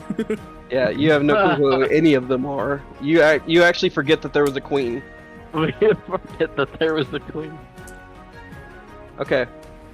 Doubler, you would recognize the queen and the older looking gentleman next to her, who has his blonde beard and everything, wearing the armor, as the prince, the elder prince of the Queen Regent. He is known throughout the land as a powerful general and strategy man. Maeve, you would recognize the queen as being the Queen Regent of the North. And Would we know their political stance? No. Okay. Lord Reed in front of you, Cassian, kind of bows. He drops to a knee and kind of throws his arm over his chest and one arm up over his head. And he's like, "Queen Regent, I am here as requested." And she looks back at him. She says, "Good. Our vote will be beginning tomorrow morning. You have had a long journey from Riverkeep, I assume. I say that you shall rest in the palace. Who are these people you brought into my kingdom?" And she kind of like gestures to all three of you. Your Highness, my name is Maeve. Maeve, Yes, ma'am. what a lovely name. A moon elf, in fact. Not many of you left around these days. Well, we do our best to stay out of the way. I must ask you, what has brought a moon elf of Fallreach all the way to Borealis? I have a strong feeling I'm meant to be here right now. I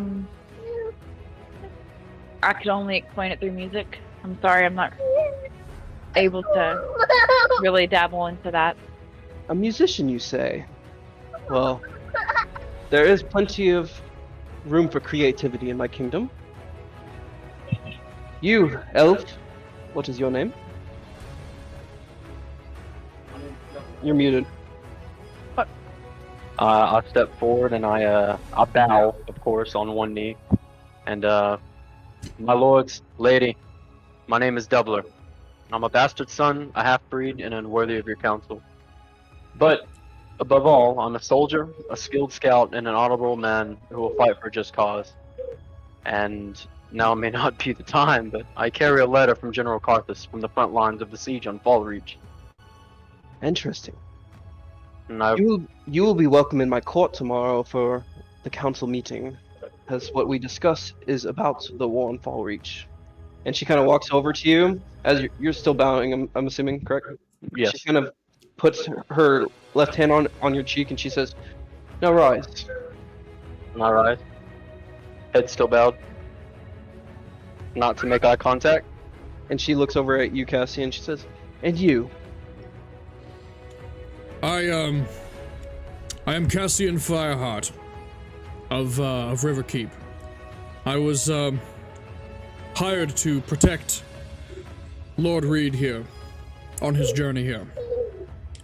and she kind of takes your hand and she kind of kisses you like on your ring finger. She says, "I thank you, as it seems that you've gotten here all in one piece. Indeed. The band of 3." And with that, the younger-looking son stands up from his chair and she says, "Mother, you cannot expect us to believe that 2 elves were brought in here at this time and hour of the world. They are clearly spies in Fallreach. We should not allow them even in the palace." And the eldest brother says, "We shall hear their peace, brother. Until then, let them be." And he kind of sits back down in his throne, kind of frustrated looking, and the mother looks back and says, "Indeed. Now please, my gods shall show you guys to your quarters. Rest for the night, for tomorrow we will be in council." And at that, you guys are gonna follow the guards into your respective quarters, I believe. We'll get back to Pax now. Pax, you're still waiting on your drink. You have not had your order taken yet. They seem very careless about your presence there, and are just kind of looking around. Like the barkeep is still like gambling and stuff like that with his patrons as he hands all of them drinks.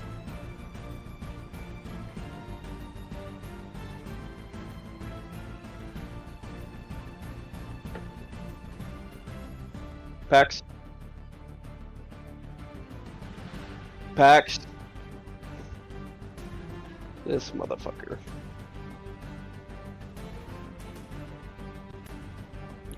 He's probably going to take a shit while waiting. Yeah. He probably thought he had more time. Yeah, well, he didn't. Man. There's not really much more that y'all can do. You guys are brought up into your rooms and everything. They're very elegant rooms, like big beds and everything, with silk cotton sheets and everything. With what are those things called? Canopies over the beds that have the colors of Borealis, the red kind of tapestry over the bed. I hope these rooms will do good for tonight, says one of the guards, and he kind of splits away for the night. And then we'll wait on Mac some more, because I can't really continue without him. And now, a word from our sponsor, me. Please like and subscribe Raid or something. Shadow I don't know. Legends. Like, subscribe, and all the things, and I don't know. Unless you guys want to do something in the palace while you guys are here. I'm gonna go to bed. Okay. I don't really have any business in the palace. I'm not gonna crawl on the bed. I haven't slept in a bed in fucking ages.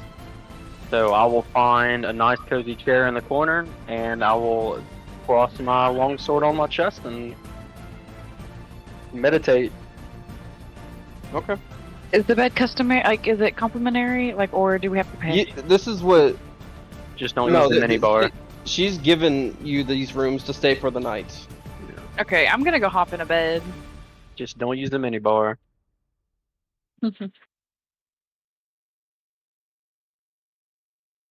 Kind of wink at Doubler on his way out. Max said, I'm about to wipe BRB. I knew it. Max said, "Nah, I was waiting on you, then you went to them." And I'm like, well, yeah. That's kind of what I'm doing here. He's in a very specific place.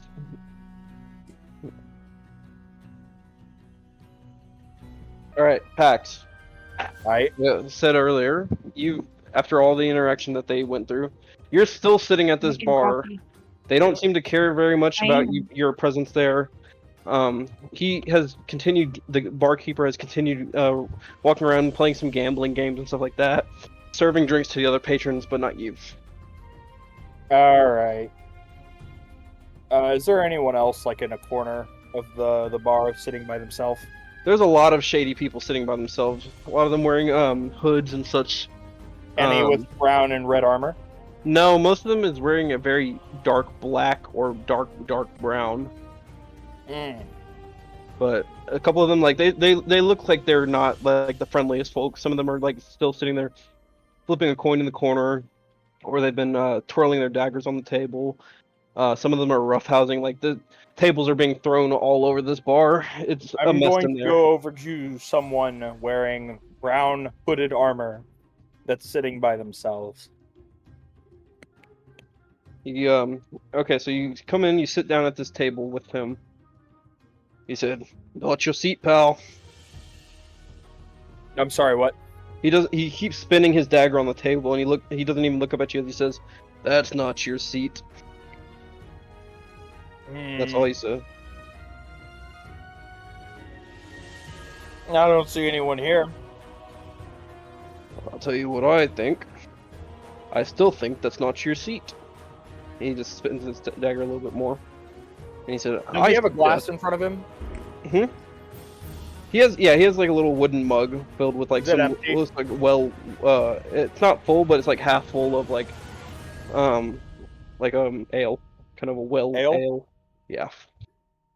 Just spinning his dagger I'm on going to take his glass and I'm going to down it. And after, I'm going to pull out my whiskey bottle.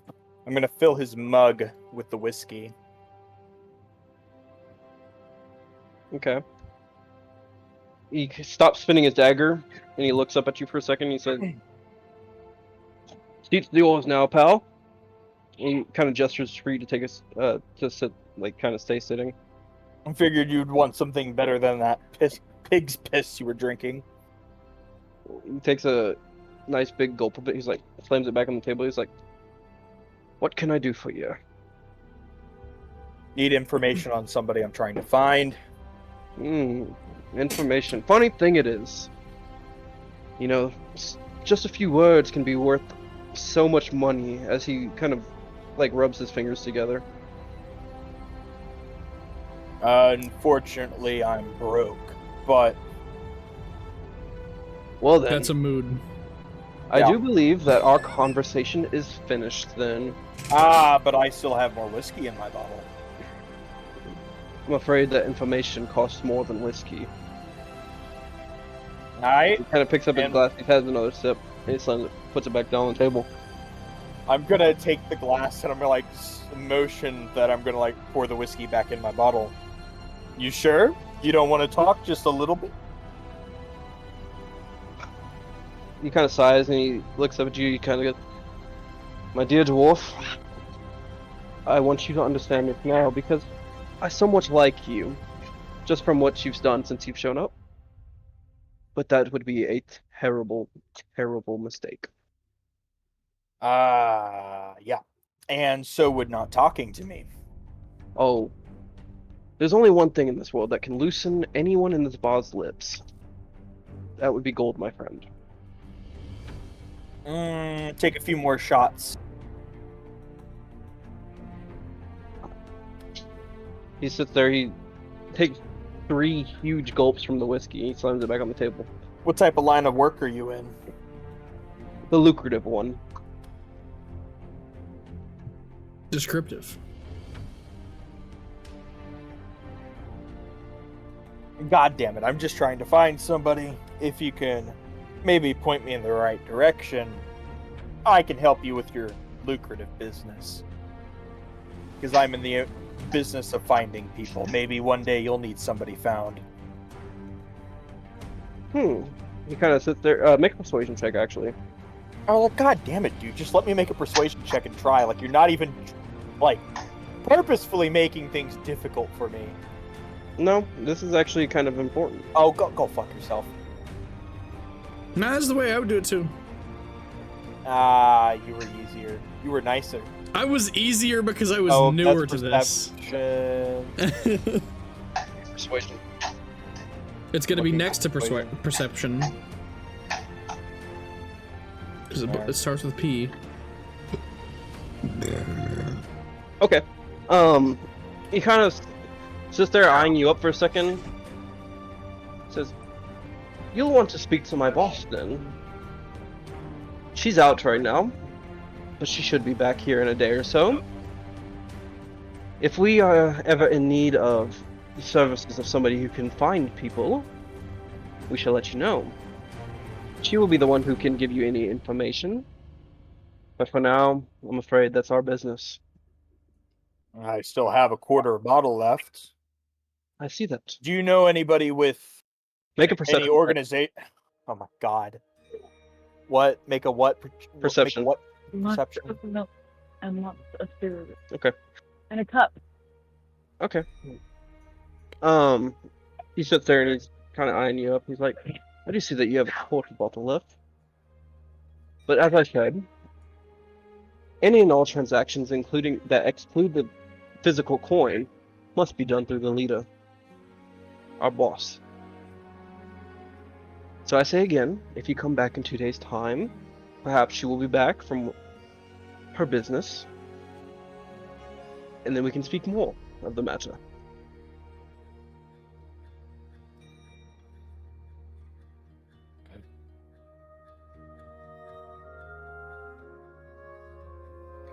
All right. I guess I'll fuck off back into the alley then.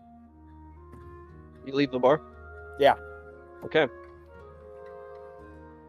It is now getting really late, as far as like it's about 10 p.m., so you're approaching midnight.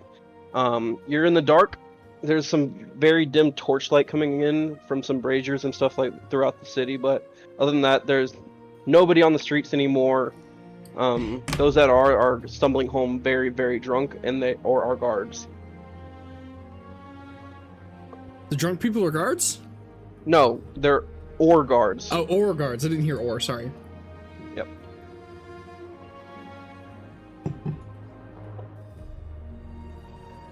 Is there anything that you're gonna want to do? Pax? I guess go to sleep, dude. Okay, are you gonna sleep in the street? I guess so. You could have slept in the palace, but nope, you had to run off. Yep. Okay, so you go to sleep, but you're woken about an hour and a half later by 3 guards who are standing over you like, "Oi, no sleeping in the streets. All right. We are a fine kingdom, and we will not have vagrants sleeping in the streets." And they say, "Do you have a place to sleep?" I guess anywhere that's not a street then. You can try right here as the inn, or you can try the cell for the night. Sell. Okay, and they put you in shackles and walk you to the jail. Oh no. Out of gold. Right, Go to jail card. rest in here, and they take all of your items and everything, so you're in there without anything. Okay, so everybody take a long rest. If you need to replenish anything, you guys should all be full. And morning rises. Pax, the guards come in, they bang on your cell door, bing, bing, bing, and they wake you up. It's like, all right, back to the street you go, and they let you out right over. Back to the street you go. Them guards are making easy money. Yeah, dude, I'm sure Hunter has a little bit of familiar with this situation. Yeah, it's quite familiar. Yes.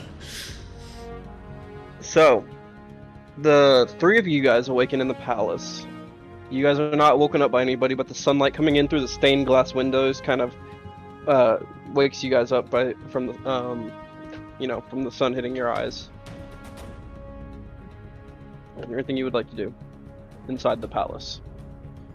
I'll probably go try to find some grub. Okay. So you guys are walking. What's that? I'm going to walk with Cassian. With who? Me. Cassian. Yeah. I didn't hear you. Cassian. Okay. Cassian. Yeah. I thought you were saying Bastion. I was like, who's Bastion? But, okay. So you guys walk into an area. It's very similar to kind of not the throne room, but the entrance hall of the castle. Beautiful marbling floors everywhere, stained glass, sunlight's just coming in, and there's banners all over the place that are red with the lion shield head on there. Oh, excuse me. Great. And you guys can smell just down the hallway what smells to be like breakfast is being cooked. Smells like eggs and bacon in the morning.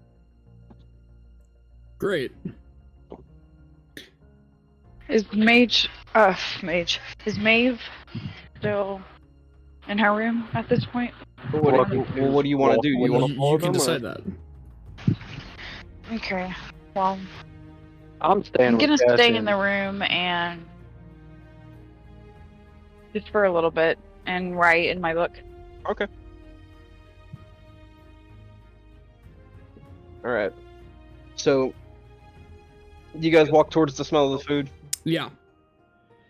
Okay, as you guys swing open the doors to this room where they're cooking, you see a couple of like people dressed in a bit finer like chef wear, almost, and there's about a line of them, like maybe like 6 or 7 cooks all cooking, and one of them walks up to you guys and she says, "What are you guys doing in here?" Oh. There's a reason for you to be in the queen's kitchen right now. Oh. If you would like to eat, you must go to the dining hall. You will be served there. Could you point us in the direction of the dining hall?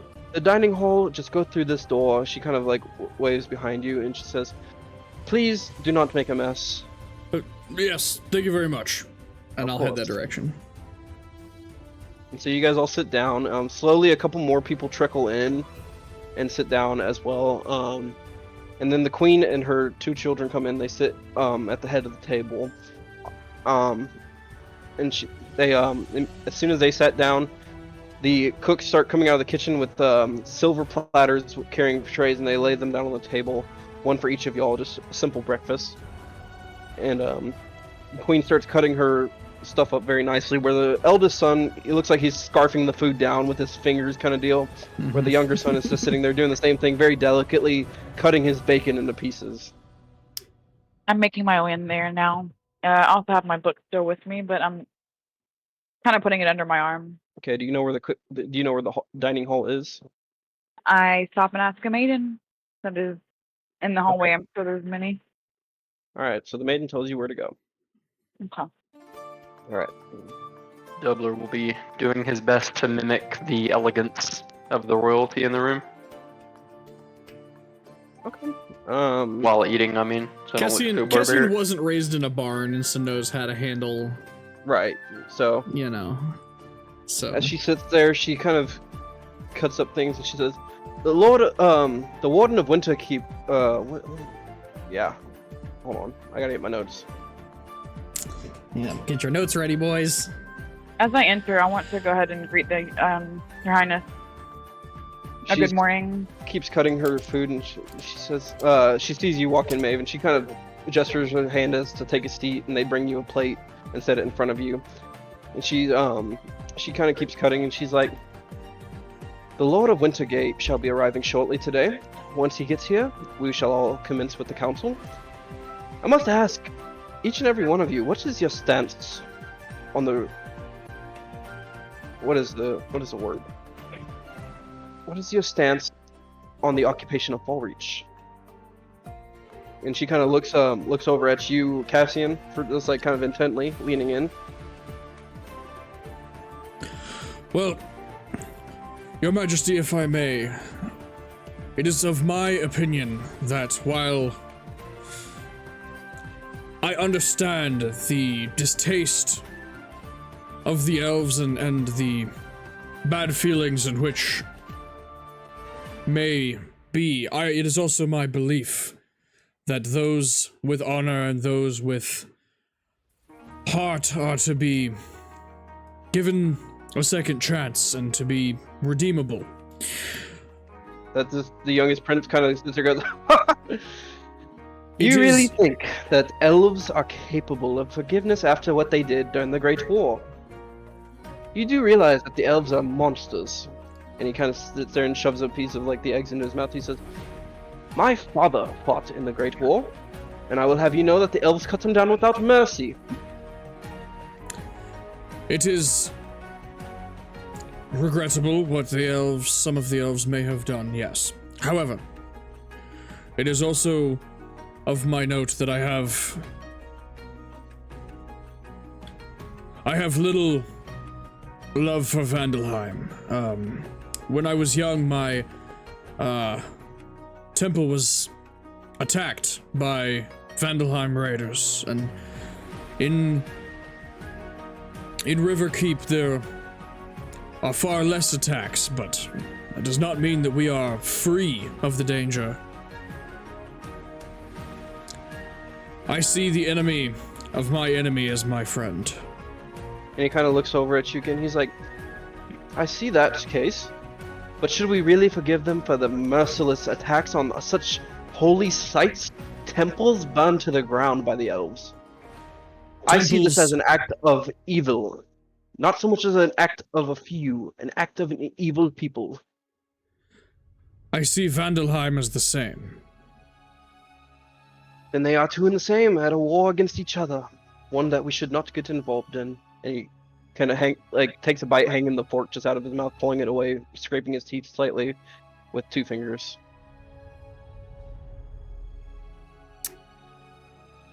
I'm gonna focus on my breakfast at that stage.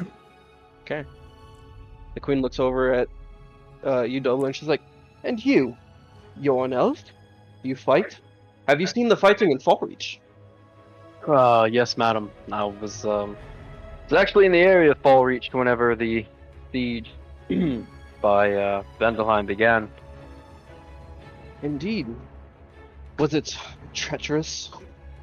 Well, it's futile. The defense of Fallreach. I can tell you now, it's a losing fight. I was called to fight as a mercenary for Fallreach. My first assignment was the Vandal Watch, the westernmost watchtower. And when I arrived with my unit, the tower was all but lost. Considering the overwhelming numbers in the warships, we lost many numbers. We were forced to retreat to Valantia, and it was only 2 weeks tending the wounded and bolstering defenses with, well, whatever we could find before the attack by sea. Dozens of warships, and it must have been 1,000-man force. The older prince kind of stops eating for a second with his finger. He kind of licks his fingers off real quick, and he's like, "You're saying that the watch has fallen in the west?" The watch fell within the first 2 months. The army that Vandelheim's bred for this, it's not meant to take only Fallreach. Their ambition doesn't stop there. It stands to all of Astoria. They've tried it once before, and they were pushed back, which I'm sure you're well aware of. Right. I'm well read on the subjects of the reckoning. And But I must ask, do you have good memory of any kind of troop movement in the area? I would much love to see your point of view of the war from a warrior's point of view to another. Well, sir, my point of view was that of being there. I saw it happen, and I saw many great men perish, and I fought alongside warriors of great renown. General Carthus himself, and the Vandal Watch fell very quickly, and when we were pushed back to Valantia, it wasn't but 2 weeks until they attacked by sea, and the amount of warships they had and the siege engines they carried, it's, as I said before, this is not an army bred for taking Fallreach. This is an army bred for taking Astoria once again. And an attempt on Astoria will happen. And once Fallreach falls, this is all political. This is not my place to speak of. Either way, I would love to see the battle maps if you can remember them. I would love to see how the forces held the watch, even if for whatever short time against such a large force. Of course, we can reconcile. We shall discuss later. You hear that, Mother? Vandelheim attacks Fallreach, and we sit here and do nothing. And the queen kind of raises her hand. She's like, "Son, we shall discuss this later during the council. For now, let us eat and enjoy our meal." And with that, we're gonna go to PAX.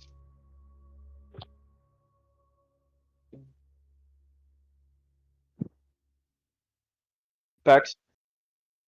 Oh, I gotta go kick rocks for 2 days. Okay, so you're just hanging out in the street right there? Is that what you're doing? Yeah, unless somebody reading my magical book, unless someone with red and brown armor happens to pass me. Okay. Alright. So back to y'all in the keep if he's not gonna do anything. You guys are sitting there enjoying your breakfast when all of a sudden both of the double doors leading into the dining hall fly wide open. You guys feel a chill in the air. Kind of rush in behind him. And a man kind of stomps in, very unelegantly, but he's stomping. His footsteps are loud, and he says, "We are here. Let the council commence." And the queen's like, "Please sit, enjoy breakfast." And he's like, "I'd rather not. I want to be back on the road to Wintergate before nightfall." And the queen just kind of sighs and says, "Very well. All, we shall adjourn to the council hall meeting room." And she stands up, and with that, everybody at the table kind of stands up behind her, and they all follow her in to another room. So, while we do that, Pax, are you sure there's nothing that you want to do? Yeah. Okay.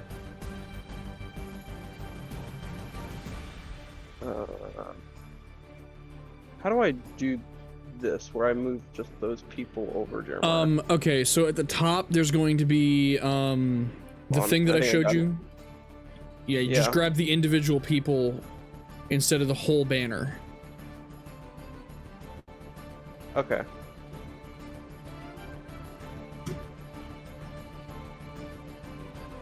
Let's see, am I doing this right? I don't know. I just moved over to the other map, but now I'm back in the capital. As well. Now I'm back in the other map. Okay.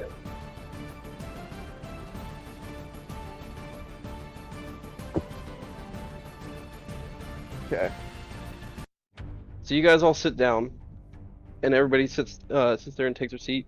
The room is brightened by the stained glass on the table, what appears to be a sundial in the center of this giant, big round table with a bunch of seats in a circle.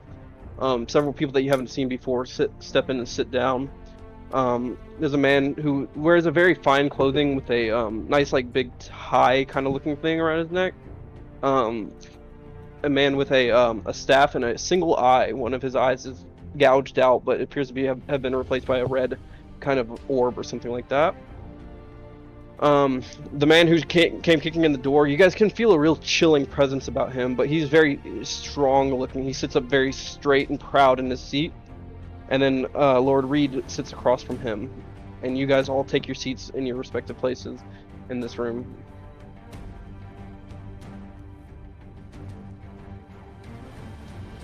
And she sits down, she says, "Lords, council members, we are here today to discuss the recent war efforts in Fallreach. We must decide if we are to take action or if we will let Fallreach fall." And you, at that point, she kind of gestures to you, Doubler.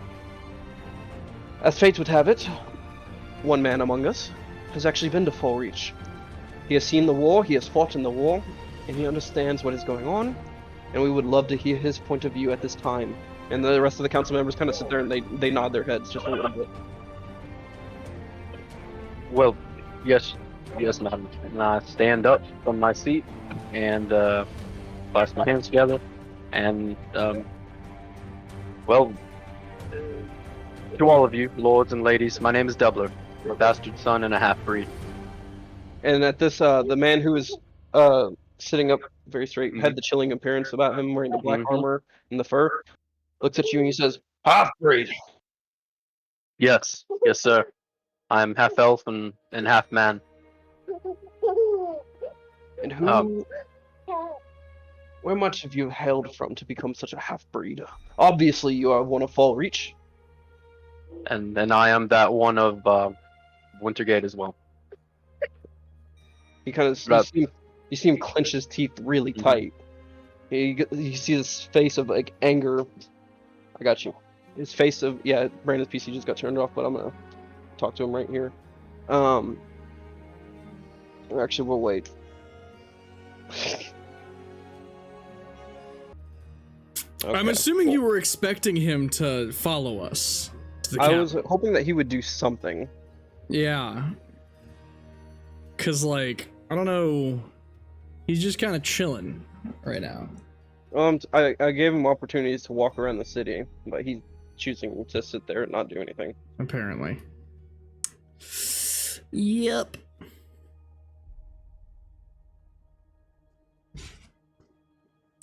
Everybody makes choices. Yeah. What's that? I didn't know that he was going to go straight to the bar, and as soon as he got to the city, Well, he is method acting as an alcoholic, so yeah, whatever the I was fuck hoping that he would be means. a better alcoholic. Is he AFK? Mm-hmm. Yes, he is. Well, I wasn't trying to steal gold from Petra and fucking. I was cutting them a deal and giving them 20 each back. We'll worry about them when he gets But back. But I said Petra now was that you're name. back, I can kind of describe what's going on again if Yeah. you're down to roleplay while you're Yep. changing. Yeah, Okay. yeah. I'm on All right. So the man clenches his teeth. He's got this big beard that's kind of hiding a bit of his mouth. He clenches his teeth, and you see a face of like anger and darkness crossing over his face. And he's like, "The people of Wintergate are proud. They would never breed with such a character person. There are no half-breed Wintergate people."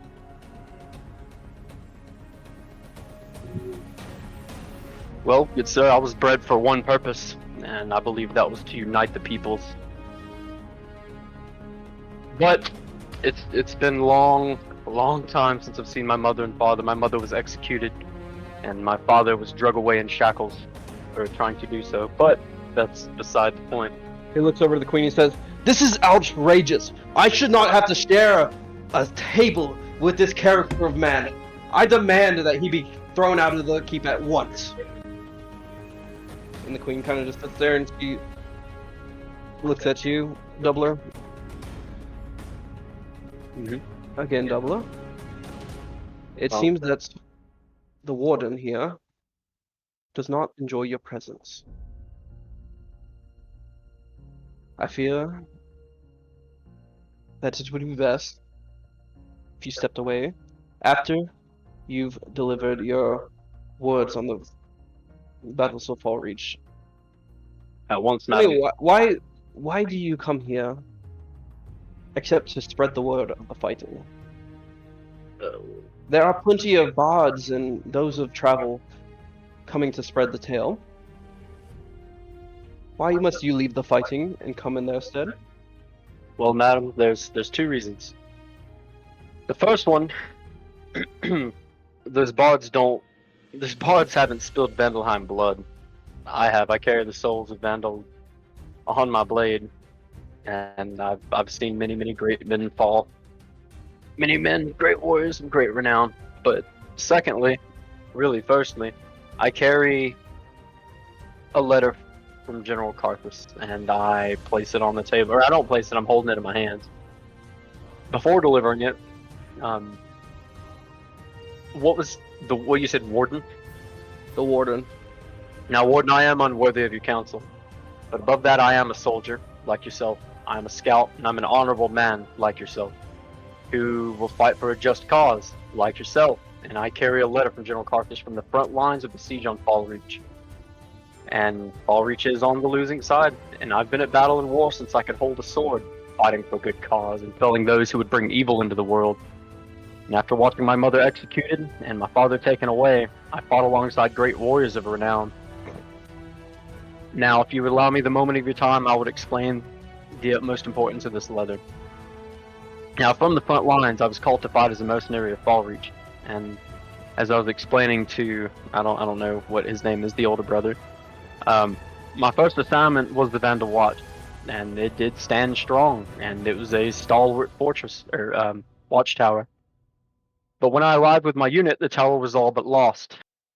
Considering the overwhelming number of warships and the number of Vandals coming off the boats with their siege engines, we were forced to retreat to Valentia, and it was only 2 weeks tending the wounded and building defenses with whatever we could find. Well, they attacked by sea, dozens of warships. We only lasted 3 days. The bodies piled the streets and everything coated in crimson. And I'll never forget the carnage they delivered to us. You can Word was see sent. all of them kind of leaning in, including the warden. Their hands are clasped on the elbows are on the table as they listen to your story. It doesn't matter what race you come from, carnage is carnage. Hate is hate, and this type of violence has only been seen twice before in the Great War and in what was it, the Reckoning, the last one?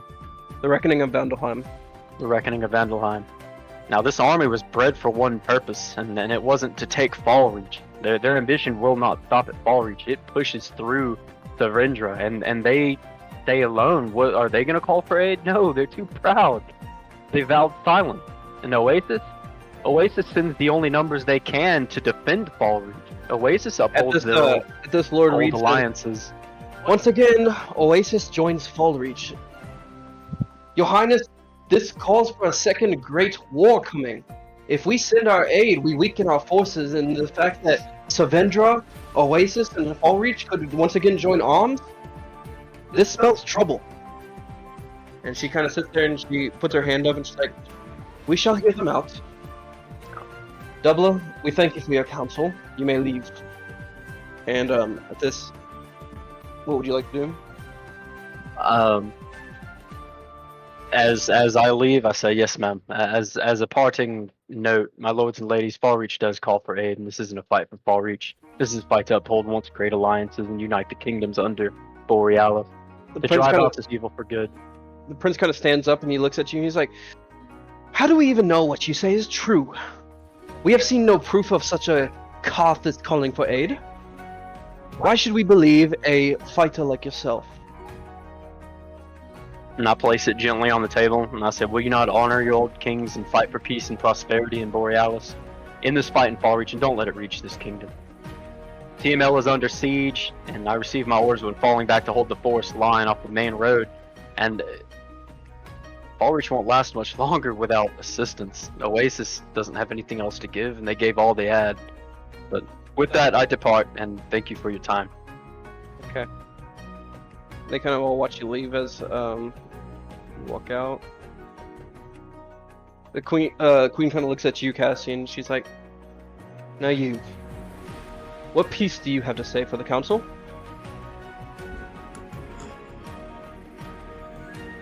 Cassian? I am honored to be in the presence of such mighty leaders of our great world. It is of my observation in life that I have seen, Vandelheim is a threat. Vandelheim does not just threaten Fallreach. My own temple in Riverkeep, whenever I was a child, was attacked. Well, child. I was able to help defend it. It has made me into the man I am today, has taught me to follow the light and try to remove the darkness from this world. At this, the finer dressed looking man on the right side of the table sits up and he says, but you see, Master Cassian, was it? This is not the Northern Alliance's problem. This is a Riverkeep problem. We see no reason that we should send our troops to Riverkeep. As Lord Ethelstead has stated, his armies are well capable of defeating Vandelheim if they were to raid your shores. Fallreach will have to fend for themselves. It is of my observations that...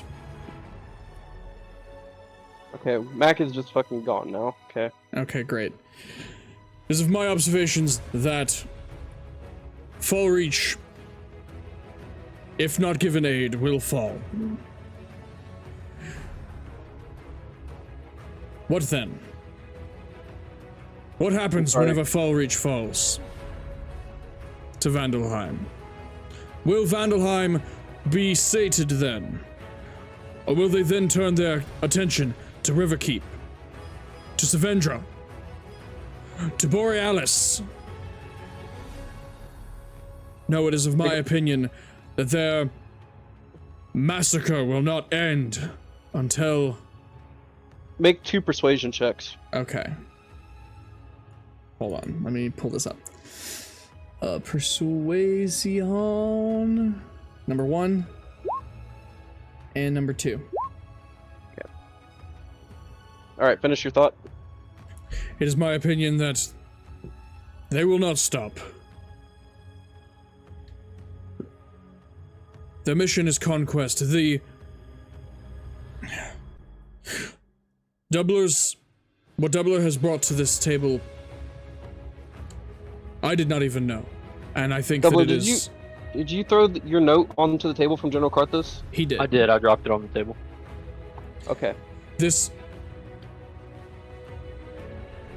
along with the fact that, again, Vandalheim has been seen attacking more than just the Fallreach. As a matter of fact, Vandalheim assassins tried to assassinate Lord Reed on our way here.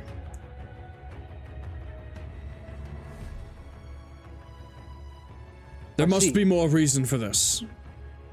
Please, Cassian, read the note that Doubler has brought us from General Karthus. And, you can check.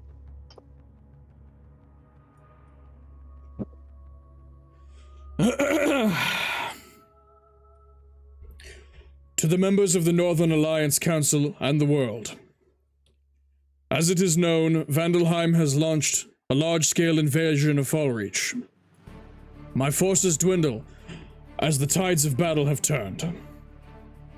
Vandalheim has amassed a massive army in their years of isolation, bolstered by dark magics. I fear that if assistance is not provided, Fallreach will fall. I plead with the members of the Northern Alliance to swiftly send forces to strengthen our numbers and prevent a second war of reckoning.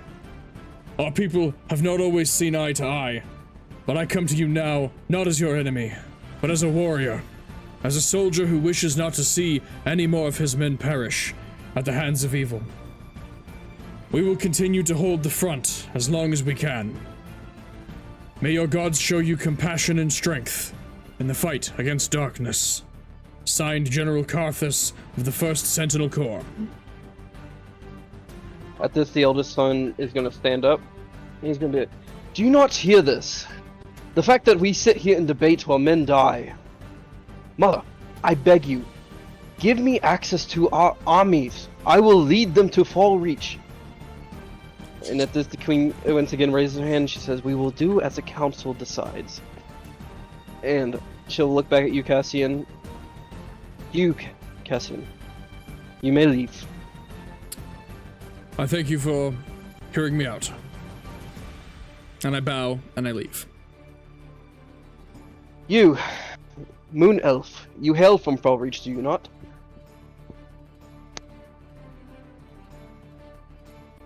I didn't hear what you said. I just heard Moon Elf. You, Moon Elf, you hail from Fallreach, do you not? I do. The council would hear your piece on the war. You don't have any script to send me? No, this is you. I'm gonna sing you a song. Would you like a riddle? I don't see how this pertains to the war in Fallreach. Well, I wasn't too into politics back then. It wasn't my... But you must have something to say if your home burns and your people are slaughtered in the streets. Please tell us your point of view of the war. I can give you a riddle, Your Highness. I can give you a little background about myself, but as it stands, I'm not really going home anytime soon. I do care. I do feel sympathy. But as a moon elf, I'm that's on a journey of herself. I don't have any valuable opinions, I would say. I would disagree. As a citizen, you have a very important value of your home. We would love to hear what you have to say about your home and the occupation. I was royalty in Fallreach. I wouldn't say regrettably.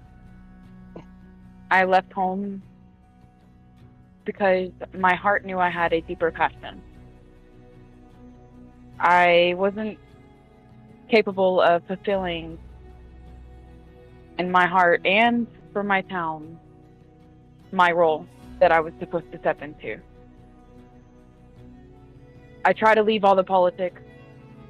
I try to leave all the democracy and all of that. I try to leave it. I looked for a song.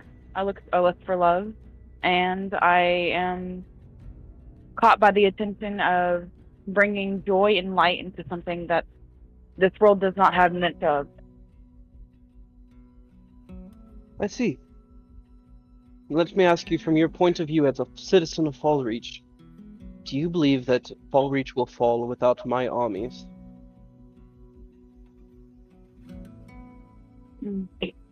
I do not ask for this opinion because you are a soldier or a warrior. I ask this opinion because you are neither of those things. You are a citizen, and citizens sometimes know best for the region. I believe there is no way to tell you exactly how it might pan out. I believe that Fallreach could fall or Fallreach could rise. Excuse me on the weird part, I'm no longer there. There is great stake, great lives at risk on both hands of the matter. Will they fall? There's no way of giving you a completely certain answer of that. Indeed. I thank you for your time, Moon Elf. I would ask that you take your leave so that the council may further discuss. Your Highness. Alright.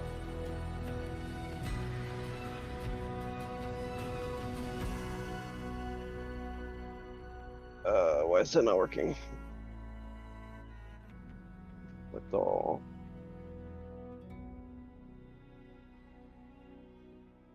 Okay. Why can I not get y'all out of the... Yo. So it does get a little odd once you actually, there we go, Okay. we're out. Cool. It does get a little odd once we get, split up like that, getting us back Yeah. together all again.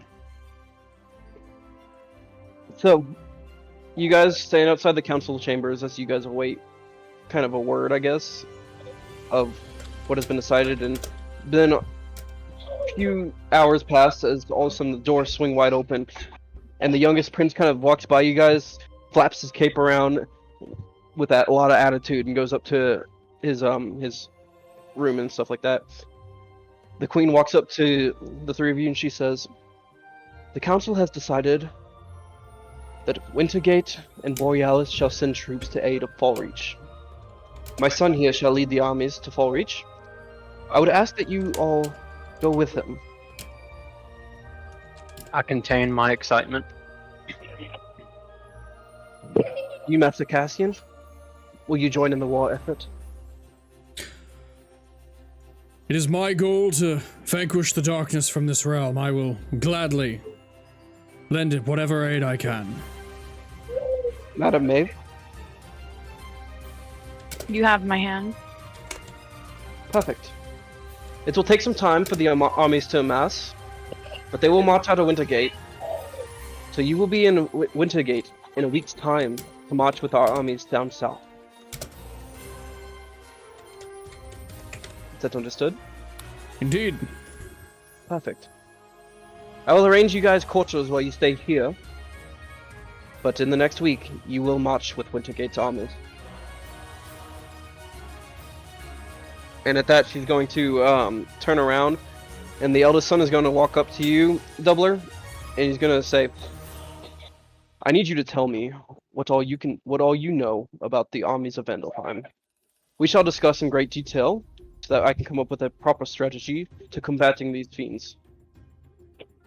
Of course. Shall we meet tonight over, say, dinner, and we can discuss battle plans? I do believe that can be arranged. Lord of Wintergate will be Warden of Wintergate shall be returning to his home. Whether he likes it or not, Lord Reed will have to see a few of his troops to our support. They will be marching from the north to join up with us in Rivik. So Until then, I would say that we can meet tonight at dinner. You can go back to the palace, and we will discuss a strategy. Oh, it's a plan. All right. And he turns around. He starts heading to he starts walking with his sword on hand on his sword towards his room, which is like more of like a. It's not so much of a room, but there's a big open area as you guys see through the door, just slightly, where there's a big battle map table in the center of the room where he has a bunch of like flags and stuff like that, and a bunch of books and stuff that you can assume were probably from his time studying about strategy and the art of war. So what would you guys like to do now?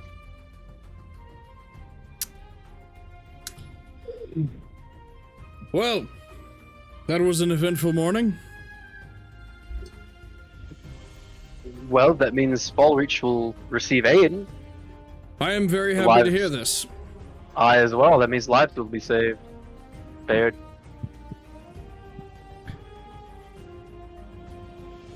Fallreach may have done some horrible things in its past, but that does not mean that they are undeserving of a second chance.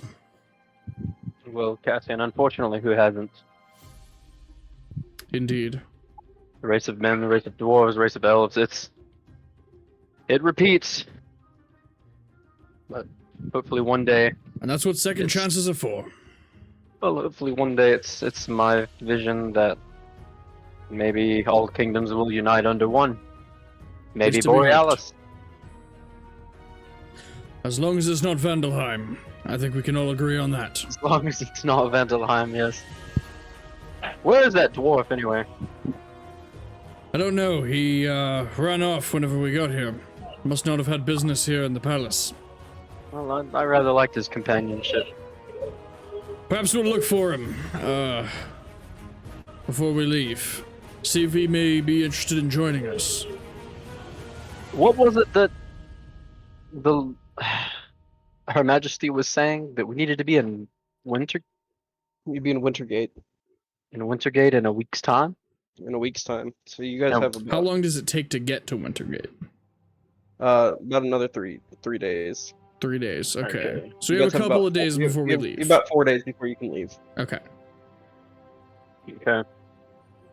4 days to kill. Well, it is a big city, but I'm sure we'll be able to find our dwarf friend, perhaps, if he is interested in joining with us once more. In the meantime, we seem to have had a bit of a... Well, we seem to have been tossed around quite a bit, so I may head into the city and look for some either health potions or ingredients in which to make the... I have made a health potion or two in my time at the temple. Spent some time helping the apothecaries of my temple, both prepare potions and render aid, and so I'm hopeful to perhaps find, either potions or supplies or something. Yes, Cassian. Was your payment arranged with... Oh yes, that is Lord a good Reed. point. There was. I should probably retrieve that.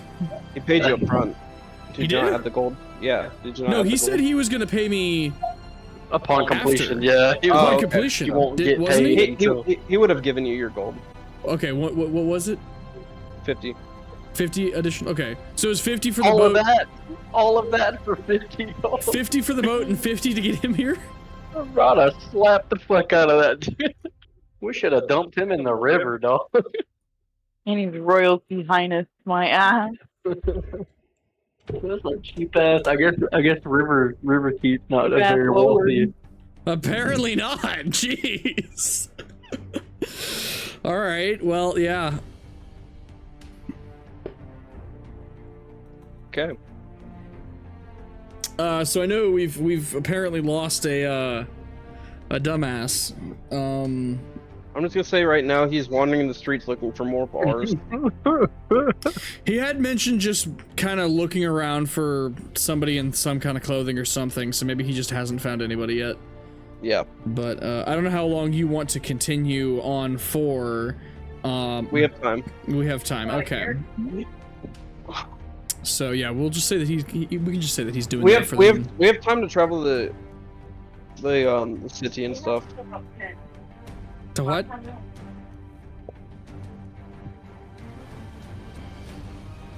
Okay. Anyway, so I'm gonna go kind of in search of some potions / potion ingredients. Cassius, before you leave, I also have some matters to attend to in town with some provisions, but can I give you some gold for you to retrieve some potions for me as well? Yes. How many would you Thank like me you to kindly. Whatever 40 gold will get me. 40. And Okay. I transfer 40 to him. Okay. Actually, do you think your potions will have the opposite of healing? The stop You're looking for your headache too? You Poison. definitely appear to be looking for poisons. Kind of. What if you were to join along with me and we can probably sort those things out at the same place, I would assume. I don't see why not. Let me grab my thing. Right. And I'm following your lead. Alright, yeah, I'm gonna go out in search of an apothecary or potion shop of some kind. Hurt. Okay.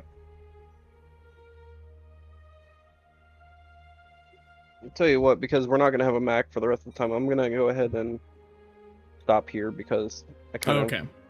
I really don't have. I had something planned, but Well, Is okay. he gone or? He's gone left the for the call. night. Yeah. he's gone for the night. Okay. Yeah, just because he decided not to come to the. Yeah. Anyway, it's a whole thing, Alright. but whatever. That's fine. Yeah. All right. In which case, I was gonna find him at breakfast, but I didn't. Like, I was Okay. gonna go outside and look for him, but I probably So would have that I don't been doing the same, forget. but I forgot though. So that I haven't forgot, or so I won't forget. I have not given you that 40 gold, and I'm still got it. That way, I don't. okay. I'll just. We'll, We follow can up worry. next time. We'll worry about it. We'll worry about it next time. Yeah. then. When Max here, Yeah. Yeah. I want mine back too.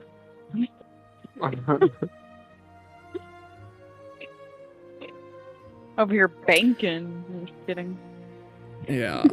Dude, I was really expecting the nobleman to give me more fucking gold. I know for the shit he gave you. He gave me the same amount that the fucking ship I captain know. gave to protect that I was bitch. like, what? You the did have to slap him. Like, you did have to slap you. Had I have known, I mean, I guess he spent a lot more too, but still, like, He spent a lot of gold getting y'all He here. did spend a lot of Yeah. gold getting us here, so I did not have to pay for travel at all, to be fair. So yeah, no travel, okay. no. And, or accommodations, because my hotel was comped, Yeah. and so was everything was a business expense. So Yeah, okay, literally. all right, It was all a write-off I'll for him. accept it. I'll accept it. That's fine.